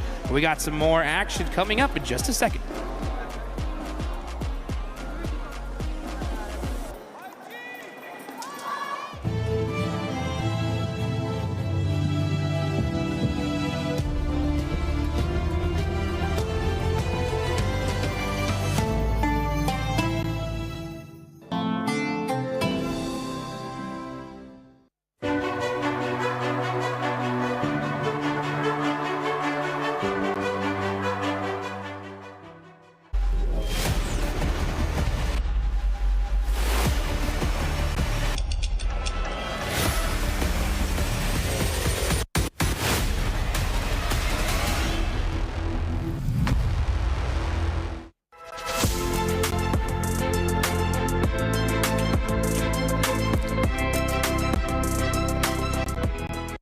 Now, one of the cool things that popped up here in week 6 is this new PUBG Mobile booth in collaboration with Naruto. We just did a live segment here, so we've got everybody still hanging out, but you guys need to come check this out if you are hanging out at our venue, because it's kind of one big game. The more that you interact with this booth, the more cool prizes you could potentially go home with. We have cosplayers. Show them over there. We've got a chicken hanging out, ready for some photos. Apparently Dawood is running around in true Naruto fashion, and you want to come by, take some photos here, because at the end of it all, there is some really cool free prizes that you could be winning. You might have seen it on the broadcast. There are Naruto t-shirts. You see Dawood in the headband, who is really tiring himself, making sure he joins in on this action. And of course, you can come hang out with your very own chicken. So make sure you stop by and see everything that we have to offer. But who's inside that chicken, Leonard? That's what I want to know. Hey, if you can find that out for me, that'll be great. Because right now we had Dopeness come out with the win, Max. And this is a team that really needed that win, really needed the points. Give it to them, but still, you need the points, Dopeness. Good job. You know that Rachel Seal and the entirety of Reject are like, yes, finally, they qualified, they're doing something. But yeah, as you said right there, Seven, it was definitely a gifted win. They are team that dropped in Picardo. They went for very quick rotation, which I do have to say I appreciate. Very quick movement, and especially great control on the third party. Furia is fighting. There's also Tiamba getting involved, trying to compete for that chicken dinner. They're not slow, which I was expecting them because they've been such a passive team the entirety of this event. But no, they committed to the push. They got involved. And generally, Nestora, we're looking at this one. I am hoping that that's going to give them just a bit of confidence to play it more aggressive, just like we saw Yangon Galacticos do too. Because before this point, Dopeness were just fully invisible. No, they were. It's really fun to be able to see them, and like you said, they're not being slow. It's not a game winning by chance. It really is. It's loud. It really is them moving forward and being able to actually, and it's vibrating. The cameras are vibrating. Yeah, keep saying what you were going to say. What were you going to say? Keep saying. What we're going to say is, no, it's really, really nice to see them. They were controlled. They were methodical. It was a really, really good push, slow and steady, but the synergy was really there. Again, they went from 0 to 100. They were able to maintain that pace without letting earlier games get away from them. Yeah, look, I just want to give it to Team Dopeness, and this is coming out of the group stages. I think you guys have to remember that they actually clawed their way out of the bottom 3 to be in the survival stage. Yep. Yes, Max, kind of a gifted zone for them, I must agree, but also, yeah, their way that they defended that, especially with 9 eliminations, like this is something that they're obviously desperately wanting to hold on to, but when they are gifted those zones, they control it, which is something massive that I love seeing from Team Dopeness, and of course, that was the same kind of team we saw in the last kind of matches in our group stages. So, I mean, it is deserved. Yeah, for Dopeness, though, just quick reminder, it's not about not being in the bottom 3. It's about being in the top 6 here at survival stage if you want to be able to get a chance to actually go to finals. Quick guess, who's going to be the MVP? Milu? Hey, Milu indeed with the 6 elims. And honestly, with the way he's performing, we'll get a chance to do some predictions once again towards the end of the day. But I wouldn't be surprised if that man is going to be none other than the MVP of the day. But let's look at the match ranking. Dopeness there with 21 points. Happy to see that. But Furia was able to have a hell of a match here as well. I loved Furia in this match. I loved everything that they did. It was controlled, it was methodical, it was really, really nice to see them come through. We're going to get a replay in a little bit where I really want to break down a play that they made, but their timing was impeccable. And, you know, any critique that I've had of them is that they're just playing too slowly for this lobby. Yep. It's worked in the past, but just not here. And here you can see some of the replays coming on through here, you know, up against Ulf, up against Tiamba. They were caught between Tiamba for the longest time. Them and A7 able to really pull up a really, really nice front of defense against them. And, you know, here we are going to see Tiamba have a great high ground and be able to take out Furia 1-by-1. That is them for the 3rd place, but just a really, really good play overall from Furia this game. Very happy with them. Yeah, and Tiamba as well. I mean, continuing on that consistency that we've seen throughout the day, I was expecting a GAL from China to actually end up performing well, Max. That is not the case right now, and we're not going to talk about it because that is 2 squads that I'm pretty sure, 100% sure, we have in our predictions. So our predictions are sucking, my friend. I actually have all gamers in my predictions and not Tiamba. I should have checked your predictions before I did my predictions. Okay, but now looking at the final moments here, Higor, what an absolute banging moment. I think you might actually talk about one of Higor's plays this game. He's been an absolute menace, him and Milu in particular, putting on an absolute clinic this game. I was loving it. Good times. I want to do something that we used to do in the past, Max. And I want you to look at the camera and just tell me why Alpha 7 was pissing you off that last match. Oh my goodness. Why are you guys pushing one by one? I'm going to get really close. Can we get... I'm going to... Yeah. Why are we pushing one by one? It's 2026. It should not be happening anymore. And they all push onto Higor or Furia. I am very confused as to what's going on because Alpha 7, we know they're a good team. They can do the clutches. But so are the other teams, right? Especially your Brazilian brethrens in Furia.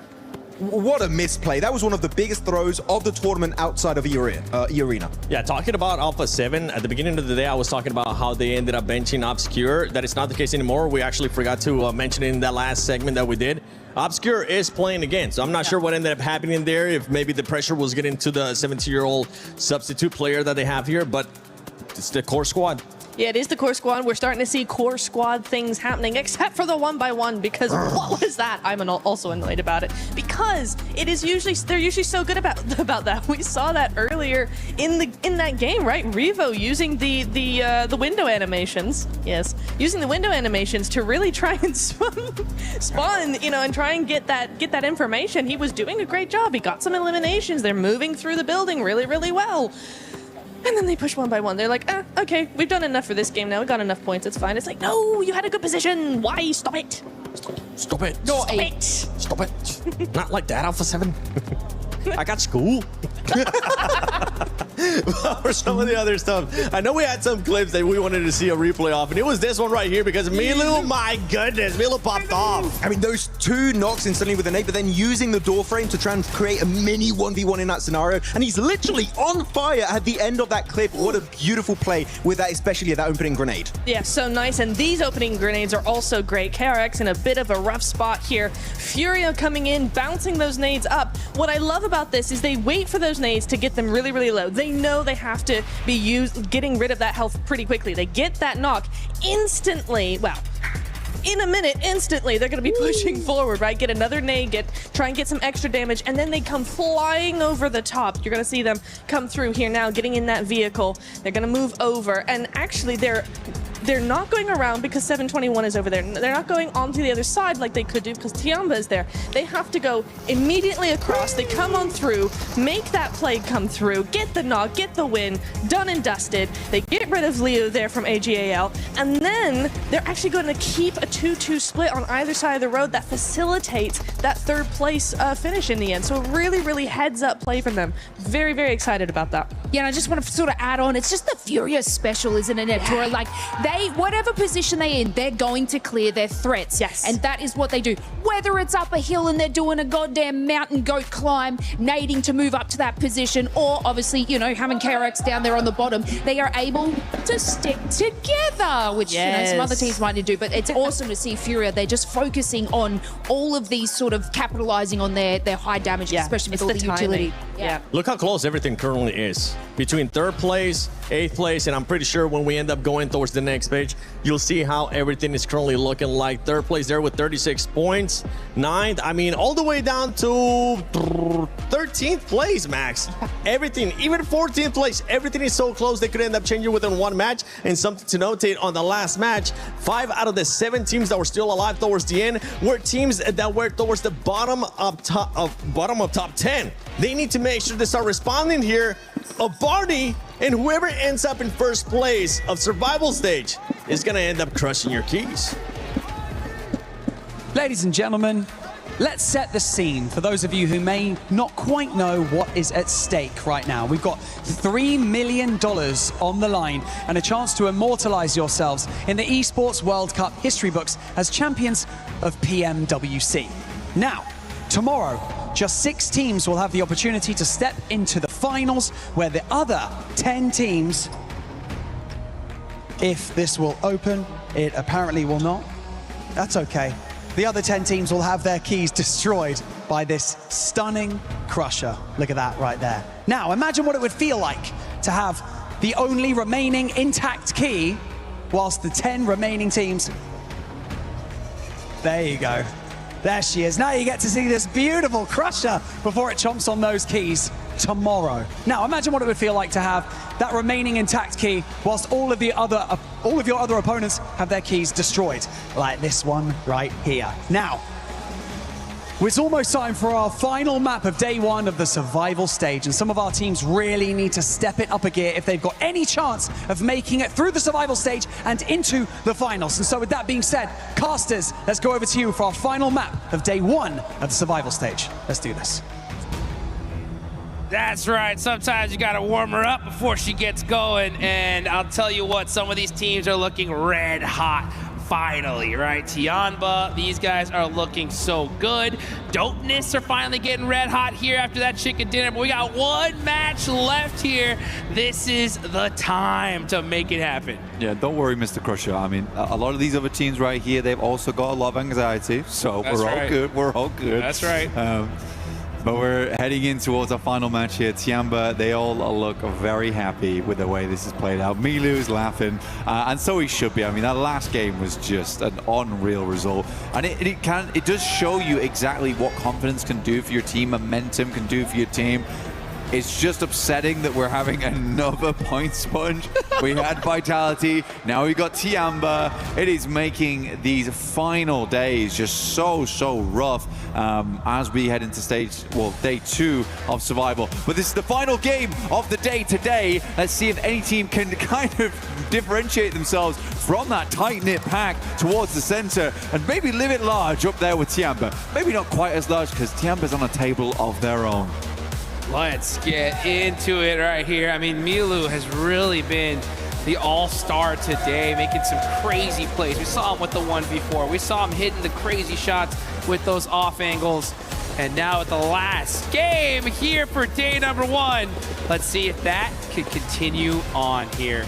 Looking at the leaderboards, yeah, Tianba on top, 75 points. Yeah, these guys are pretty much a lock for the finals. I think we can say comfortably. But pretty much everybody else, it's still anybody's game here. Dopeness pushed themselves up into a good spot with 30 points in 8th. If they finish strong here, we could definitely see them leave until tomorrow in the top 6. Now, looking on down, I'm gonna really put the, Al Ula 10th place on down in the hot seat. I think this is a big game for them because tomorrow, those last 2 matches are gonna be straight chaos. There's going to be teams doing everything and possible. And anything. So, and literally everything. So desperate to try to put up points that it's going to not be a typical game of PUBG Mobile. So the time is now. The time is now to make it happen. We got a pretty disgusting southern playing path here. But you got to be able to adapt. Got to make it happen no matter what. Yeah, definitely rough. But you're right, down towards 10th and below, it's getting tough. For AGAL as well as KRX, these are the teams that need to have a strong map here.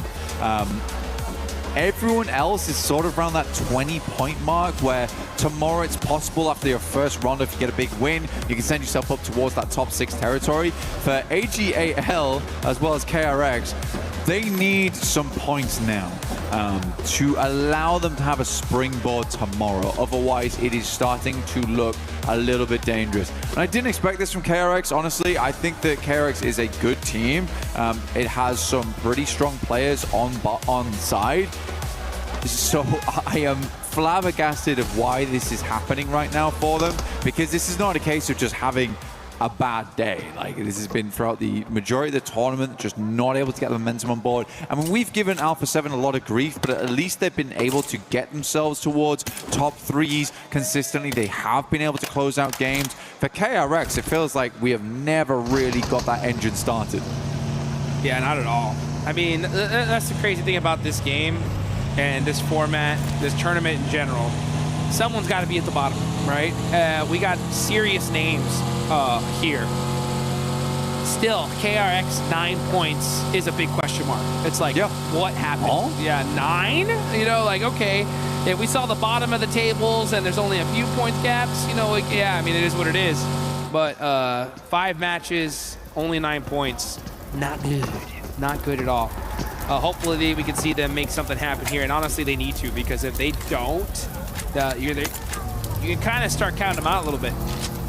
Absolutely, I agree. I think for AGAL, there is a tiny hope tomorrow if they don't do well here. But for KRX, it's just feeling like it's not going to be the case. And these teams absolutely do need themselves a lucky spin. Yes. Which you can find here with us at the 2026 PMWC at EWC. You can draw for exclusive sets. The one you see on screen right now that a lot of players are currently using for this year's PMWC at EWC. So really, really cool stuff. Make sure you get in game because, yeah, we all need a lucky break, but I would say AGAL as well as KRX need a bigger one. Yeah, they do. right? They need one of those Alpha 7 blessings that we saw a little bit earlier, right, in Aaron Gale. They need a good, solid circle to help them out here. But the thing is that you got to make your own luck in these kind of tournaments. You got to be able to make it happen regardless of the situation. Another team I want to see more out of, we haven't really talked about them a lot, is Yangon Galacticos, our previous champions here, last year's champs. They have a beautiful skin in-game that you guys got to go check out as well. We got to see them rock it the other day, and I got to say, probably one of the most insane fits, jerseys. That classic traditional Myanmar fit is gorgeous, and I want to see them rocking it in the finals. So let's see if they can get things heated up here. They're in 13th place, 22 points, not in the worst position, right? One good game here, and we can see them all the way up to 3rd place, okay? It's just the longer they wait, the worse off they are. I would say the only 2 consistent teams so far has been Furia as well as Tiamba today. Like, those are the only 2 teams that have really caught my eye. Everyone else in this top spots awards, like the top 8, they've had good games here and there. I think Nongshim Red Force maybe has had like a little bit of a better day when it comes to just consistent results. But yeah, towards that top side, Furia, Tiamba, that's the 2 names on everybody's lips at the moment. But for Yangon Galacticos, on the other hand, with the Ancient Charm set, which does look fantastic, you are right. I like the interview we had Kalaris earlier today. It was a really good interview. Not only did we get to hear from him about how he's feeling in game right now, but how much his life and his team's life has been changed by winning at EWC, because it is life-changing money here and life-changing recognition and reputation gained from winning such an illustrious tournament. So for Yangon Galacticos, I think that the biggest takeaway I had from that interview was that he mentioned the pressure. Yeah. The pressure was on. The pressure is real here. Going towards survival stage, I'd imagine some of the pressure is a little bit off. We didn't go out in group stage. That was probably the worst thing that could have happened to them. They got through to survival stage now. Yes, they need to shore some things up.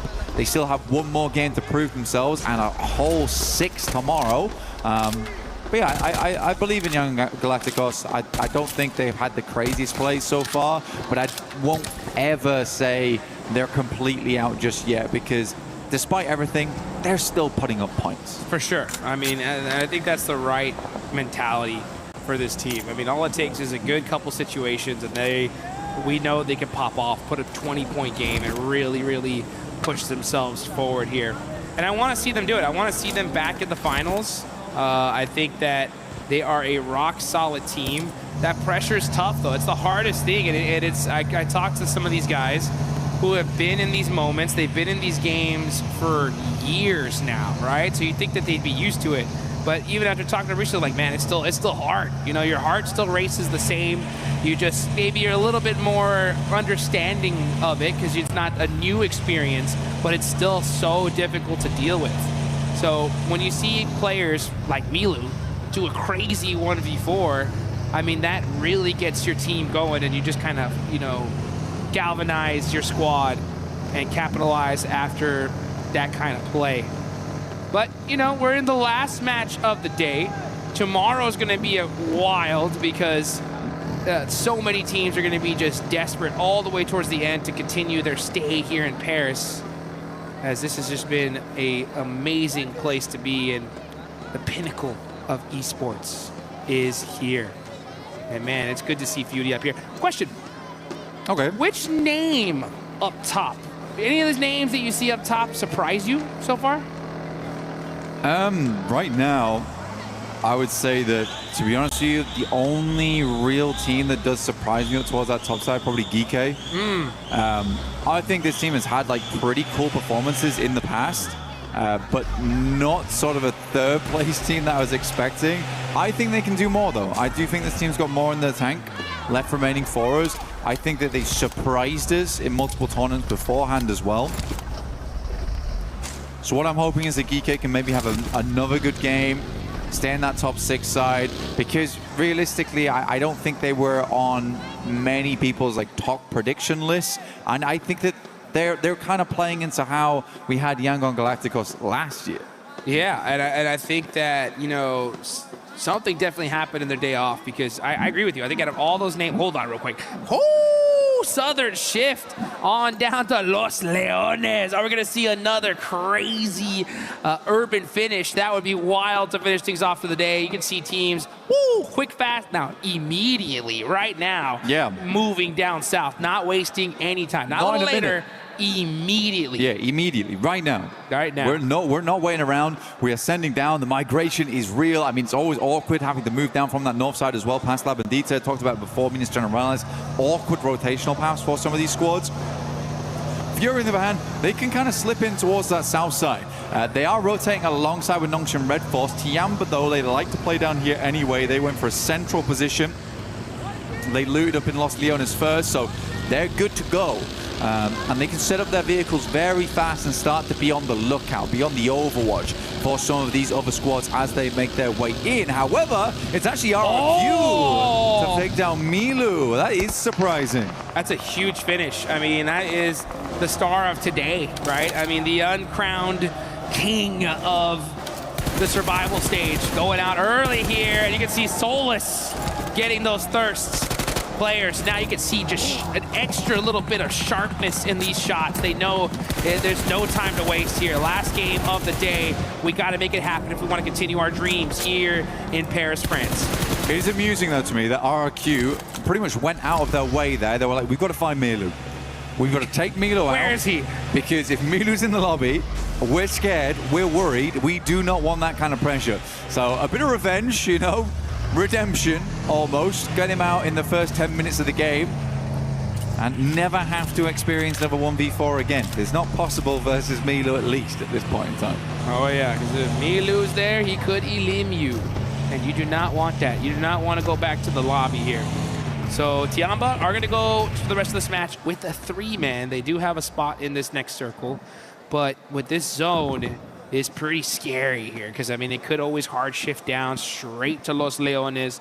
That'll be a wild game to see if that's the case. Young Galacticos are going to be doing a beautiful wrap all the way down to the south, most likely hitting that Los Leones urban side.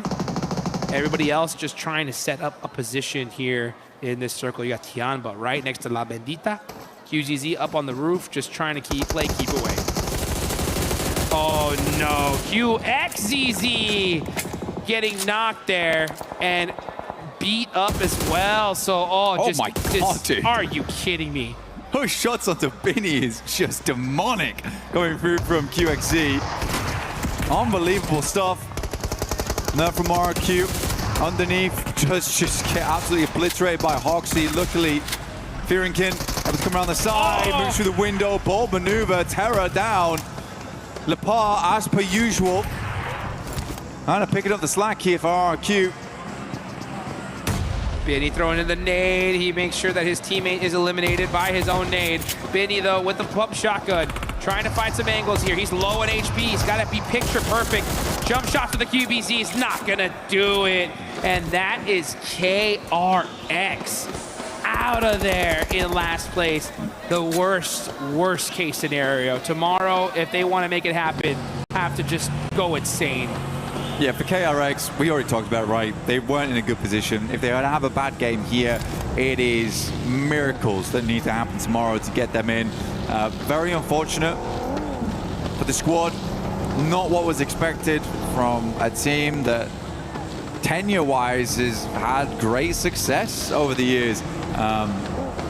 Feels like survival stage might just be the final hurdle for them.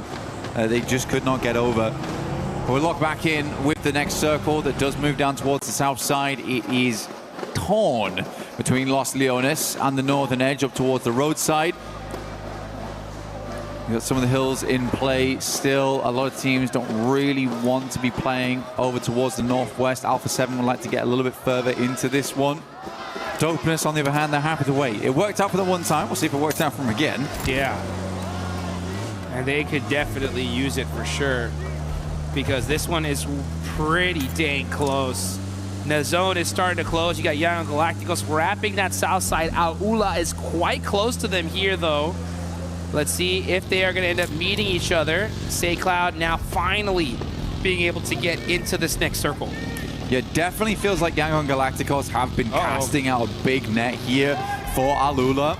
They're in the way. They do not want their 180 being exposed as they move in towards Los Leones. Some of the more teams they can take out. So they continue to hunt out this squad. Marnet, as well as SayCloud, playing in front right now. Have to get it up the hilltop. Alula stops short, takes a quick break, takes a breather, playing inside the concretes, while Smile continues to provide that information back. They're gonna have to move eventually though. They can't stick around here forever. They're like, guys, come on, this is stage 3. There's plenty of room here. We can all be friends on the south side of Los Leones. And it looks like that's what Young Galacticos are gonna do. They're gonna hold on to this building here and say, see you later, we'll deal with you later. But oh, Solonic getting a knock onto Geek. We see that happening in the feed.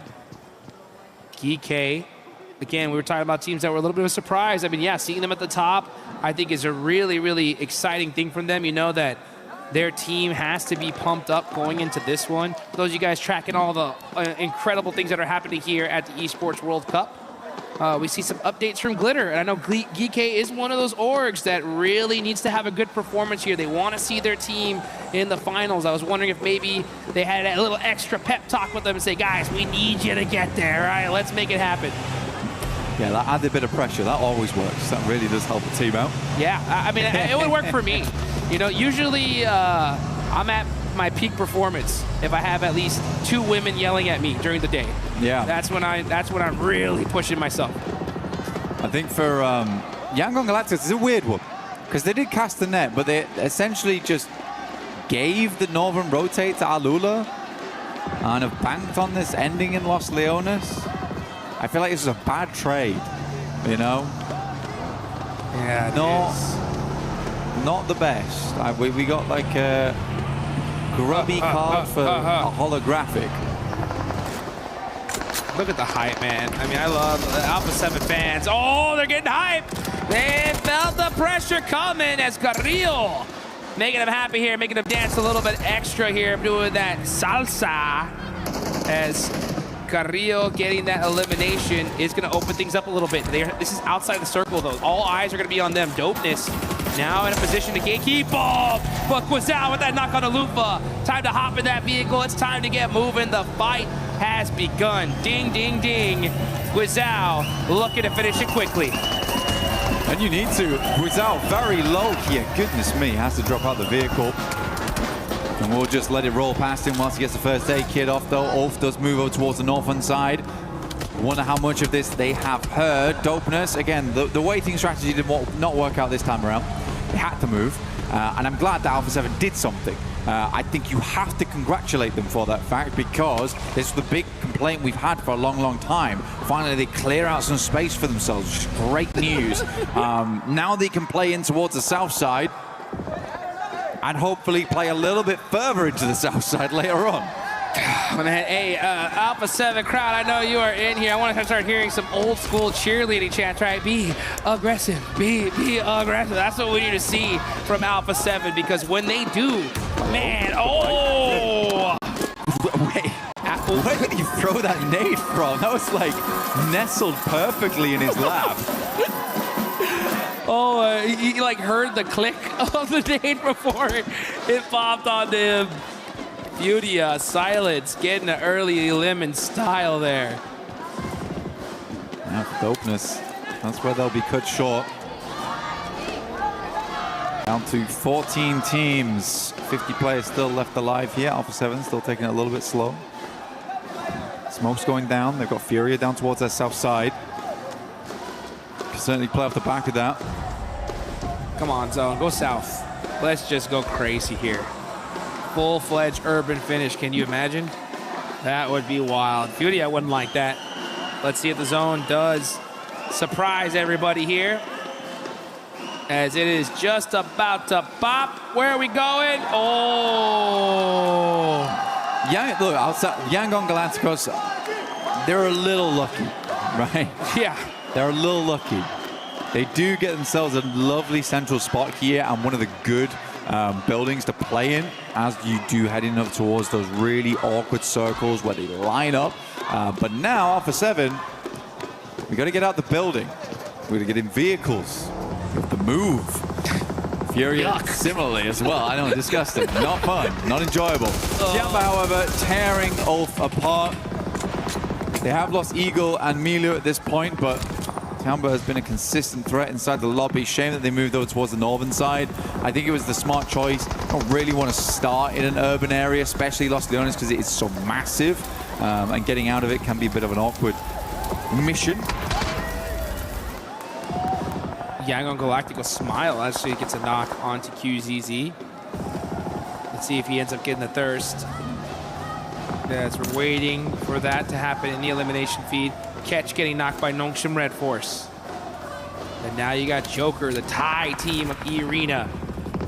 Just again, so shocked that they're even here in the first place. They had a record-breaking rondo, 39 total points, and still weren't able to make it into the finals directly. So now they're here in 7th place. They're right there on that cutoff. Gonna go ahead and get even closer to that 6th place position with that elimination there.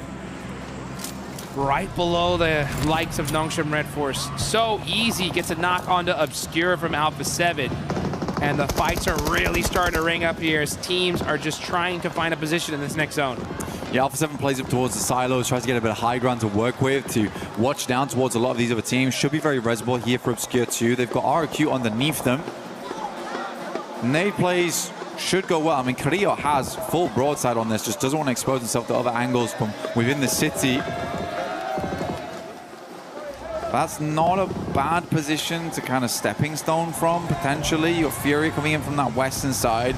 Igor's taken down by Alula at distance. This is hard though. You're gonna have to stop off right now. A lot of smokes were already invested. Igor's gonna need to be rezzed.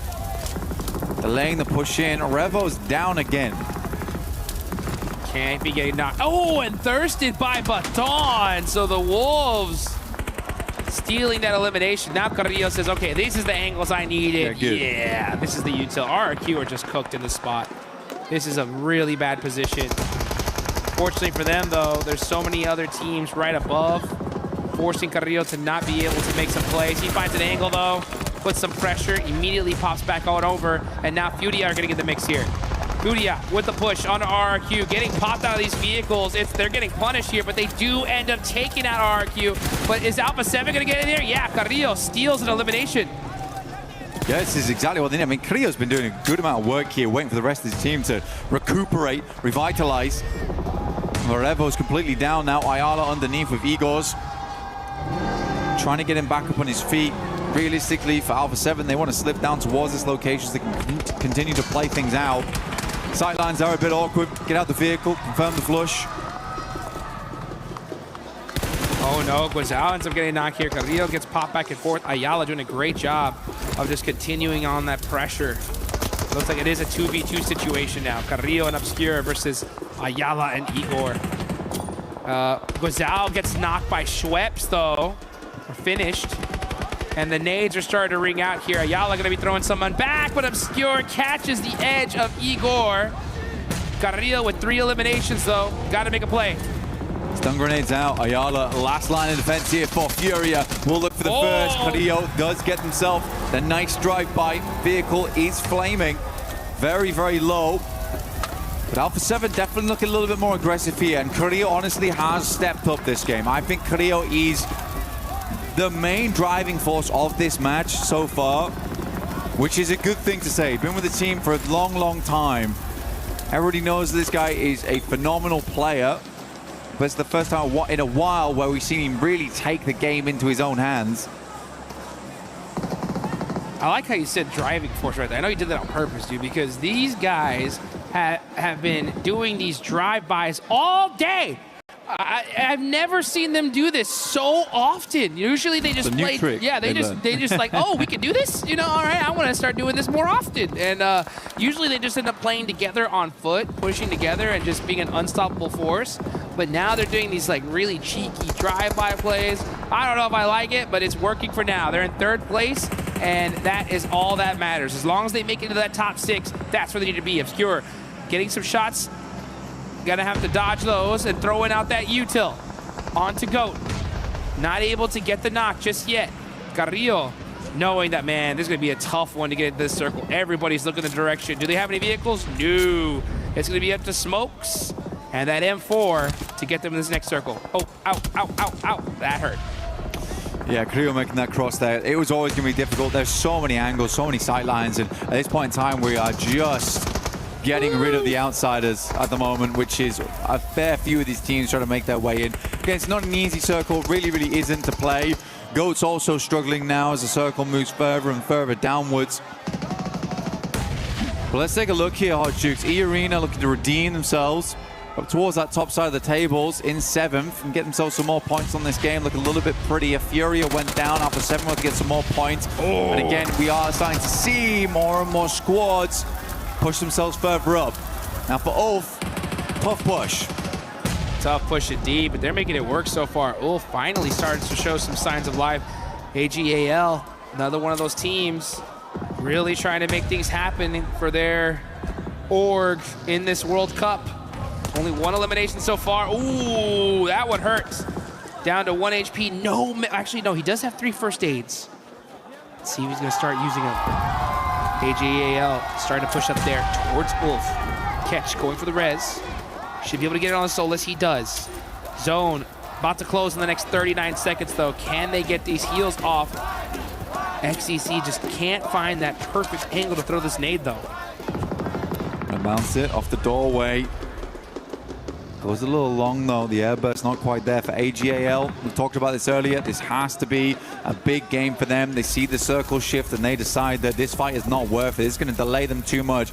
Can they get further down? Can they snake their way into the circle itself? Tiamba, last player alive here in QZZ. And again, I respect the motion here, because they know that, yeah, they're on 75 points. It doesn't necessarily guarantee them tomorrow if they have a really horrendous day. So for QZZ, he's going to put all the stock into trying to live out this game as long as possible as a solo.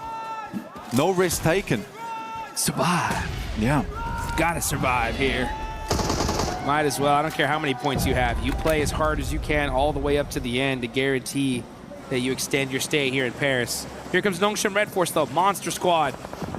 Putting some pressure on Al-Ula. Hyunbin, Maxman's favorite player. So humble, so accurate. Throws the nade and gets the knock. And that's why he knows how to make these fights work. DBS in hand. That's the push on in. Wolves is the next target for Nongshim Red Force. They currently have 4 players still alive here. QZZ finally goes down. That will be Tiamba's run done. 75 points is where they'll finish the day. Again, like we're saying, roughly around 15 points for top 6. See if they can go further tomorrow. E-Arena, another team that desperately wants that scoreline, but Cloud from Yangon Galacticos opens up onto 1. Geeke also chiming in here. Have to drop those smokes down, just wants players to get closer to them. Los Leones uncomfortable in the central position. Honestly, for Yangon Galacticos, if they can get rid of more and more players here from E-Arena, there is a world where they may want to cross the road. They're going to have to here. We can see them with those P90s. They're making it happen. I don't know who. Yeah, they got to go. Oh, they got to go immediately. As you can see, AGAL getting hurt. Going to go ahead and get those first aids going. As we now have reached the final circle shift here. We are in stage 8. I don't know who it was that wanted to see a Los Leones urban finish here at the end, but whoever it is, they got what they wished for. From Ulf, we got 6 points on this game. They do get themselves a little bit further in the lobby here. Up to 10th now on 31 points. It's a decent innings. But you're right, we're almost heading in towards stage 9. I was surprised that Yangon Galacticos didn't try and hit the train here. They are slowly moving across because they know E-Arena is weak and they're on the center dot. Like, that's where you want to be, and they've opened things up, but they're being very, very careful right now. By the way, you go out right now, 1 placement point. Yeah, and we're almost in the last zone. 8 teams still remaining. None of them can afford to go out right now. You got Wolves there on the southwest side. Those guys need some points, big time. AGAL, Yangon Galacticos, our previous champs. These are the squads that really need them more than anybody else. But you got the likes of Geeke, Nongshim Red Force, and E-Arena right there. You can see the Wolves getting into some CQC action. They take out quick. Now they're rocking a 2-2 split. DK are still in this match. All 4 up, only 1 elimination. It's really going to come down to the last second here. So many teams banking on this game. Yangon Galacticos maintaining high ground. I mean, once we got a better lay of the land, kind of understand why they're still playing up there. They have 2 players up front though, so there is a possibility of a daisy chain in the near future. Wolves also needing points off the back of this game. Running on 25 right now. Nongshim Red Force getting the parkour done, somersaulting through that smoke into a better position. So easy, gets caught on the back lines by a nade from Necessary. Ooh, what a nasty spot to throw those nades in. We'll see if Nongshim Red Force can weather it. Oh, these guys need to hire a new roofer, man. This is so tough. This hole in the roof is being so rough on them. It's just Tizzy now for the side of Nongshim Red Force. And here we go. We are in stage 9 here, folks. The zone is about to close to the center of the map as Baton and the Wolves trying to keep their tournament hopes alive here. The NA squad up close and personal with Nongshim Red Force. Blind nade getting thrown, trying to get these confirmations, but Baton very hesitant here, throwing down some more smokes, waiting for his squad to get back up before he pushes. Doesn't want to push on his own, but that is allowing Nongshim Red Force to get a reset. Ooh, Say Cloud bounces off the stairs. Could have been a freebie. Instead, it's costly. Oh. 1 nade down now. Nongshim Red Force have to make a big maneuver. The Baton has got him locked in the corner. Will just send in to get the finish off the back of that one. Yangon Galacticos still using this high ground to their advantage. AGAL in an awkward position on that north side. Finally, they strike. That's Slonic. He went up high from behind. The Wolves finding a bit of an area to play off the back of. Climbing up those stairs so quietly. Here goes Maple as well, trying to find that precious high ground. Gonna be able to look at those plays, but here comes the blue zone. This is an unrelenting circle. It's going down to the center. Now it's time to make the plays. No choice. Bust out those shotguns. Hit those shots. Maple looking for the angles.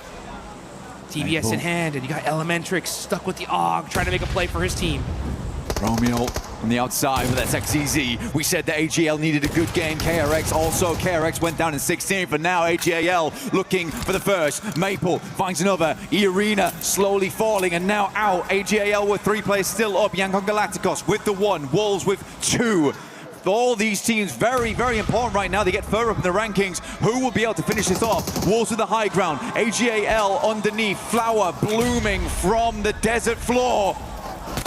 Finding the angles, but he gets caught. Flower Age takes away that high ground position, and it's AGAL clutching up the final chicken dinner here at the day 1 survival stage. And they needed that game so badly, down towards the bottom of the leaderboard, getting themselves further up there and opening up a chance tomorrow. But that's all it is, just a chance for them. So many expectations on this squad, and only now just delivering. The nice play from them, a good disengage from Ulf earlier on too. Wonderful stuff. Wolves also needed those points so badly. They played the high ground. I love the way that Slonic played that out. Got up there earlier on, hit a lovely little backstab over towards Yangon Galacticos. But is it enough? Is it enough? Going small, it is the top 6 right now. Tiamba, Furia have all really got themselves into a very, very good position there. Hopefully they'll be able to continue that consistency. For Tiamba, it's a tiny drop in the ocean in terms of points. Furia, they got to go a little bit further.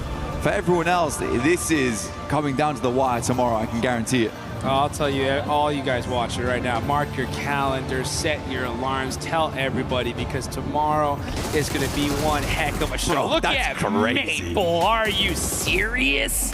I'll tell you what, all of AGL, their fans, organization are so excited for them right here. 投你跳吧，投你跳吧，投你跳吧，来，2打2打，3打2，投点一个，扛掉扛掉，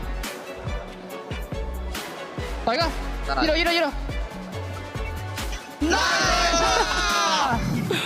I mean, good stuff. Honestly, very, very good stuff. That shot from Flower up on high was absolutely criminal, by the way. He went on for a little peek, and Flower was straight there with the pellets.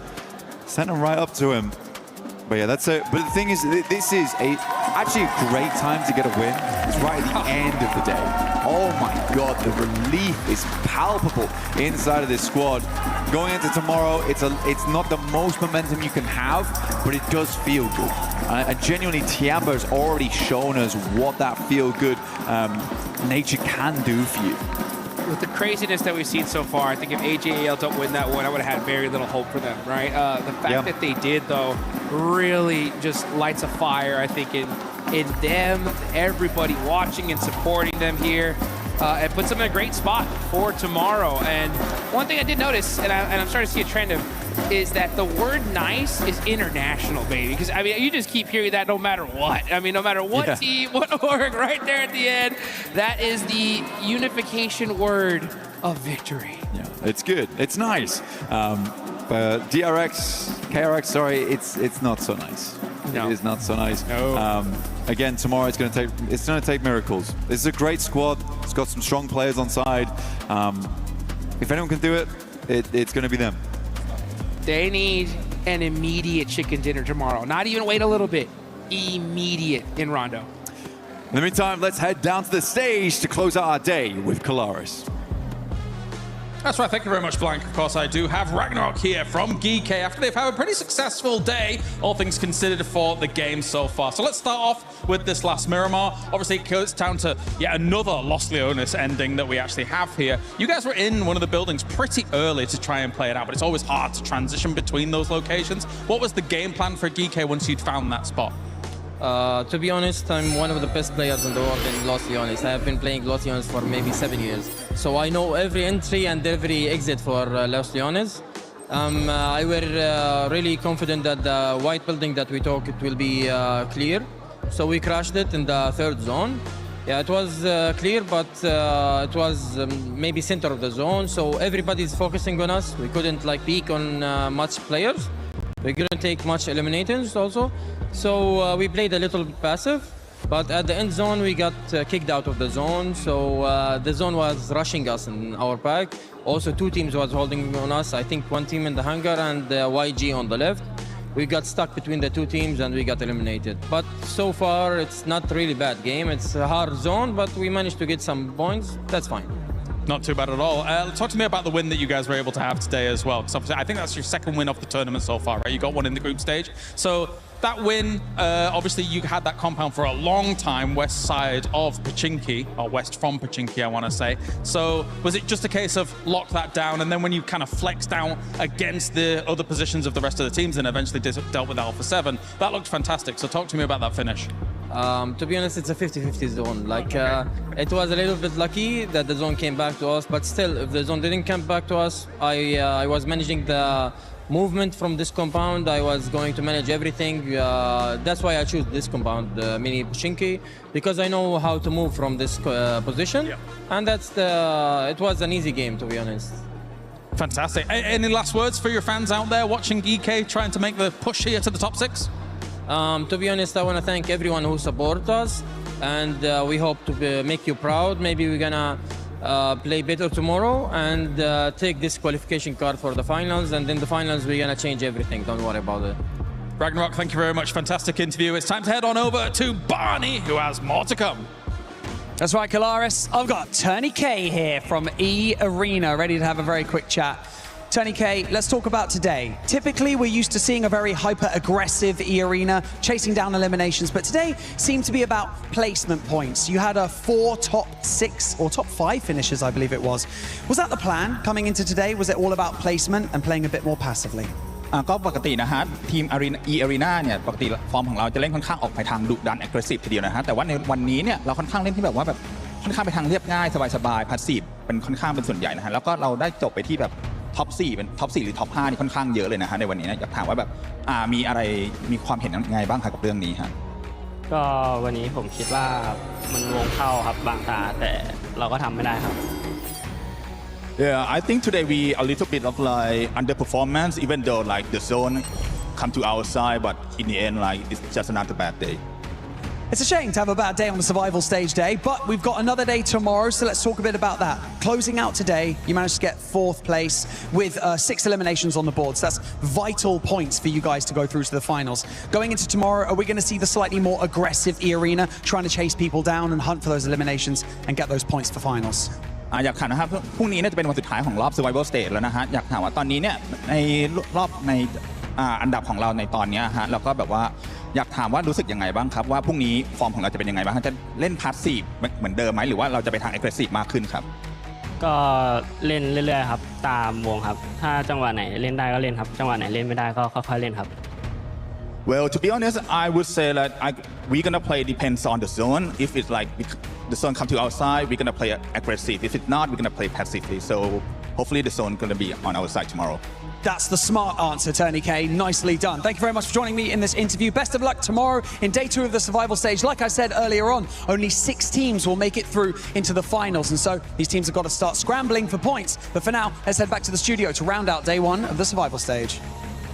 Thank you, Barney. Tony K, a man of few words, but tomorrow he is not going to be allowed to be quiet if he wants to be on those top 6. Overall, an interesting day. We ended up seeing his sponge points, especially towards the top, the consistency that we saw out of Tiamba as well. But in this last game, Max, it couldn't have been any better for those teams that are trying to even keep it closer towards that top 6, because the top 3 teams didn't really do much.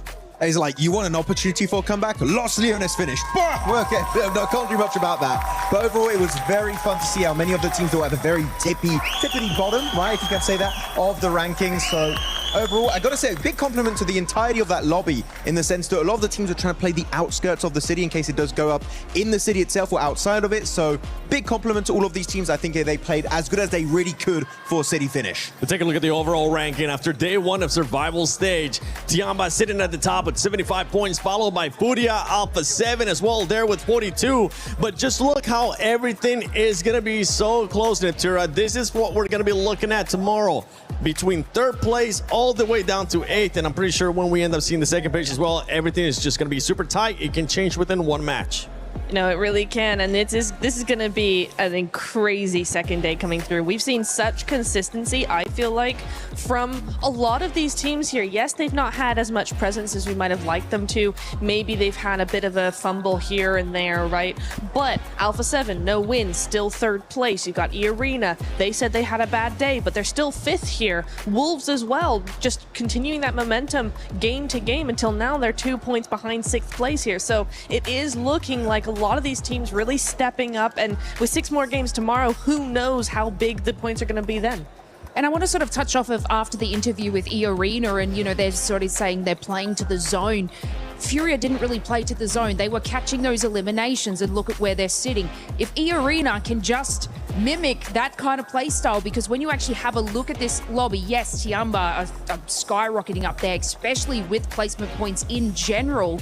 But the only other super aggressive team is Furia. And if we add E-Arena, we've seen them do it before, where they're able to catch these eliminations in any way that they want.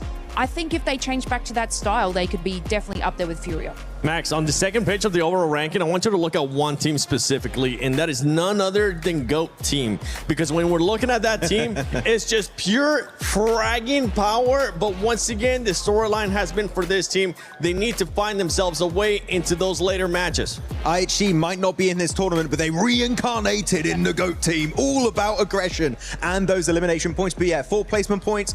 I don't like using harsh words, but that is really bad. Okay, that is absolutely terrible from GOAT team. Wasn't harsh. Okay. Yeah, it wasn't harsh. Yeah, but it was like PG, you know?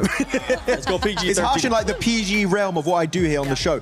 Very unfortunate in terms of the placement points. We need to see more late game finishes. All gamers, you know, I'm going to also say a similar point. They get that 1 chicken dinner in a city finish, which you never know what's going to happen in a city finish. It's kind of like you throw in the hat, hopefully your name comes out at the end. But you remove that chicken dinner, Niptura, only 2 placement points over the course of 5 matches. That also is really bad in a PG way. No, it really is. I don't like that at all. And tomorrow has to be a massive step up from them, because yes, we are seeing a lot of ties, partly due to Tiamba's point sponge situation going on there, but I think in a regular lobby or in a regular day, they would be bottom of the leaderboard.